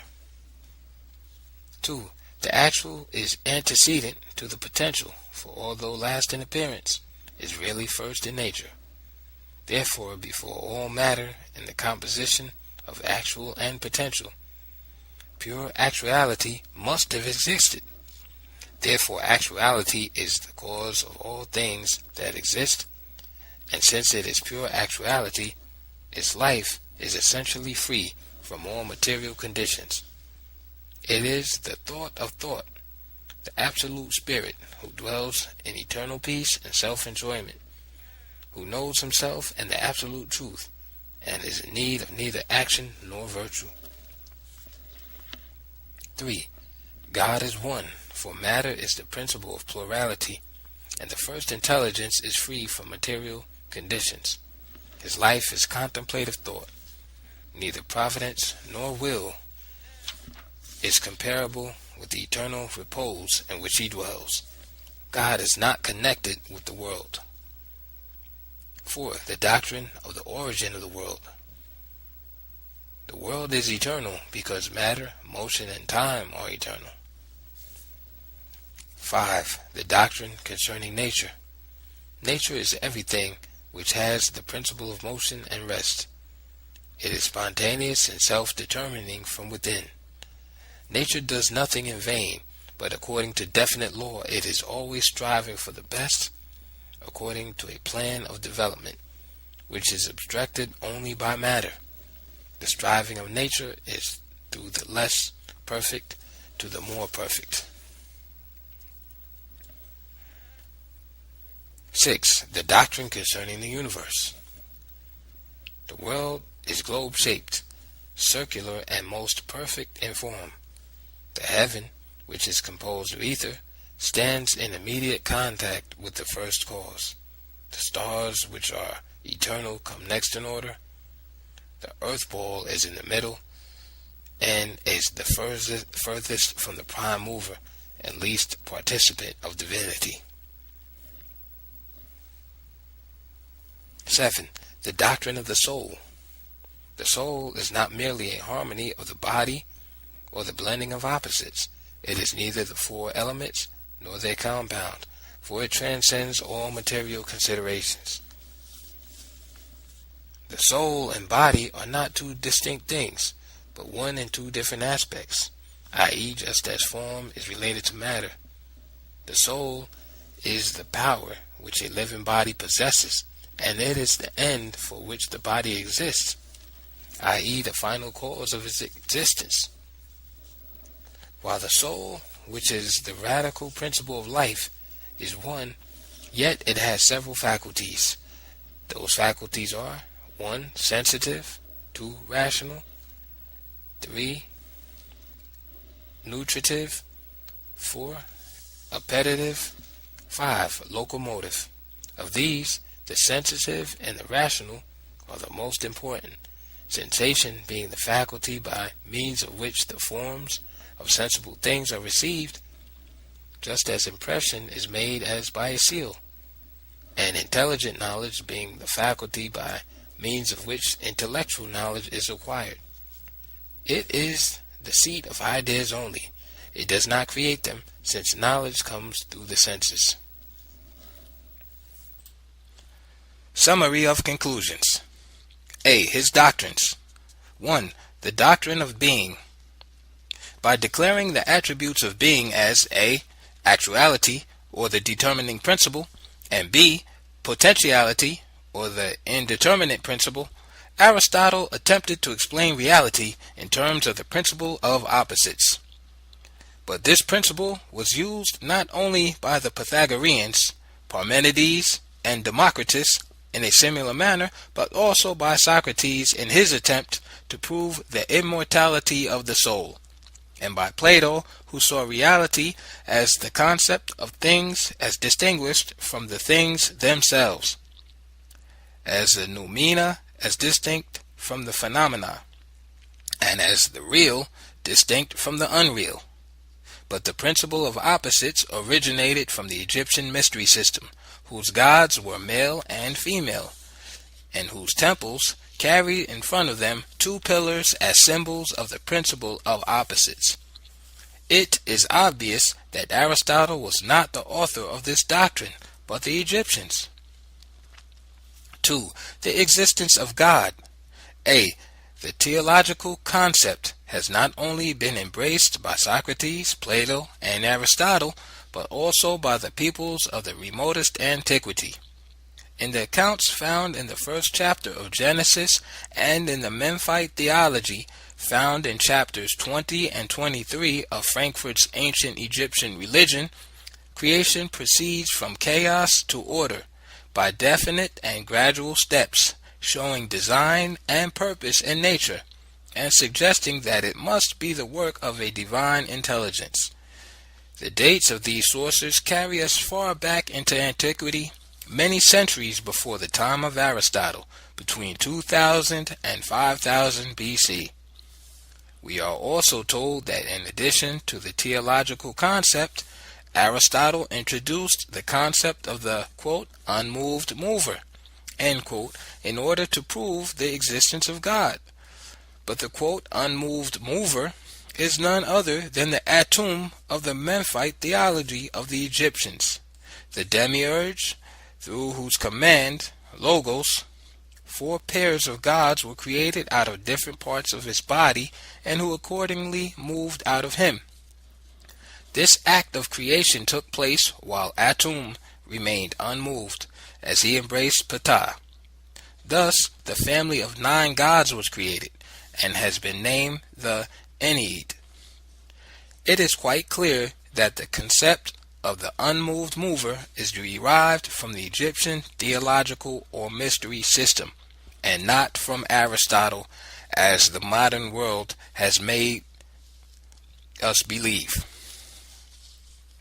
Incidentally, but no less important, it might be mentioned here that in this story of the created gods by Atum, the sun god, into a family of 9, i.e. the Ennead, we have the original source of 2 important scientific hypotheses of modern times. 1. There are 9 major planets, and 2. The sun is the parent of the other planets. This latter being supported by the nebular hypothesis. Let us remember also that A. The worship of the planets began in Egypt, and B. The Egyptian temples were the first observatories of history. C. In attempting to prove the existence of God, or a first cause, by reference to actuality or potentiality, Aristotle simply followed the traditional custom of the ancients, who used the principle of opposites in order to explain the functions of nature. D. Plato used it, through the theory of ideas, to explain the real and unreal in the phenomena of nature. E. Socrates used it in order to establish the fact of immortality by showing that the death of one form of life of existing things is but the beginning of another form of life of these things. In other words, life is perpetual. It only changes its forms in its course of progress. Democritus applied the principle of opposites in their interpretation of a particular phase of reality. We cannot therefore consider Aristotle's use of the terms actuality and potentiality in the problem of the existence of God as a new method of interpretation. Furthermore, Aristotle's review of the doctrines of all previous philosophers, including Plato, together with his exposure of their errors and inconsistencies, shows that he had become confident not only of the fact that he was in possession of a new and correct knowledge, one that had not been before made available to the Greeks, but also that he could then speak with great authority. Right here I must say that I am convinced that Aristotle represents a culture gap of 5,000 years or more between his civilization, innovation, and the Greek level of civilization, because it is impossible to escape the conviction that he obtained his education in books from a nation outside of Greece, the Egyptians, who were far in advance of the culture of Greeks of his day. 3. The doctrine of the origin of the world. According to the doctrine that has been ascribed to Aristotle, because matter, motion, and time are eternal, therefore the world is also eternal. He plainly accepts and repeats a doctrine which has also been ascribed to Democritus, 400 BC, whose dictum we are all quite familiar with. Ex nihilo nihil fit. Nothing comes out of nothing, and consequently matter or the world must always have existed. But the antiquity of the doctrine of the eternal nature of matter takes us back to the creation story of the Memphite theology of the Egyptians, in which chaos is represented by the primeval ocean Nun, out of which there arose the primeval hill Ta-Tegenin. Under these circumstances, we cannot give Aristotle credit for the authorship of this doctrine. In addition to the false authorship that has been attributed to Aristotle, he contradicts himself in his Physics 8:1-25, when he also speaks of the world as caused. A thing cannot be eternal and infinite, and at the same time finite. 4. The doctrine of the attributes of nature. Aristotle defines nature as that which possesses the principle of motion and rest, and also adds that the motion is an effort to move from the less perfect to the more perfect by a definite law, supposedly what we would today call evolution. As we examine this definition, we find that Aristotle has only applied the principle of opposites to explain one of the modes by which nature has revealed herself, just as he has done in his attempt to explain being in the dual terms of actuality and potentiality. But change and motion, permanence and rest were by no means new problems at the time of Aristotle, since they appear to have been investigated not only by Parmenides, Zeno, and Melissus, but also by Democritus, who stressed the notion of permanence in his famous dictum ex nihilo nihil fit, out of nothing nothing comes, implying thereby that nature is permanent and eternal.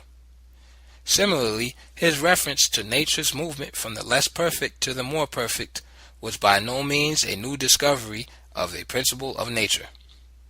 The creation account found in the first chapter of Genesis speaks of the gradual development of life, in which the demiurge, or logos, was engaged at work during 6 stages and rested on the 7th. Similarly, the creation account of the Egyptians found in the Memphite theology also speaks of nature's movement from chaos to order. These accounts, by many thousand years, antedate Aristotle's time, for the former is about 2000 BC, while the latter 4000 BC. And since the principle of opposites has already been shown to originate from the Egyptians, as well as that of the gradual development of life, it is clear that this doctrine on the attributes of nature did not originate from Aristotle. 5. The soul. According to Aristotle, the soul possesses the following attributes: 1. Identity with body, as form with matter. 2. The power which a living body possesses, i.e. the radical principle of life, manifesting itself in the following attributes: A. Sensitive, B. Rational, C. Nutritive, D. Appetitive, E. Locomotive. The description of the soul by Aristotle seems to vary somewhat from the more familiar and current ideas held by the atomists on the one hand, and Socrates, Plato, and the Pythagoreans on the other. For while the former believed that the soul is material and is composed of fire atoms, the latter regarded it as a harmony of the body and a blending of opposites. Naturally, we are now forced to ask the question: did this doctrine of the soul originate from Aristotle? It is clear that he did not get it from his teacher Plato, nor from the Pythagoreans and atomists, but from some other source outside of Greece. As we turn our attention to ancient history, we happily discover that there are 2 such sources outside of Greece. 1. The creation story in Genesis, 1st chapter, and 2. The Egyptian Book of the Dead, which does not only contain attributes of the soul identical with those mentioned by Aristotle, but far more in an elaborate system of philosophy in which human nature is explained as a unity of 9 inseparable parts consisting of different bodies and souls interdependent one upon another, the physical body being one of them.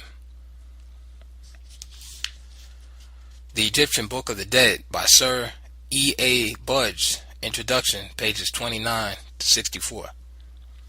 In the Genesis story, it is asserted that God made man out of matter, i.e. the dust of the earth, and breathed into his nostrils the breath of life, and, quote, man became a living soul. Here we have a clear statement of the identity of body and soul, taken from a document, Genesis, which antedates Aristotle by many centuries. In the Egyptian Book of the Dead, we also find that the human soul is composed of the following 9 inseparable parts. 1. The Ka, which is an abstract personality of the man to whom it belongs, possessing the form and attributes of a man with power of locomotion, omnipresence, and ability to receive nourishment like a man. It is equivalent to eidolon, i.e. image. 2. The Khat, i.e. the concrete personality, the physical body which is mortal. 3. The Ba, i.e. the heart, soul, which dwells in the Ka and sometimes alongside it, in order to supply it with air and food. It has the power of metamorphosis and changes its form at will. 4. The Ab, i.e. the heart, the animal life in man, and is rational, spiritual, and ethical. It is associated with the Ba, heart, soul, and in the Egyptian judgment drama it undergoes examination in the presence of Osiris, the great judge of the unseen world. 5. The Kaibit, i.e. shadow. It is associated with Ba, heart, soul, from whom, like the Ka, it receives its nourishment. It has the power of locomotion and omnipresence. 6. The Ku, i.e. spiritual soul, which is immortal. It is also closely associated with the Ba, heart, soul, and is an ethereal being. 7. The Sahu, i.e. spiritual body, in which the Ku, or spiritual soul, dwells. In it all the mental and spiritual attributes of the natural body are united to the new powers of its own nature. E. The Sekhem, i.e. power, or the spiritual personification of the vital force in man. Its dwelling place is in the heavens with the spirits, or Kus. 9. The Ren, i.e. the name, or the essential attribute for the preservation of a being. The Egyptians believed that in the absence of a name, an individual ceased to exist. It must be noted that according to the Egyptian concept, 1. The soul has 9 parts, whose unity is so complete that even the Ren, i.e. the name, is an essential attribute, since without it, it cannot exist. 2. The Ba, or heart soul, is connected with the Ka, Kaibit, and Ab, abstract personality or shadow and animal life, on the one hand, and also with Ku and Sekhem, spiritual soul and spiritual personification of vital force, on the other hand, as the power of nourishment. 3. The Sahu is a spiritual body which is used both by Ku and Sekhem. 4. The Khat, i.e. the physical body, is essential to the soul while manifesting itself upon the physical plane. 5. The soul has the additional following attributes: A. Omnipresence. B. Metamorphosis. C. Locomotion. D. Nutritive. E. Mortality. F. Immortality. G. Rationality. H. Spirituality. I. Morality. J. Ethereal. K. Shadowy. 6.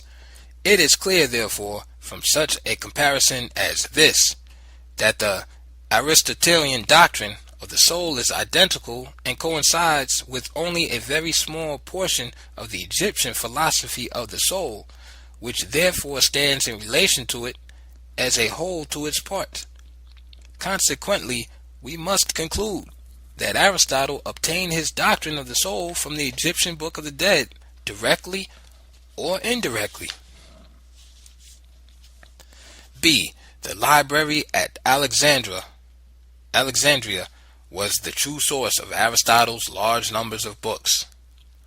It is to be expected that the library of Alexandria was immediately ransacked and looted by Alexander and his party, no doubt made up of Aristotle and others, who did not only carry off large quantities of scientific books, but also frequently returned to Alexandria for the purpose of research. Just as these books were captured in Egypt by the army of Alexander and fell into the hands of Aristotle, so after Aristotle's death, these very books were destined to be captured by a Roman army and conveyed to Rome, according to the following story taken from the histories of Strabo and Plutarch. The books of Aristotle fell into the hands of Theophrastus, who succeeded him as head of his school. At the death of Theophrastus, they were bequeathed to Nilus of Skepsis. After the death of Nilus, the books were hidden in a cellar, where they remained for almost 2 centuries. When Athens was captured by the Romans in 84 BC, the books were captured by Sulla and carried to Rome, where Tyrannio, a grammarian, secured copies and enabled Andronicus of Rhodes to publish them.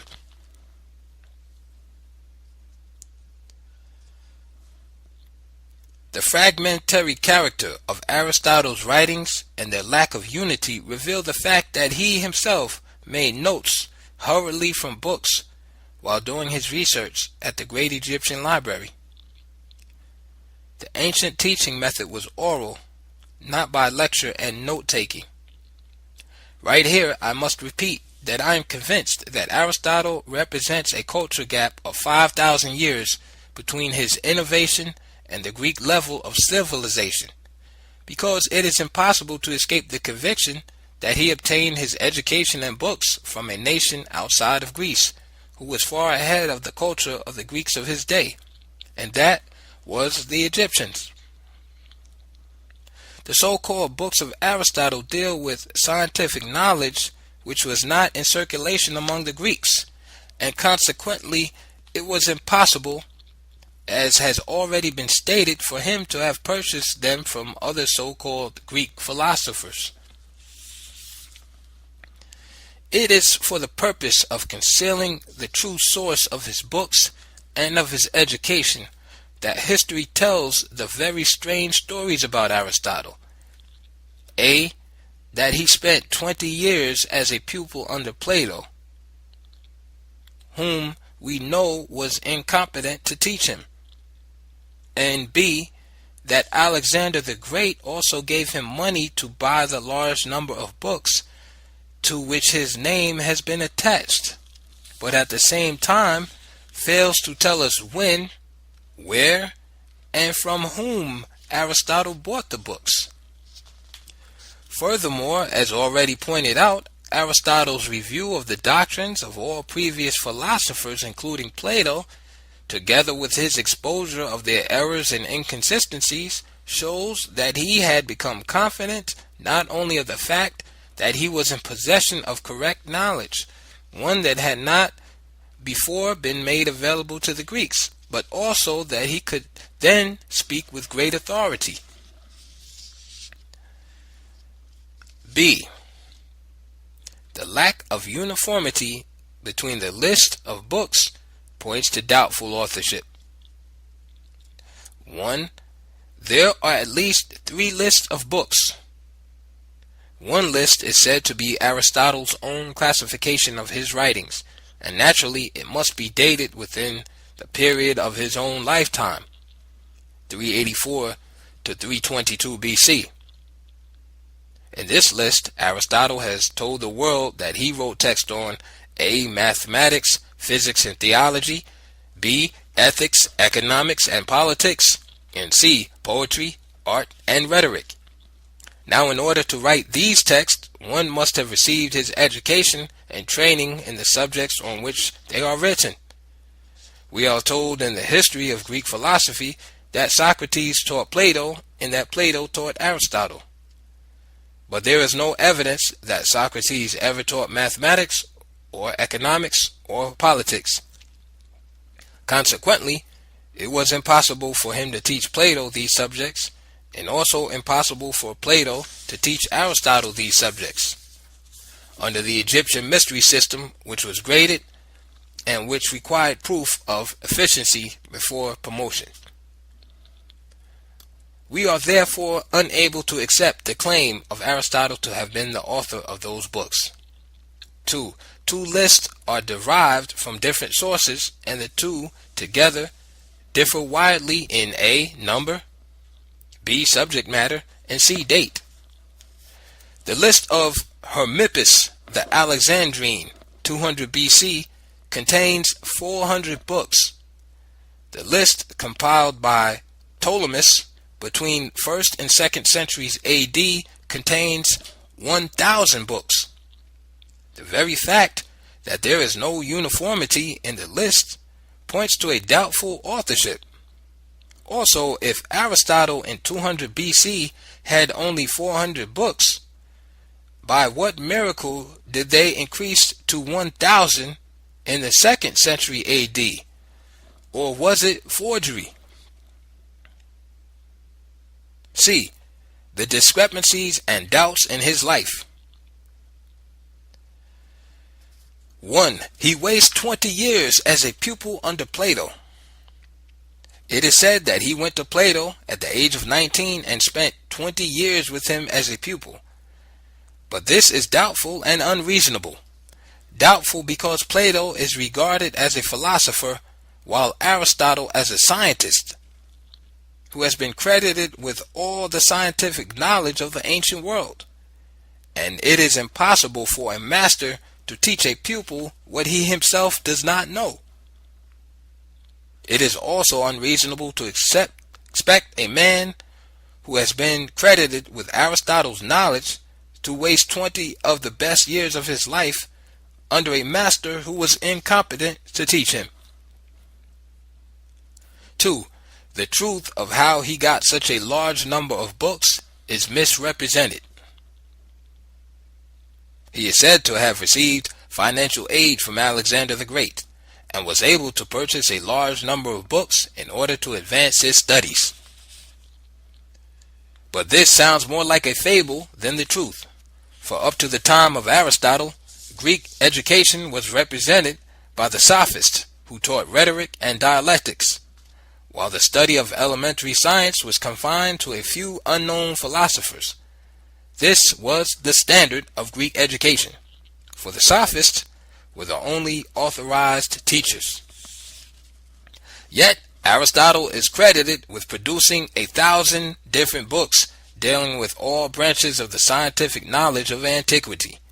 Certainly he could not have obtained them from the Greeks, for that vast body of knowledge which bears his name and which was presented as new would really have been the traditional common possession of all who were members of the Greek schools of philosophy, for they would have been the only persons inside Greece permitted to own such books, for knowledge was protected as secret.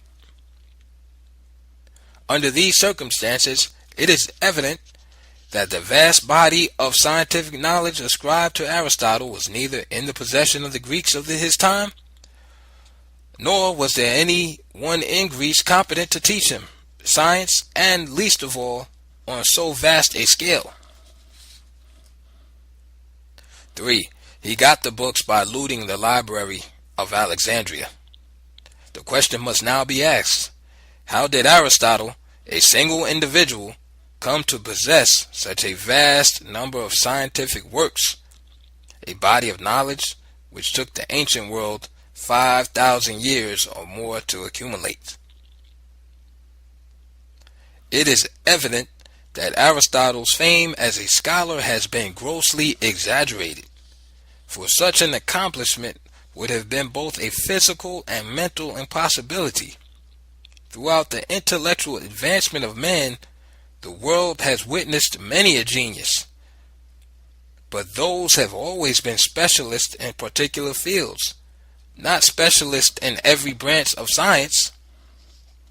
And the modern world is no exception, for our great men of science are not specialists in every branch of science, but only in a particular one. That appears to be nature's way. As a matter of fact, the many discrepancies and doubts in the life and activities of Aristotle lead us to the only reasonable solution of the problem, that instead of the tales A. That Alexander the Great gave him money to buy books. B. That he spent 20 years of his life as a pupil with Plato. And C. That he left the palace of Alexander for Athens when Alexander started on his Egyptian invasion. He, on the contrary, must have spent a large part of those 20 years under the tutorship of the Egyptian priest, and also must have accompanied Alexander on the Egyptian invasion, which gave him the opportunity not only to carry away from the Alexandrian library the vast number of books which are now said to be his, but also to copy notes from a large number of volumes. Indeed, modern scholarship has shown that the writings of Aristotle bear all the marks of hurriedly copied notes, which of course suggest that Aristotle himself copied these notes from the books of the Alexandrian library. The historical account of Aristotle's life is incredible. 4. It was the custom of ancient armies to capture books as valuable war booty. When a victorious army takes possession of a country, it is customary for special companies to search for and seize war booty, i.e., to help themselves to everything that is considered valuable. The Greeks, among all the surrounding nations, were the most anxious to obtain the valuable secrets of the Egyptians in the ancient sciences, and it would appear that the greatest opportunity came to them to accomplish the desire when Alexander the Great invaded Egypt.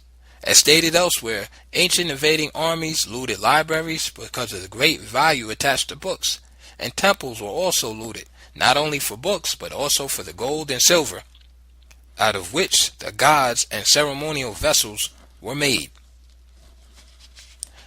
End of Chapter 6. Chapter 7. The Curriculum of the Egyptian Mystery System. 1. The education of the Egyptian priests according to their orders. From Diodorus, Herodotus, and Clement of Alexandria, we learn that there were 6 orders of Egyptian priests, and that each order had to master a certain number of the books of Hermes. Clement has described a procession of the priests, calling them by their order, and stating their qualifications as follows. First comes the singer Otis, bearing an instrument of music. He has to know by heart 2 of the books of Hermes, one containing the hymns of the gods, and the other the allotment of the king's life. Next comes the horoscopus, carrying in his hand a horologium or sundial and a palm branch, the symbols of astronomy. He has to know 4 of the books of Hermes, which deal with astronomy. Next comes the hierogrammet, with feathers on his head, and a book in his hand, and a rectangular case with writing materials, i.e., the writing ink and the reed. He has to know the hieroglyphics, cosmography, geography, astronomy, the topography of Egypt, the sacred utensils and measures, the temple furniture, and the lands. Next comes the stolistes, carrying the cubit of justice and the libation vessels. He has to know the books of Hermes that deal with the slaughter of animals. Next comes the prophets, carrying the vessel of water, followed by those who carry the loaves. The prophets is the president of the temple and has to know the 10 books which are called hieratic and contain the laws and doctrines concerning the gods, secret theology, and the whole education of the priest. The books of Hermes are 42 in number and are absolutely necessary. 36 of them have to be known by the orders which precede and contain the whole philosophy of the Egyptians. The remaining 6 books must be known by the order of pastophori.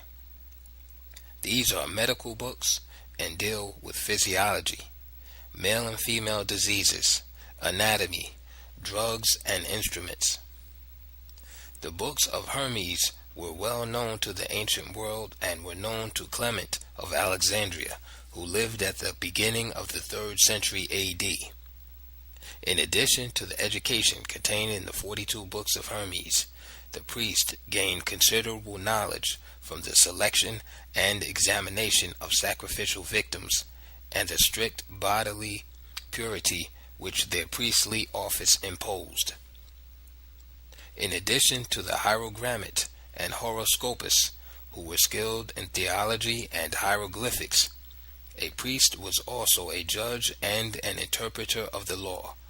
This led to a select tribunal, which made the Egyptian priest the custodian of every kind of literature. We are also told that the science of statistics was cultivated to the greatest perfection among the Egyptian priests. 2. The education of the Egyptian priests in A. The 7 liberal arts, B. Secret systems of languages and mathematical symbolism, C. Magic. A. The education of the Egyptian priest in the 7 liberal arts. As has already been pointed out, in connection with Plato and the cardinal virtues, the Egyptian mysteries were the center of organized culture and the recognized source of education in the ancient world.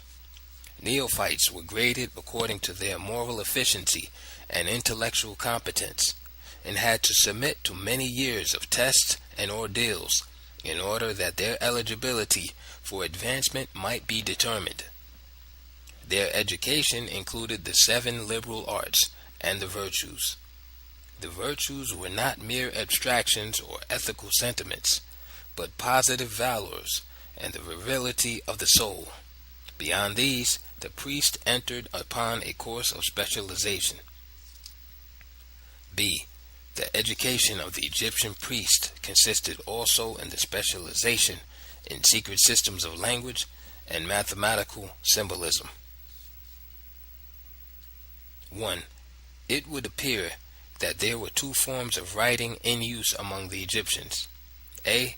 The Demotic, believed to have been introduced by Pharaoh Psammetichus for trade and commercial purposes, and B. The hieroglyphics, of which there were 2 forms, i.e. the hieroglyphics proper and the hieratic, a linear form, both of which were used only by the priest in order to conceal the secret and mystical meaning of their doctrines. 2. We are also informed that the mystery system of Egypt employed modes of spoken language which could be understood only by the initiated. These consisted not only of myths and parables, but also of a secret language called Senzar. 3. We also understand that the Egyptians attached numerical values both to letters of words and to geometrical figures, with the same intention as with their use of hieroglyphics, i.e. to conceal their teachings. It is further understood that the Egyptian numerical and geometrical symbolism were contained in the 42 books of Hermes, whose system was the oldest and most elaborate repository of mathematical symbolism. Here, again, we are reminded of the source of the number philosophy of Pythagoras. C. The education of the Egyptian priest consisted also in the specialization in magic. According to Herodotus, the Egyptian priests possessed supernatural powers, for they had been trained in the esoteric philosophy of the greater mysteries, and were experts in magic. They had the power of controlling the minds of men, hypnosis, the power of predicting the future, prophecy, and the power over nature, i.e. the power of gods, by giving commands in the name of the divinity and accomplishing great deeds. Herodotus also tells us that the most celebrated oracles of the ancient world were located in Egypt. Hercules at Canopus, Apollo at Apollinopolis Magna, Minerva at Sais, Diana at Bubastis, Mars at Papremis, and Jupiter at Thebes and Ammonium, and that the Greek oracles were Egyptian imitations. Here it might be well to mention that the Egyptian priests were the first genuine priests of history who exercised control over the laws of nature. Here it might also be well to mention that the Egyptian Book of the Dead is a book of magical formulae and instructions intended to direct the fate of the departed soul. It was the prayer book of the mystery system of Egypt, and the Egyptian priests received training in post-mortem conditions and the methods of their verification. 3. A comparison of the curriculum of the Egyptian mystery system with the lists of books attributed to Aristotle. A.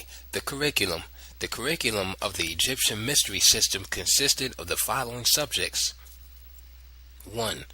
The 7 liberal arts, which formed the foundation training for all neophytes, and included grammar, arithmetic, rhetoric and dialectic, i.e. the quadrivium, and geometry, astronomy, and music, i.e. the trivium. 2. The sciences of the 42 books of Hermes. In addition to the foundation training prescribed for all neophytes, those who sought holy orders had to be versed in the books of Hermes, and according to Clement of Alexandria, their orders and subjects were as follows. A. The singer or odist, who must know 2 books of Hermes dealing with music, i.e. the hymns of the gods. B. The horoscopist, who must know 4 books of Hermes dealing with astronomy. C. The hierogrammate, who must know the hieroglyphics, cosmography, geography, astronomy, and the topography of Egypt and land surveying. D. The stolistist, who must know the books of Hermes that deal with slaughter of animals and the process of embalming. E. The prophetess, who is the president of the temple, and must know 10 books of Hermes dealing with higher esoteric theology and the whole education of priests. F. The pastophori, who must know 6 books of Hermes, which are medical books, dealing with physiology, the diseases of male and female, anatomy, drugs, and instruments. 3. The sciences of the monuments, pyramids, temples, libraries, obelisks, sphinxes, idols. Architecture, masonry, carpentry, engineering, sculpture, metallurgy, agriculture, mining, and forestry. Art, drawing and painting. 4. The secret sciences, numerical symbolism, geometrical symbolism, magic, the Book of the Dead, myth, and parables. 5. The social order and its protection. The priests of Egypt were also lawyers, judges, officials of government, businessmen, and sailors and captains. Hence, they must have been trained in economics, civics, law, government, statistics, census taking, navigation, shipbuilding, military science, the manufacture of chariots and horse breeding. If we compare 3a with 3b, which immediately follows, we would discover that the curriculum of the Egyptian mystery system covered a much wider range of scientific subjects than those of Aristotle's list, which it includes. Note also that the 7 liberal arts, the quadrivium and trivium, originated from the Egyptian mysteries. B. Aristotle's list of books prepared by himself. 1. Aristotle is said to have prepared a list of books in the following order. 1. Theoretic, whose purpose was truth and which included A. Mathematics, B. Physics, and C. Theology. 2. Practical, whose purpose was usefulness and which included ethics, economics, politics. And 3. Poetic or productive, whose purpose was beauty and which included poetry, art, and rhetoric. An examination and comparison of 3a with 3b show that A. The curriculum of the Egyptian mystery school included all the scientific and philosophic subjects credited to the authorship of Aristotle. B. The books attributed to Aristotle's authorship cannot be disassociated from Egyptian origin, as elsewhere referred to, both through the plunder of the Royal Library of Alexandria and through research carried on at the center by Aristotle himself.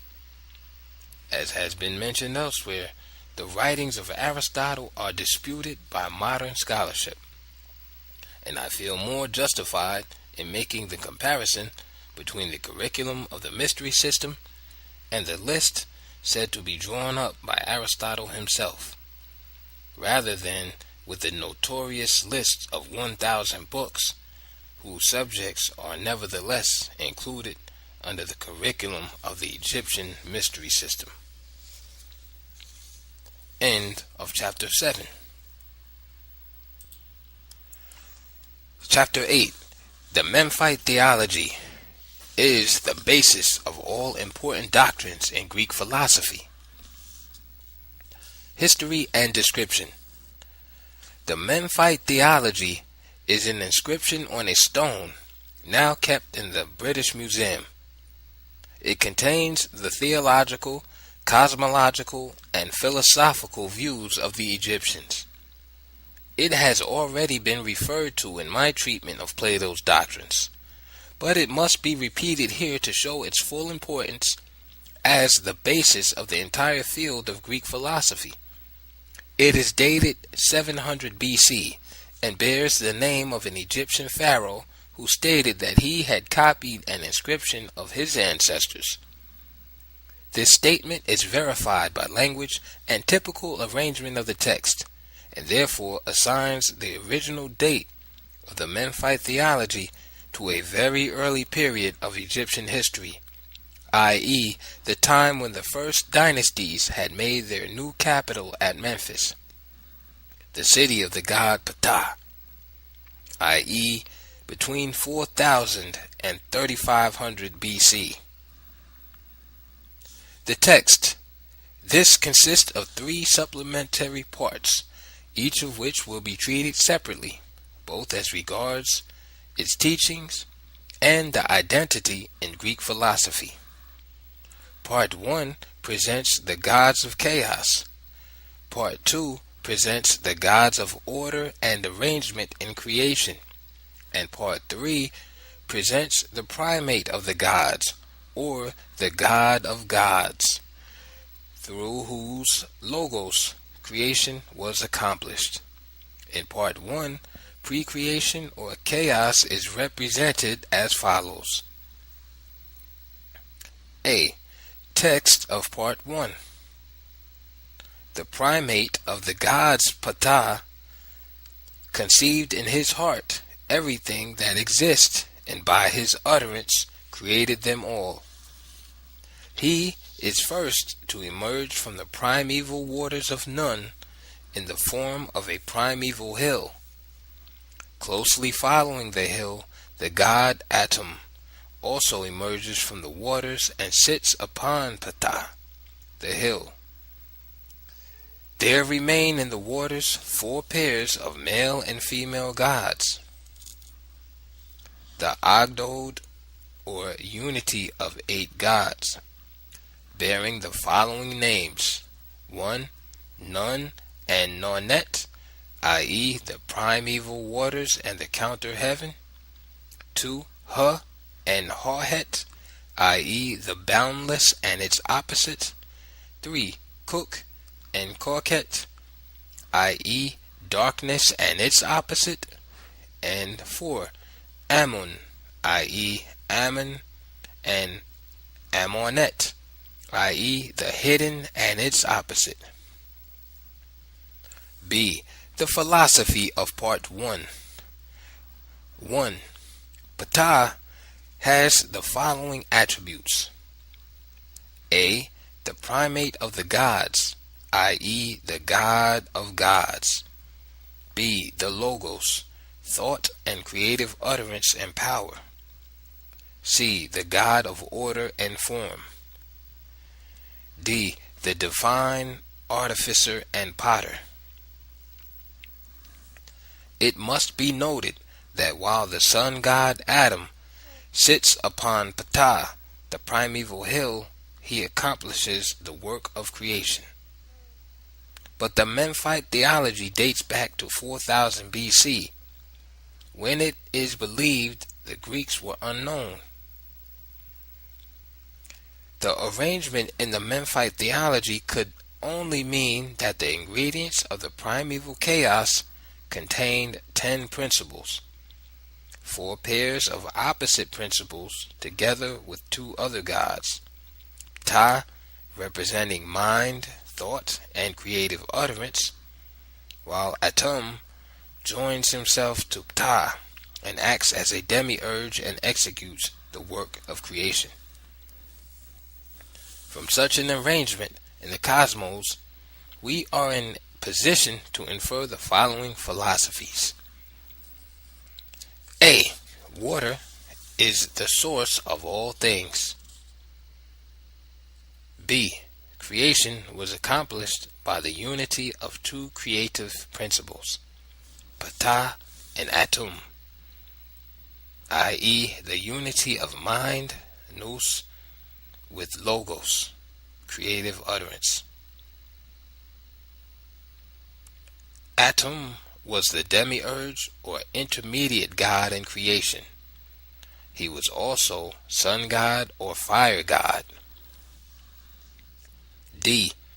Opposite principles control the life of the universe. E. The elements in creation were fire, Atum, water, Nun, earth, Ptah, and air. Part 1 of the Memphite theology is the correct source of these philosophies, but strangely, the Greeks have claimed them as their productions, although without any right whatever. C. Individual Greek philosophers to whom portions of the philosophy of the Memphite theology has been assigned. Of these doctrines, water as the source of all things has been assigned to Thales. That of the boundless or unlimited has been assigned to Anaximander, while that of air as the basis of life has been assigned to Anaximenes. Furthermore, the doctrine that fire underlies the life of the universe has been assigned not only to Pythagoras, who spoke of the functions of the central and peripheral fires, but also to Heraclitus, who spoke of the transmutation of fire into the other elements, and their transmutation back into fire. Also, Democritus, who spoke of fire atoms as filling space as the mind or soul of the world, and Plato, who spoke of a world soul which is composed of fire atoms.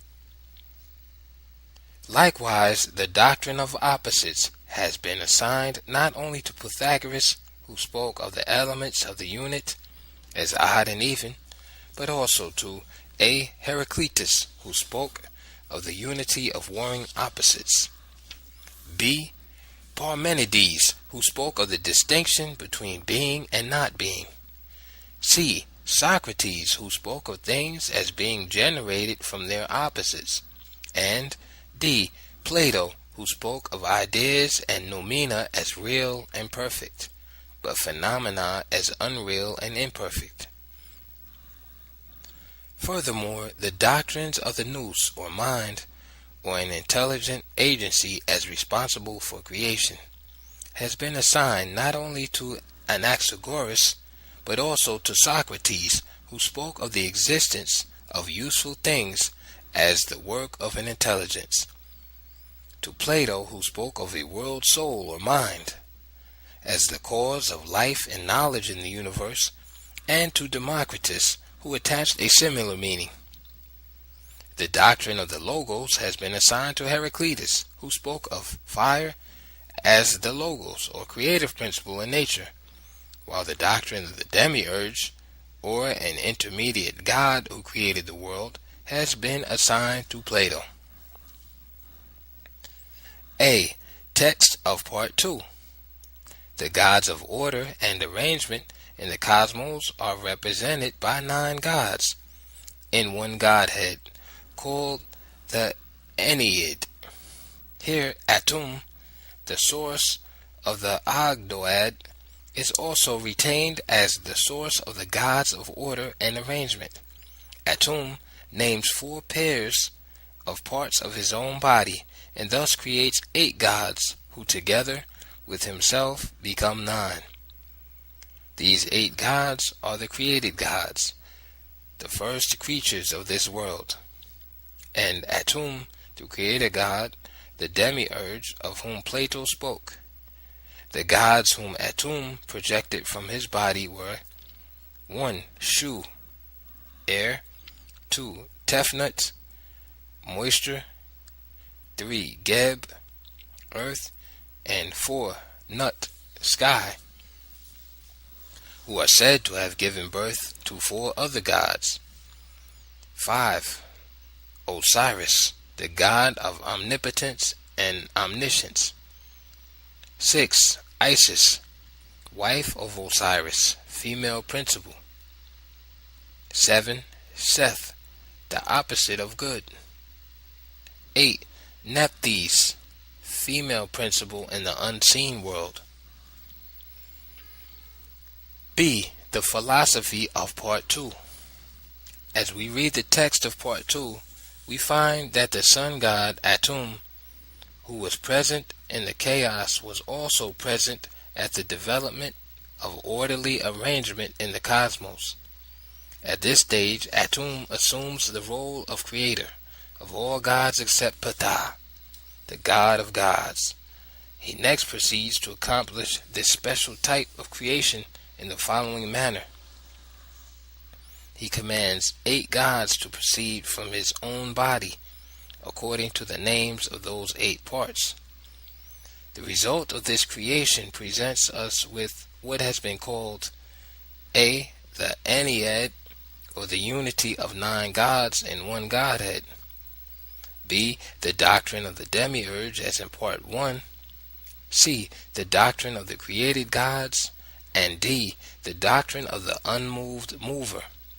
Also, E. The doctrine of opposites; and F. Omnipotence and omniscience. Of these doctrines, that of the Ennead will be dealt with elsewhere, and since the doctrine of the Demiurge has already been treated, together with C. The created gods, I shall now discuss the doctrine of the unmoved mover, as based upon the same act of creation. According to the Memphite theology of the Egyptians, Atum created 8 gods who proceeded from the 8 parts of his own body. He was seated upon Ptah, the hill, and was unmoved. In this act of creation, Atum became the unmoved mover. In spite of the Memphite theology being the direct source of these doctrines, yet Plato has been given credit for the doctrine of the created gods, while Aristotle has received credit for that of the unmoved mover. Certainly the world has never been more misled. Here it must be made quite clear that the doctrine of a demiurge in creation includes 2 other doctrines, that of the created gods and that of the unmoved mover. It was the function of the demiurge to create the universe, and in doing so, his first act was the creation of the gods, who accordingly became the first creatures. But the manner in which the demiurge created the gods was the process of projecting them from his own body. This method of creation clearly makes the demiurge the unmoved mover. However, the history of Greek philosophy has assigned the authorship of the doctrines of the demiurge and the created gods to Plato, and the authorship of the doctrine of the unmoved mover to Aristotle. But this so-called Platonic doctrine is one, made up of three inseparable parts: A. The demiurge, B. The function of the demiurge, and C. The method of the function, a unity which contradicts Aristotle's authorship of what is really only an inference from the supposed original doctrine of Plato. The doctrine of opposites has already been discussed. However, in part 1 of the Memphite theology, one of the pairs of created gods, Osiris and Isis, was used to represent the male and female principles of nature. In addition to this, Osiris had other qualities attached to him, which might be understood from the following derivatives: A. Ash, meaning many, and B. Iri, meaning to do, and also C, meaning an eye. Consequently, Osiris came to mean not only many-eyed or omniscient, but also omnipotent or all-powerful. Here again, as in all instances already mentioned, in spite of the fact that Memphite theology is the source of Greek philosophy, yet the doctrines of an intelligent cause, a nous as responsible for the life and conduct of the world, has been assigned to Anaxagoras, Socrates, and also Plato, whose world soul consisted of fire atoms like the world soul of Democritus. A. Text of Part 3. In this third part of the Memphite theology, the primate of the gods is represented as Ptah, thought, logos, and creative power which are exercised over all creatures. He transmits power and spirit to all gods and controls the lives of all things, animals and men, through his thought and commands. In other words, it is him that all things live, move, and have their being. B. The philosophy of Part 3. From Part 3, we infer the following doctrines. A. All things were created by the thought and command of Ptah, the God of gods. B. Through the thought and command of Ptah, we all live, move, and have our eternal being. C. Ptah is creator and preserver, as has already been pointed out elsewhere. Ptah's powers were transmitted by magical means to Atum, who performed the work of creation. 2. Memphite theology is the source of modern scientific knowledge. A. The Ennead and the nebular hypothesis. B. The identity between the sun god Atum and the atom of science. A. The Ennead and the nebular hypothesis coincide. Just as the Memphite theology is the source of Greek philosophy or primitive science, so it is also the basis of modern scientific belief. The gods of order and arrangement in the cosmos are represented by 9 gods in the Godhead, called the Ennead. Atum, the sun god, i.e., fire god, creates 8 other gods by naming 4 pairs of parts of his own body, from which they came forth. Here, the names of the created gods were given as Shu and Tefnut, air and moisture, Geb and Nut, earth and sky, and 2 other pairs of opposites, Osiris and Isis, and Seth and Nephthys, who are supposed to be the first creatures of this world. Now, if we compare this Egyptian cosmology with the nebular hypothesis of Laplace, we would find very striking similarities in the two contexts. According to the nebular hypothesis, our present solar system was once a molten gaseous nebula. This nebula rotated at an enormous speed, and as the mass cooled down, it also contracted and developed greater speed. The result was a bulging at the equator and a gradual breaking off of gaseous rings which formed themselves into planets. These planets in turn threw off gaseous rings which formed themselves into smaller bodies until at last the sun was left as the remnant of the original parent nebula. From this context, it is clear that the original parent nebula was fire, or the sun, and that by throwing off parts of itself, it created some planets, which in turn threw off parts of themselves and created others. According to the context of the Memphite theology, the creator god was the sun god or fire god Atum, who named 4 pairs of parts of his own body from which gods came forth. But Atum, together with the 8 created gods, composed the Ennead, or Godhead of 9. A very striking similarity with modern science, which teaches that there are 9 major planets. We may now summarize these similarities. A. The creator god in both the Egyptian and modern cosmologies is the sun or fire. B. The creator god in both cosmologies creates gods from parts of himself. C. The number of gods are 9 and correspond with the 9 major planets.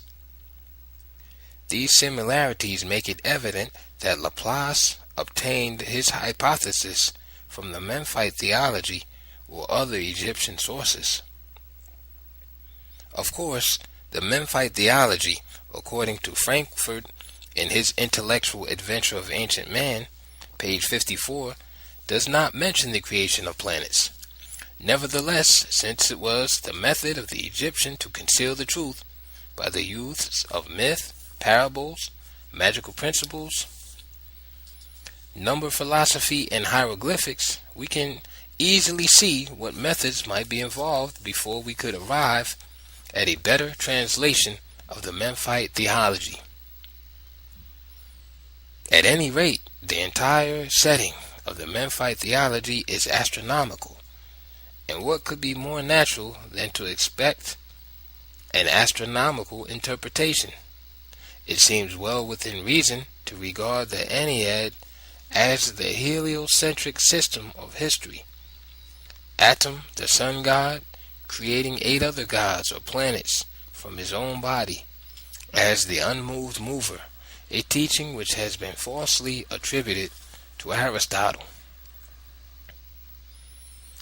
B. The identity between the Egyptian sun god Atum and the atom of modern science. There are 2 things which I desire to point out in connection with the relationship between Atum, the Egyptian sun god, and the atom of modern science. These things are 1. The similarity of attributes, and 2. The similarity of names. 1. The Egyptian god Atum means self-created, everything and nothing, a combination of positive and negative principles, all-inclusiveness and emptiness, a demiurge possessing creative powers, the creator sun. Atum also means the all and the not yet being. As a god, Atum represents the principles of opposites. The atom, as the substratum of matter, according to Greek philosophy, is defined by Democritus as movement of that which is. within that which is not. It therefore represents the principle of opposites and shows the identity between the Egyptian sun god and the substratum of matter. Furthermore, the atom is defined as the full and void, being and not being, and these definitions coincide with the everything and nothing and the all-inclusiveness and emptiness of the Egyptian sun god. 2. The similarity of names shared by the Egyptian sun god and the atom of science. Now, with reference to the similarity of these two names, the first thing we should bear in mind is the fact that they both possess identical attributes, as has already been pointed out in Section 1.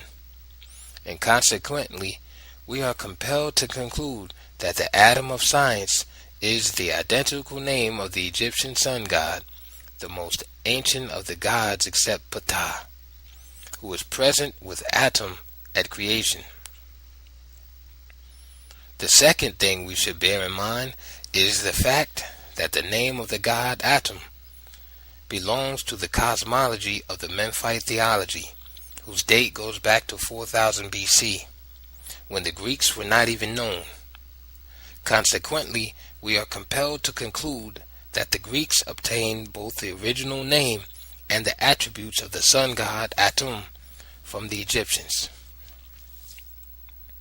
Furthermore, the Greeks were unacquainted with the Egyptian language during the period of the so-called Greek philosophy dating from the 6th century BC, and as a consequence, transliterated Egyptian words into Greek without regard to their Coptic derivatives. The following Homeric stories verify the practice of the Greeks in their transliteration of Egyptian words and the plagiarism of their legend. A. According to Homer, Proteus was a maritime divinity feeding his phocae on the coast of Egypt. He was endowed with the gift of prophecy, which was exercised only upon compulsion. Proteus, however, was an Egyptian pharaoh who succeeded to the throne on the death of Pharaoh, the son of Sesostris. Proteus was also worshipped at Memphis. The Greeks did not only transliterate the name of this Egyptian king, but also plagiarized on the legend. B. Likewise, the story of Io, the Argive princess, who was changed into a heifer, and after long wanderings reached Egypt, where she gave birth to a god, and where she herself was worshipped as the goddess Isis, points clearly to the introduction of the worship of Isis or Hathor under the symbol of a heifer at an early period into Argos. Here it must be pointed out that Io is the Coptic name for moon, and the same word was preserved as the dialect of Argos, without any affinity with any Greek root. It was a habit of the Greeks to Hellenize Egyptian words by transliterating them and adding them to the Greek vocabulary. C. This practice of borrowing words from nearby nations continued until New Testament times. In Acts of Apostles of the Greek Testament, chapter 13 and verse 1, the word Niger, i.e. black man, in the name Simeon the Negro is a Roman or Latin word. Niger, Nigra, Nigrum, meaning black. Simeon, of course, was an Egyptian professor attached to the church at Rome. The atom of science is really the name of the Egyptian sun god that has come down to modern times through the so-called Greek philosophy and carries identical attributes with the sun god. It must be remembered that what we erroneously call Greek philosophy was the beginning of science or the investigation of nature, and consequently we cannot separate modern science from Greek philosophy. 3. Modern Memphite theology opens great possibilities for modern scientific research. A. Greek concept of the atom. Erroneous. The Greeks derived the meaning of the atom from alpha, i.e. a negative prefix meaning not, and 2. Temnin, i.e. the present infinitive active of temno, to cut. The two derivatives together meaning that which cannot be cut. For centuries, the world has been misled by this misconception of the Greeks, a fact which no doubt had impeded the progress of atomic research by Western scholars, who had believed in the so-called Greek origin of philosophy or primitive science. Today, however, the Greek conception of the atom is no longer tenable, since modern science has successfully split the atom. B. Great scientific secrets in the Memphite theology yet to be discovered. I believe that the time has come within which man will be able to unlock most of the secrets of nature hitherto hidden and unknown. I have shown that the nebular hypothesis of modern times coincides with the teachings of the Memphite theology, in which the sun god Atum is said to have created 8 other gods, which together with himself constitute the Ennead of the Egyptians, which correspond to the 9 major planets of modern scientific teaching. We also know that out of the cosmic chaos there arose from the primeval waters a pair of gods, i.e. the primeval hill and Atum, the sun god, and that through the contact of Adam with the hill he received power to create the other 8 major planets. This seems to imply that 1. Atomic energy originates from water and earth. Since water, H2O, and uranium, an indispensable ingredient in atomic energy, is found in the bowels of the earth. Note that both Atum and the hill came out of the primeval waters. 2.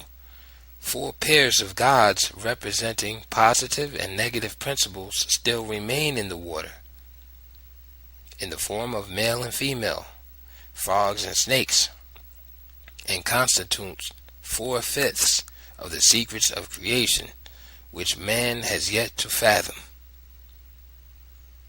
3. Successful scientific research in the principles and secrets of nature lies in the study of the Memphite theology, whose symbology requires the key of magical principles for its interpretation. With this approach, our men of science should be able to unlock the doors of the secrets of nature and become the custodians of unlimited knowledge. This is the legacy of the African continent to the nations of the world. She has laid the cultural foundations of modern progress, and therefore she and her people deserve the honor and praise which for centuries have been falsely given to the Greeks. And likewise, it is the purpose of this book to make this revelation the beginning of a universal reformation in race relations, which I believe would be the beginning of the solution of the problem of universal unrest. End of chapter 8. Chapter 9. Social Reformation through the New Philosophy of African Redemption. Now that it has been shown that philosophy and the arts and sciences were bequeathed to civilization by the people of North Africa and not by the people of Greece, the pendulum of praise and honor is due to shift from the people of Greece to the people of the African continent, who are the rightful heirs of such praise and honor. This is going to mean a tremendous change in world opinion and attitude for all people and races who accept the new philosophy of African redemption, i.e. the truth that the Greeks were not the authors of Greek philosophy, but the people of North Africa would change their opinion from one of disrespect to one of respect for the black people throughout the world and treat them accordingly. It is also going to mean a most important change in the mentality of the black people, a change from an inferiority complex to the realization and consciousness of their equality with all the other great peoples of the world who have built great civilizations. With this change in the mentality of the black and white people, great changes are also expected in their respective attitudes toward each other and in society as a whole. In the drama of Greek philosophy, there are three actors who have played distinct parts, namely Alexander the Great, who by an act of aggression invaded Egypt in 333 BC and ransacked and looted the royal library at Alexandria, and together with his companions carried off a booty of scientific, philosophic, and religious books.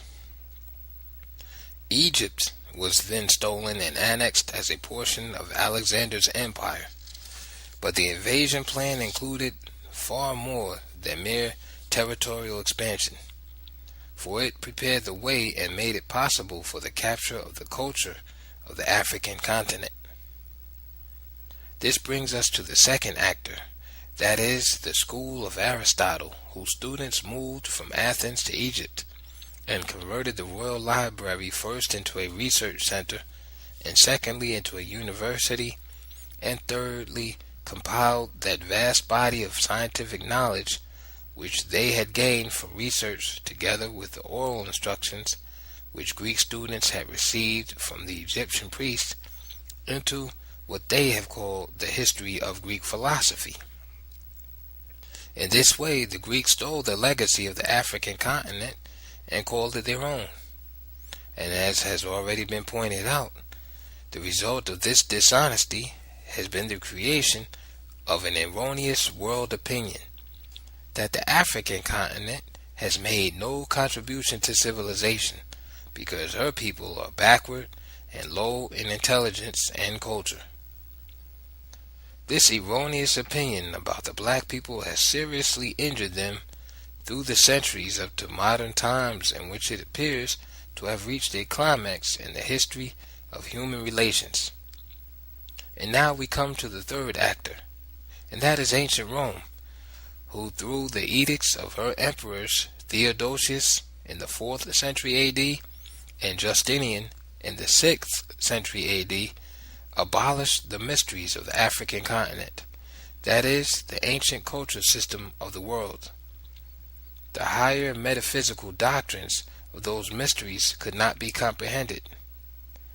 The spiritual powers of the priest were unsurpassed. The magic of the rites and ceremonies filled the people with awe. Egypt was the holy land of the ancient world, and the mysteries were the one ancient and holy Catholic religion whose powers were supreme. This lofty culture system of the black people filled Rome with envy, and consequently she legalized Christianity, which she had persecuted for 5 long centuries, and set it up as a state religion and as a rival of mysteries, its own mother. This is why the mysteries have been despised. This is why other ancient religions of the black people are despised, because they are all offspring of the African mysteries, which have never been clearly understood by Europeans, and consequently have provoked their prejudice and condemnation. In keeping with the plan of emperors Theodosius and Justinian to exterminate and forever suppress the culture system of the African continents, the Christian Church established its missionary enterprise to fight against what has called paganism. Consequently, missionaries and educators have gone to the mission field with a superiority complex, born of miseducation and disrespect, a prejudice which has made it impossible for them to accomplish the blessings which missionary enterprise might otherwise have accomplished. For this reason, missionary enterprise has been responsible for a positive injury against the African people, which consists of the perpetual caricature of African culture in literature and exhibitions which provoke laughter and disrespect. This, then, is only a brief summary of the parts played by the persons of the drama of Greek philosophy and the resultant effects upon the black people. This drama might be called the causa causarum of the social plight of the peoples of African descent, because it has made the white and black races not only common victims of a false racial tradition about the African continent, but also partners in the solution of the problems of racial reformation. I believe that a reformation of this kind is possible if the best minds of both racial groups cooperate in its accomplishment. Both groups have been the common victims of miseducation arising from a false tradition about the African continent, and it has caused them to develop attitudes according to their common belief. The white people, a superiority complex, and the black people, the corresponding inferiority complex. And if we are to accomplish a reformation in race relations, it is obvious that both racial groups must combine their efforts in the abandonment and destruction of that mentality which has plunged the black people into their social plight. This, I suggest, should be done by a worldwide dissemination of the truth through a system of re-education in order to stimulate and encourage a change in the attitude of races toward each other. In combining their efforts, both races must not only preach and teach the truth that the mystery system of the African continent gave the world philosophy and religion, and the arts and sciences, but they must see to it that all false praise of the Greeks be removed from the textbooks of our schools and colleges. For this is the practice that has blindfolded the world and has laid the foundations for the deplorable race relations of the modern world. A. The name of Pythagoras, for instance, should be deleted from our mathematical textbooks. In geometry, where the theorem of the square of the hypotenuse of a right-angled triangle is called the Pythagorean theorem, because this is not true. B. We must point out to the world the deception in attaching the authorship of Socrates to the precept, "Man, know thyself," and in attaching the authorship of Plato to the four cardinal virtues, since Socrates obtained the self-knowledge precept from the Egyptian temples, where it was used as an inscription, and Plato reduced the 10 virtues of the North African mystery system to 4. C. We must also prove to the world that the doctrines of the so-called Greek philosophies originated from the ancient mystery system of North Africa. This proof has been set forth in chapters 5 to 8 of Stolen Legacy, and in order to carry out our worldwide crusade, we must recommend Stolen Legacy for adoption and study in the schools and colleges of both racial groups, in our fraternities, sororities, and interracial groups, in order that young and old of our present generation might all get to know the truth and be able to pass it on to future generations. This, I believe, would be a very helpful method by which this process of re-education would become universal and effective in the creation of a much-needed racial reformation. The white people of our modern age cannot be regarded as wholly responsible for social conditions which are the result of false racial tradition. It is this that makes race relations a challenge to the best minds of both racial groups to combine their efforts in this solution. But our disturbed race relations have also another cause. This, I would say, is both supplementary and intensive, for the false tradition about the backwardness of the African continent, created by Alexander the Great and Aristotle's school, has been dramatized by missionary literature and exhibitions as the will of Roman emperors and as a source of laughter and disrespect. There is no doubt that this policy has created bitterness and dissatisfaction in the minds of natives who have been compelled to question the sincerity of the missionary. In the meantime, missionary enterprise gains the sympathy and support of a miseducated world in order to carry on its program. What can we do to eradicate this second and more subtle evil? The dramatization of a false tradition so as to make it appear as true.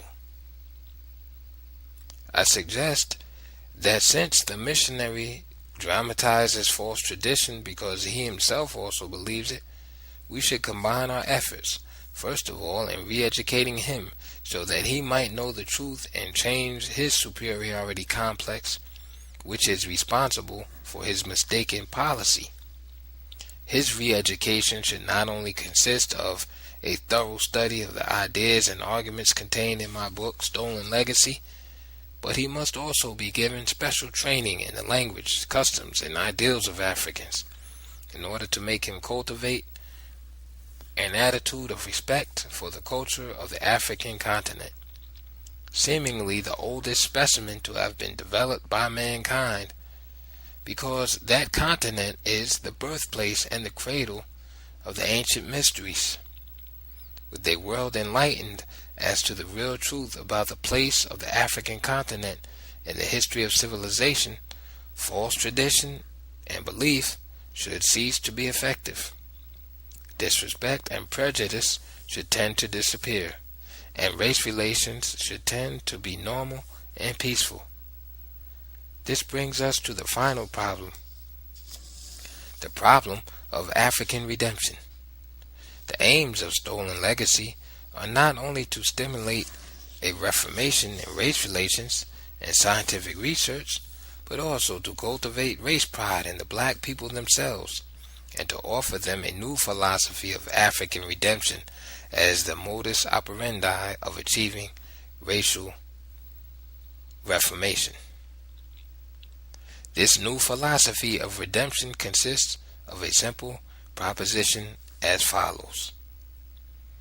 The Greeks were not the authors of Greek philosophy, but the black people of North Africa, the Egyptians. Now, in order to explain the value of this proposition, 3 questions must be asked and answered. A. As a simple proposition, what is its significance? Its significance lies in the fact that it is a statement of an important truth, which is the exposure of Greek dishonesty. B. Why is this proposition called a philosophy? A philosophy is an accepted belief, and this proposition is a philosophy because it is offered as a belief worthy of acceptance. C. What is a philosophy of redemption? A philosophy of redemption is not merely an accepted belief, but a belief that is also lived in order to enjoy the benefits of its teaching. This proposition will become a philosophy of redemption to all black people when they accept it as a belief and live up to it. This brings us to our final question, and that is how to live up to this philosophy of redemption. In other words, how shall the black people work out their own salvation?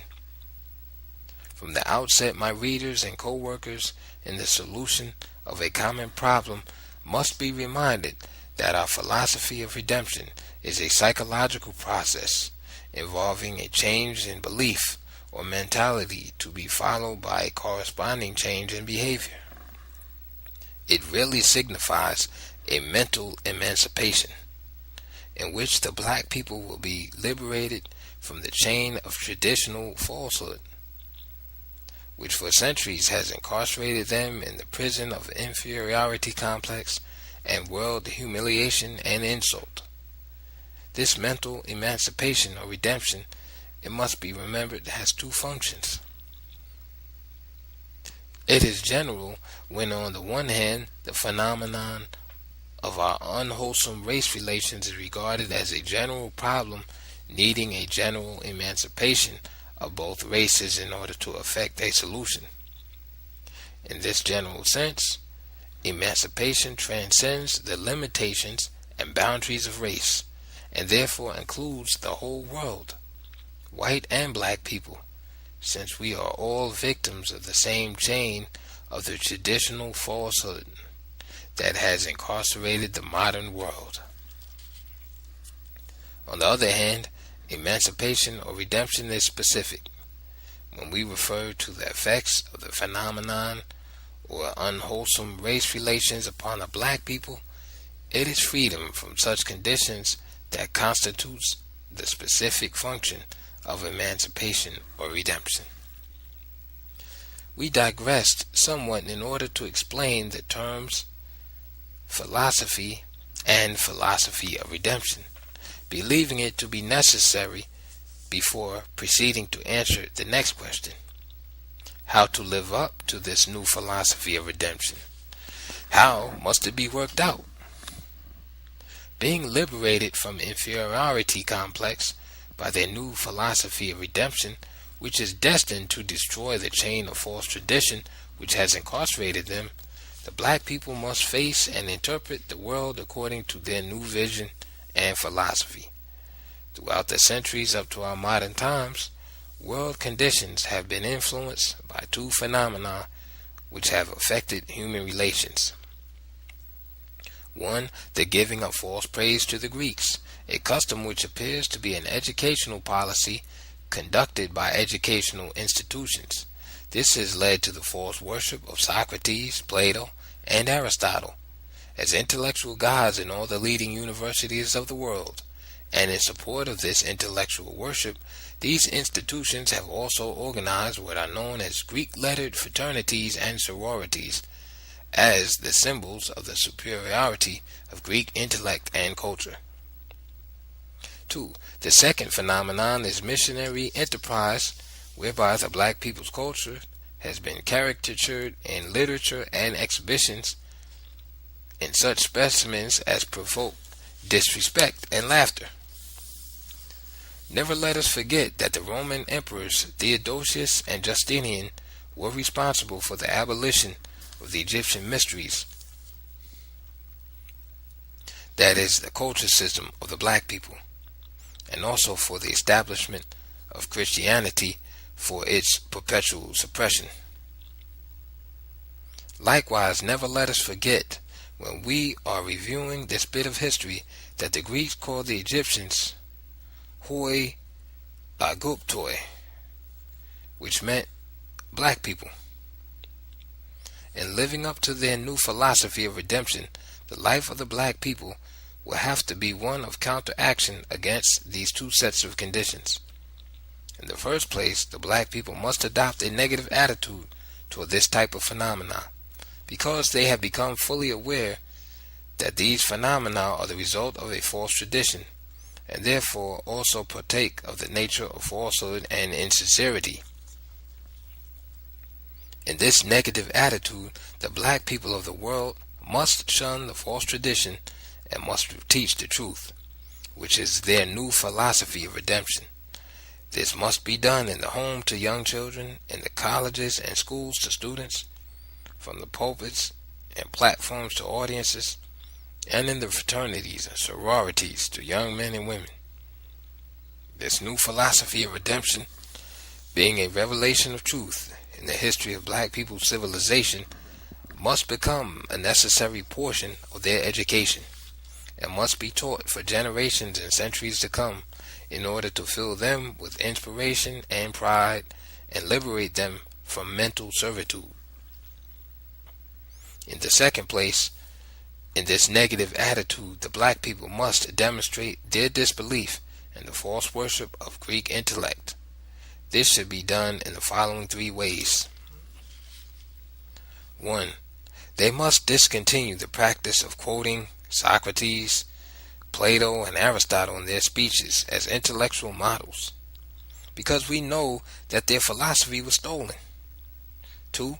They must relinquish membership from all Greek-lettered fraternities and sororities, And 3, they must abolish all Greek-lettered fraternities and sororities from all colored colleges, because they have been a source of the promotion of inferiority complex and of educating the black people against themselves. We come now to the counteraction of the second set of phenomena, the missionary activities in defamatory literature and exhibitions which provoke disrespect for and laughter at the black people. Just as in the first set of phenomena, so is it in the second.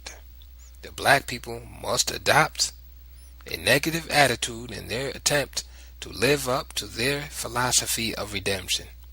Of course, they are perfectly well aware that the activities of missionaries are the result of their own miseducation through the medium of a false tradition about black people. But since their problem is also one of emancipation from certain social evils, the black people feel that they are entitled to a change in missionary policy. For these reasons, I suggest that the negative attitude of the black people should consist first of a boycott of missionary literature and exhibitions, and secondly, of a perpetual protest against these forms of missionary policy until a change is brought about. For as long as missionary enterprise maintains its policy of militancy against African culture, the black people will be disrespected. This is the least that the black people are entitled to, respectful treatment, because they are the representatives of the oldest civilization in the world, from which all other cultures have borrowed. I have frequently seen in the parish magazines of some European churches pictures of the following description: an African chief, dressed in a new silk hat, a long shirt, but no trousers, a frock coat and bare feet, probably to provide amusement for the parishioners and to excite their pity. This is what the black people must protest against, and this is how they must live up to their philosophy of redemption and work it out. In conclusion, let us remember that the unfortunate position of the modern church in being associated with the drama of Greek philosophy is excusable because her missionary function has been due to the erroneous mandates and edicts of secular princes and emperors who ruled the church when it was only a department of state. This bit of ecclesiastical history should be well known to the early branches of the Christian church, and consequently they are the ones whom our enlightened age expects to initiate a change in missionary policy, which would free themselves from the error and superstition of human relations. This lead of the various branches of Catholicism should be followed by Protestantism, so that the entire Church of Christ on earth should be united in this racial reformation and carry to the mission field a practical gospel of happiness. That is, happiness that must begin while we are here on earth. A gospel that is interested in the total welfare of the people. A gospel which ignores the social and economic rights of natives and emphasizes only happiness in an unknown world is one-sided, misleading, and contrary to Christian tenets and practice. It was early Christianity that established a diaconate for the express purpose of solving the economic problems of its adherents, so that they might begin in their earthly life to experience what happiness really meant. It is evident that the benefits of religion are intended to be coextensive with human needs, and unless the Christian religion changes its missionary policy with respect to the culture of the black people, it would be difficult for them to obtain complete emancipation from the social injuries created by ancient Rome. End of chapter 9. End end of stolen legacy. Greek philosophy is stolen Egyptian philosophy. By George.